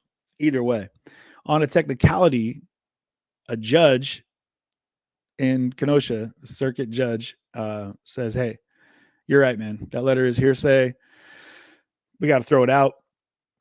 And without that letter, we feel that there wasn't enough evidence, because maybe the original trial, they leaned so heavy on that letter that I don't know, but maybe just the fact that was a huge piece of the case that they have to say, all right, cool, we have to throw it out now because it was a part of the case that led to the eventual conviction.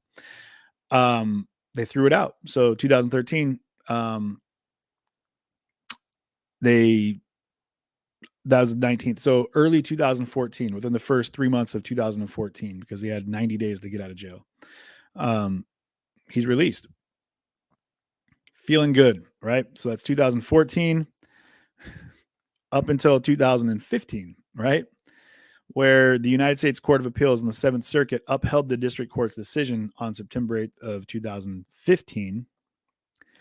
So, which I think they denied the United States court, the Supreme Court did not, they didn't want to take the case. I think is how it worked. They said, no, we're not going to take it. Anyway, so the prosecutors decided to retry Jensen for the murder of his wife in January of 2016. On September 1st of 2017, right? 2017, the Kenosha Circuit Judge Chad Kirkman reinstated Mark Jensen's conviction. Mind you, Chad Kirkman was the judge that turned over the,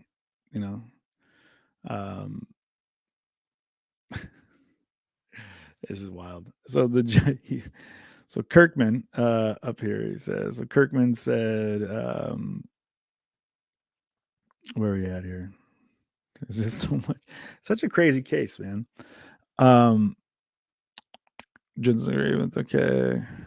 On December 13th, the federal judge overturned Jensen's conviction, ordered to be released to prison. The court agreed with Jensen. Argument said why it's constitutional against law, state of Wisconsin, and says upheld the decision court on September 8th, 2015. So the court agreed with Jensen's argument that the state of Wisconsin appealed the case, but in 2015, United States.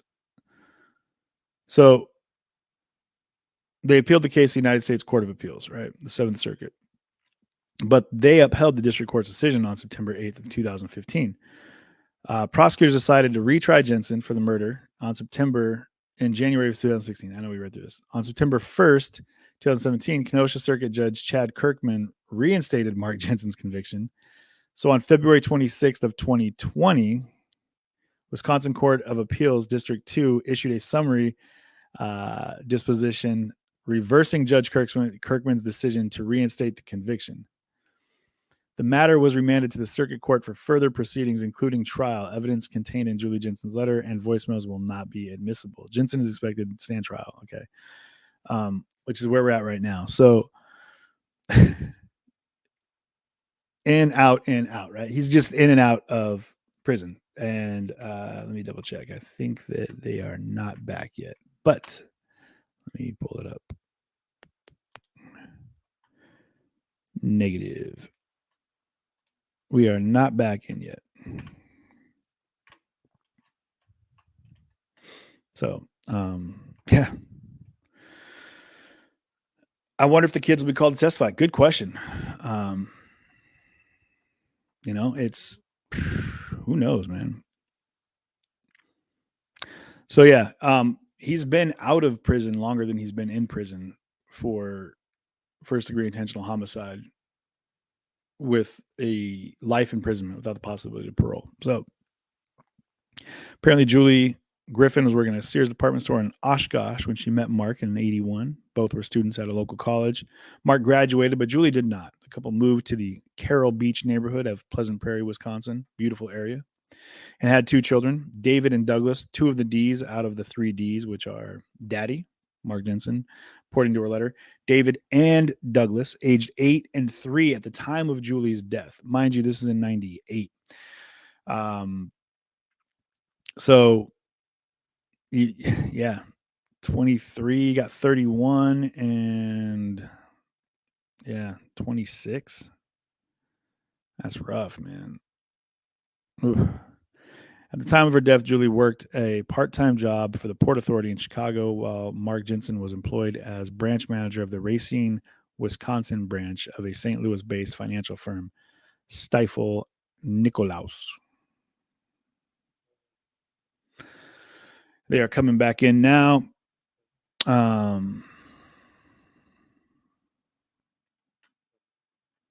but if there's things you guys want to know about the case,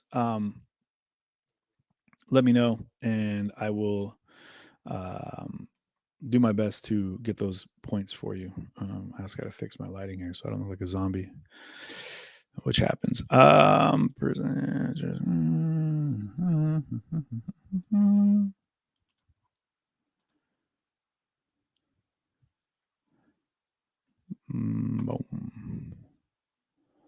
There we go. You can't look at this guy and not think there's a chance he might eat my fingers. And I'm sorry if anyone from the family is listening. If I'm saying things that are upsetting to you, I apologize, but call it how I see it, man. What's that? All rise. But I'm also not one to apologize, be apologetic for someone who murdered their wife, or murdered somebody, premeditated murder of somebody. I mean, it wasn't like an act of, yeah, Jacob, he'll definitely eat my heart. I mean, dude, they say something about like the look of, you look at that guy, he is a poster child for a killer. He's gonna bail it behind me. He just went, yep. He looked right at me and went, damn right. He's just, man. Jensen matter 2002 CF 314. It is Friday afternoon at 1:20. We're going to continue with the state's case in chief, and for the benefit of the jury, what are we going to watch this afternoon, Ms. McNeil? Judge, this is State's Exhibit 15, and it is for the unavailable witness, Officer Ronald Kosman. And for the record, that is Kosman is Kosman. And you also indicated off the record you're going to pause through the video to show exhibits that had been filed, correct? That is correct. All right, so just let us know when you want to do that. With that, let's start the video. Keep in mind, they're doing video testimonies for people from the first trial because they're not able to be at this trial, either because they passed away or they, have medical issues. Your first and last name? Ronald B. Kosman, R-O-N-A-L-D. Amber Last name is spelled Robertson. K-O-S-M-A-N. And Mr. Kosman, by whom are you employed? By the Village of Pleasant Prairie Police Department In what capacity? as a patrol officer. How long have you been employed as a Village of Pleasant Prairie patrol officer? 22 years. Were you employed as a Pleasant Prairie patrol officer in late November 1998? Yes, I was. Was there a time that you went on a deer hunting trip? Yes, there was. And when was that?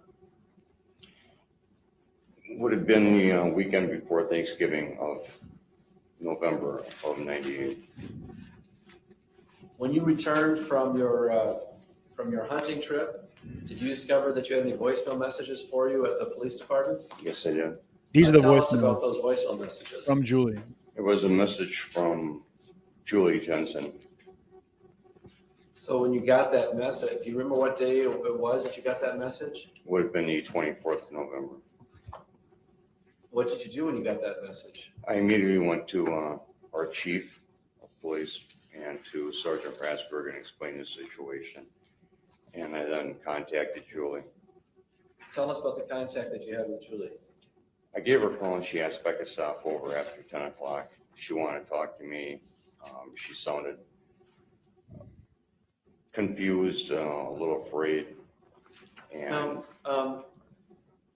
You were familiar with Julie Jensen's voice? yes, I was. So you knew Julie Jensen as of this time. Yes, I did. And how was it that you come to know her as of that time? Throughout the years, I had approximately 40 to 50 contacts with Julie Jensen. And what were the 40 or 50 contacts you had with Julie Jensen concerning? And Judge, The majority of them, excuse me, I have an objection that I previously placed on the record. If the court would like me to further state the grounds, I'm happy. Necessary. It's, the objection's overruled. That means you can answer the question, officer. the majority of contacts I had with Julie Jensen were for harassing phone calls or other strange incidents occurring around home. What kind of strangeness? Excuse me, small. Do you want a special? Not at this moment. Okay. Go ahead, Mr. Chairman. Thank you, Honor. What sort of unusual circumstances were you describing besides the harassing phone calls? Pornographic pictures being left around the residence. So as of November 24th, you were familiar with Julie Jensen's voice. That is correct. So then you went to see her. Yes, I did. When I called her, she asked if I could stop over after 10 o'clock. So after this phone conversation that you had with Julie Jensen, what happened next? I then drove over to their residence and I met with Julie Jensen at that point. And about what time was it, if you can recall, that you met with her? I would say it would be shortly after 10 o'clock, probably within 10:15 or 10:30, And this was on what date? November 24th. So you spent a fair amount of time with her that day. That's correct. Did she ever get you the film? Yes, she did. So you waited there while she went and got the film? We went outside and she went to the neighbor's house to get the roll of film and I stayed in the front yard. How many rolls of film did you get? I believe it was one roll. And so she brought back the roll of film, and then what was the understanding between the two of you as to what was going to happen next? I told Mrs. Jensen that I would take the roll of film and we'd get it developed. And I also explained to her that if at any point in time she felt any fear of staying there, to contact the police department immediately, or if there was some other place that she could stay, I offered to try to get her some help for Women's Horizons, or if there was a relative or someone else in the area, if she felt compelled that something was going to happen, to please take that course of action. And that seemed like pretty good advice to you? At that particular time, yes. What did you do with the film? I took it down and had the roll of film developed. And then what did you do after you had the roll of film developed? After I picked up the pictures from being developed, I brought them back in and I viewed them at that point with Sergeant Ransford. When did that occur? Would have been, I believe, might have been the same day or it might have been the 25th. I'm not sure. I don't recall the exact date. And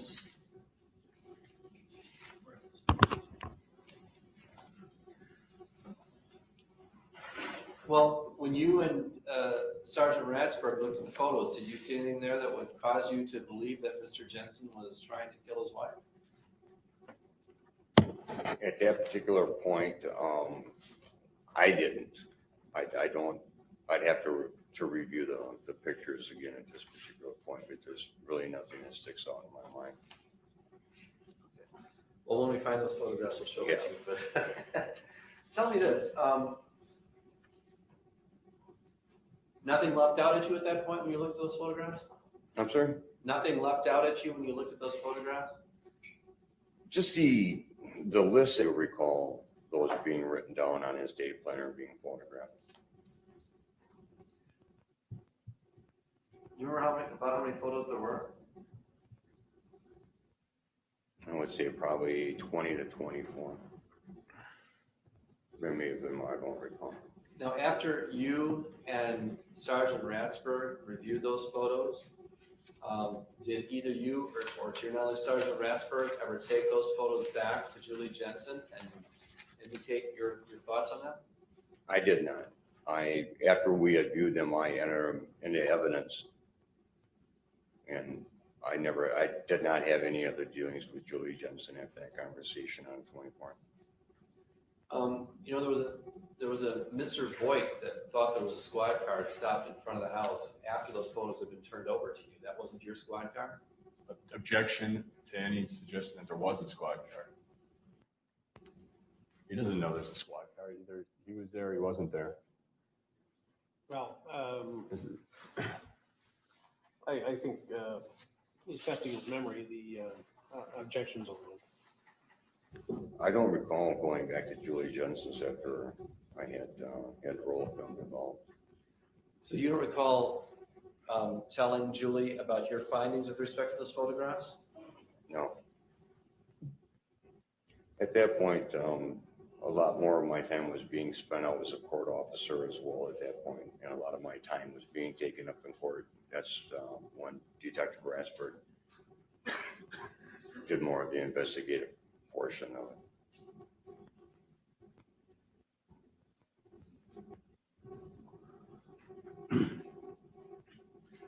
Well, at some point after these photos had been turned over to you, you heard that Julie Jensen was found dead.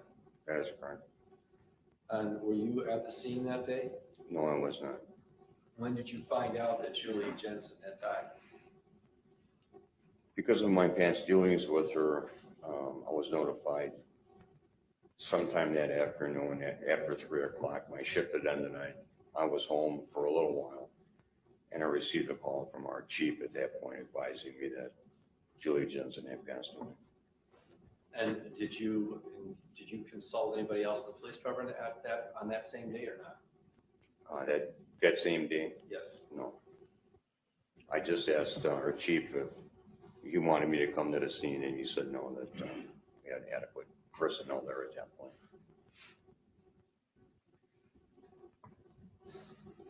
We're going to get back to those photos in a minute because they're being marked as an exhibit, but let's talk about some other photos. You'd indicated that in the years preceding Julie's death, you responded to that residence on numerous occasions because of harassing contact and photographs and so forth. Pornographic photos that were being left around in residence. Do you know when that course, when was it that Julie Jensen started first complaining about this course of conduct? I believe it would have been right around the same time I had the first contact with her, about 94, 95 in that area. About 94, late 93 and 1994. And so back in 94, 93, 95, whenever this was that this first started, what was the complaint at that time? Her complaint was that she felt that someone may be being too close to the home, that they were leaving those types of photographs there, and she was starting to feel very uneasy. She did state, however, that most of the time that photos were found, Mark Jensen had usually found the photographs and found them outside the residence. So she was telling you that Mark Jensen was finding these photographs? Yes. Well, he stated most of the time. Yes. Okay, she found some of them too. Yes, I believe so. Okay. And did they produce those photographs to you? I'm sorry? Did they show you these photographs? Yes. Tell the jury what kind of photographs were being left around the house. They were pornographic photographs of men and women involved in various sexual acts, including oral sex and the ejaculation of the male onto a female's face. When you talk about oral sex, you're talking predominantly cunnilingus or fellatio, or both? Both. Did any of the women that were depicted in these photographs bear any resemblance to Julie Jensen? At one point. Now, how many times do you recall responding to the Jensen residence over the years preceding Julie's death regarding these harassing phone calls and these photographs? On a rough estimate, I would say probably 30. So maybe once a month or so? Something. That's not once a month. It doesn't, it's not clear that it is.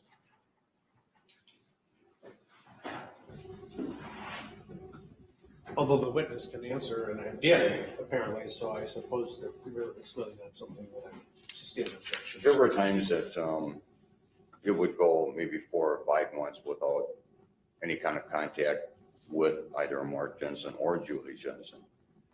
And then it would seem that the annoying phone calls and the pornographic pictures would start appearing again.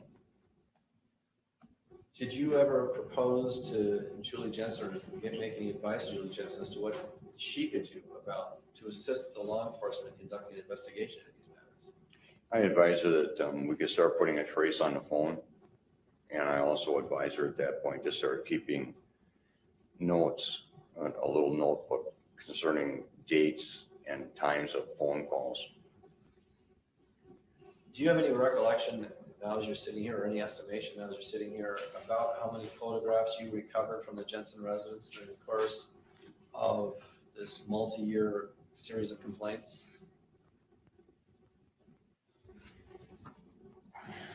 I would have to give you a rough estimate now. I would say probably between 50 and 60 photographs. And I show you this photograph that is marked as Exhibit S-197.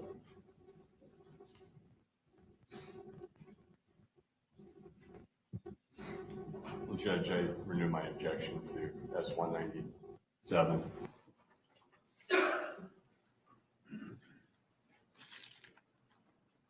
There's, on the eliminate? In Or limine proceeding? and the general subject matter under 90404 sub 2 and 90403 and 90402 Overruled.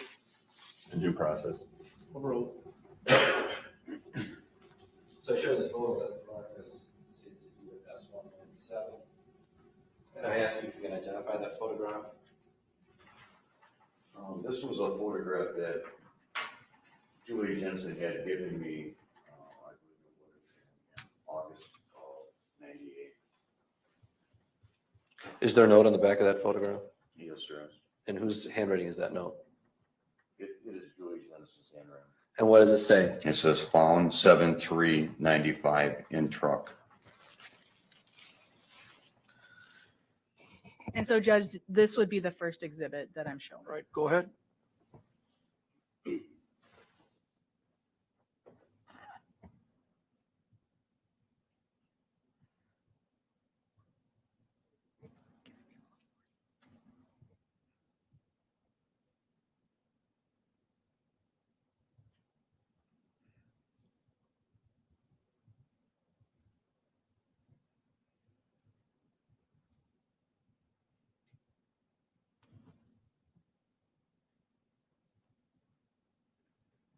You might want to, for the record, say what exhibit that number was in that trial. So what exhibit number was that? Judge, that is State Exhibit 197 All right, in do that for each one, because obviously the people above us higher in the higher courts that will assist them. And did she indicate to you when she turned over this photograph to you that who found it in the truck? She stated Mark, and there were also some other pornographic pictures, which were not the only photograph that is in color is the one that you just showed me. All the rest appear to be either Xerox copies or something made off like a copy machine. So this was the only photograph that you recovered in that multi-year period? There were others that were recovered and entered into evidence. But apparently our chief, whoever was the custodian of evidence at that point, I believe had advised them to get rid of them. But in terms of, I want to be clear on this. This one is the only one of all of the photographs which you had received over the years that was in color? That is correct. And those that were destroyed then were all black and white? That is correct. All right, go ahead. and were they on photographic paper, or were they just, did it appear that they'd been Xeroxed out of a photocopier? It seemed to be off a photocopier with regular paper. That's the only one that had any kind of color boarding or anything written on the back. And this is a photograph of an apparently nude woman whose face is right immediately over a man's erect penis. That is correct. Now, those other photos that were photocopies, or the other photocopies of photos, did they depict similar things, or were they, it was a wide variety of pornographic poses? It was kind of a wide variety. On some there was writing and others there were not. What kind of writing, if you can recall? There were writings that would be on there like, remember when we did it this way? Or is he as big as I am? Things along that nature. And the photos that would have the language, is he as big as I am, were those photos that depicted a penis? Yes, it did.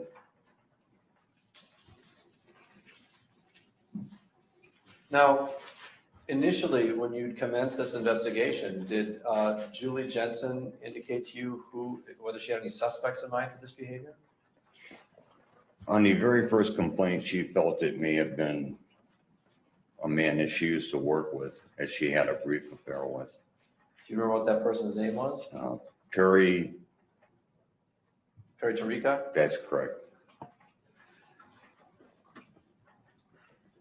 So in the course of, were you the only Pleasant Prairie officer investigating this course of conduct, harassing conduct? The first time I had met with Julie Jensen, she asked if she could contact me if she had any similar problems that would occur. She had some complaints in the past, and different officers would come to take the report. And she said she was just very embarrassed that she would have to keep repeating to different officers that she had an affair. So she only wanted to deal with you? With one officer, and at that particular point when I went there, that's how it evolved. So when there was a complaint from the Jensen household, the first choice would be to call you there? She would call the police department and ask if I could stop by. And then you come out there and you'd hear about the complaint? I'm sorry? And then you come out there and you hear from Julie about the complainant's behavior? That is correct. And over the course of time, did you attempt certain investigative techniques in order to Okay, well, the person causing these problems? Yes, we did. We had set up a couple of different phone traces. Well, what was the purpose? When you tell the jury what you're talking about when you put it, was it trap and trace? Is that what you put on the phone? It was a trace through American. You can call an 800 number and advise them that you are having phone calls. And I am going to. She was then instructed to give the Ameritech. I'm going to need to do this, guys. I apologize for everyone in here. Make sure to have notifications set up. Put a trace on the line so that they would record. But I'm going to need to cut the stream, and then I'm going to come back in. How many times did you recall over the years? Unexpectedly, we trap had and trace, or a. that system you just We got a described put in chance place? to see some dick pics there. So immediately I walked out to take my dog for a quick minute because we were talking through lunch and I got the message. That one was in 93. Were there any others after 93? So, but I have a timestamp anyway. I got to hit my times. So sit tight, guys. I'm going to go ahead and cut this and then come right back in for part 2 of day 3. And I apologize for the graphic nature of that picture. I'll be back. That would be starting with the first one in 93. In each of those 4 times,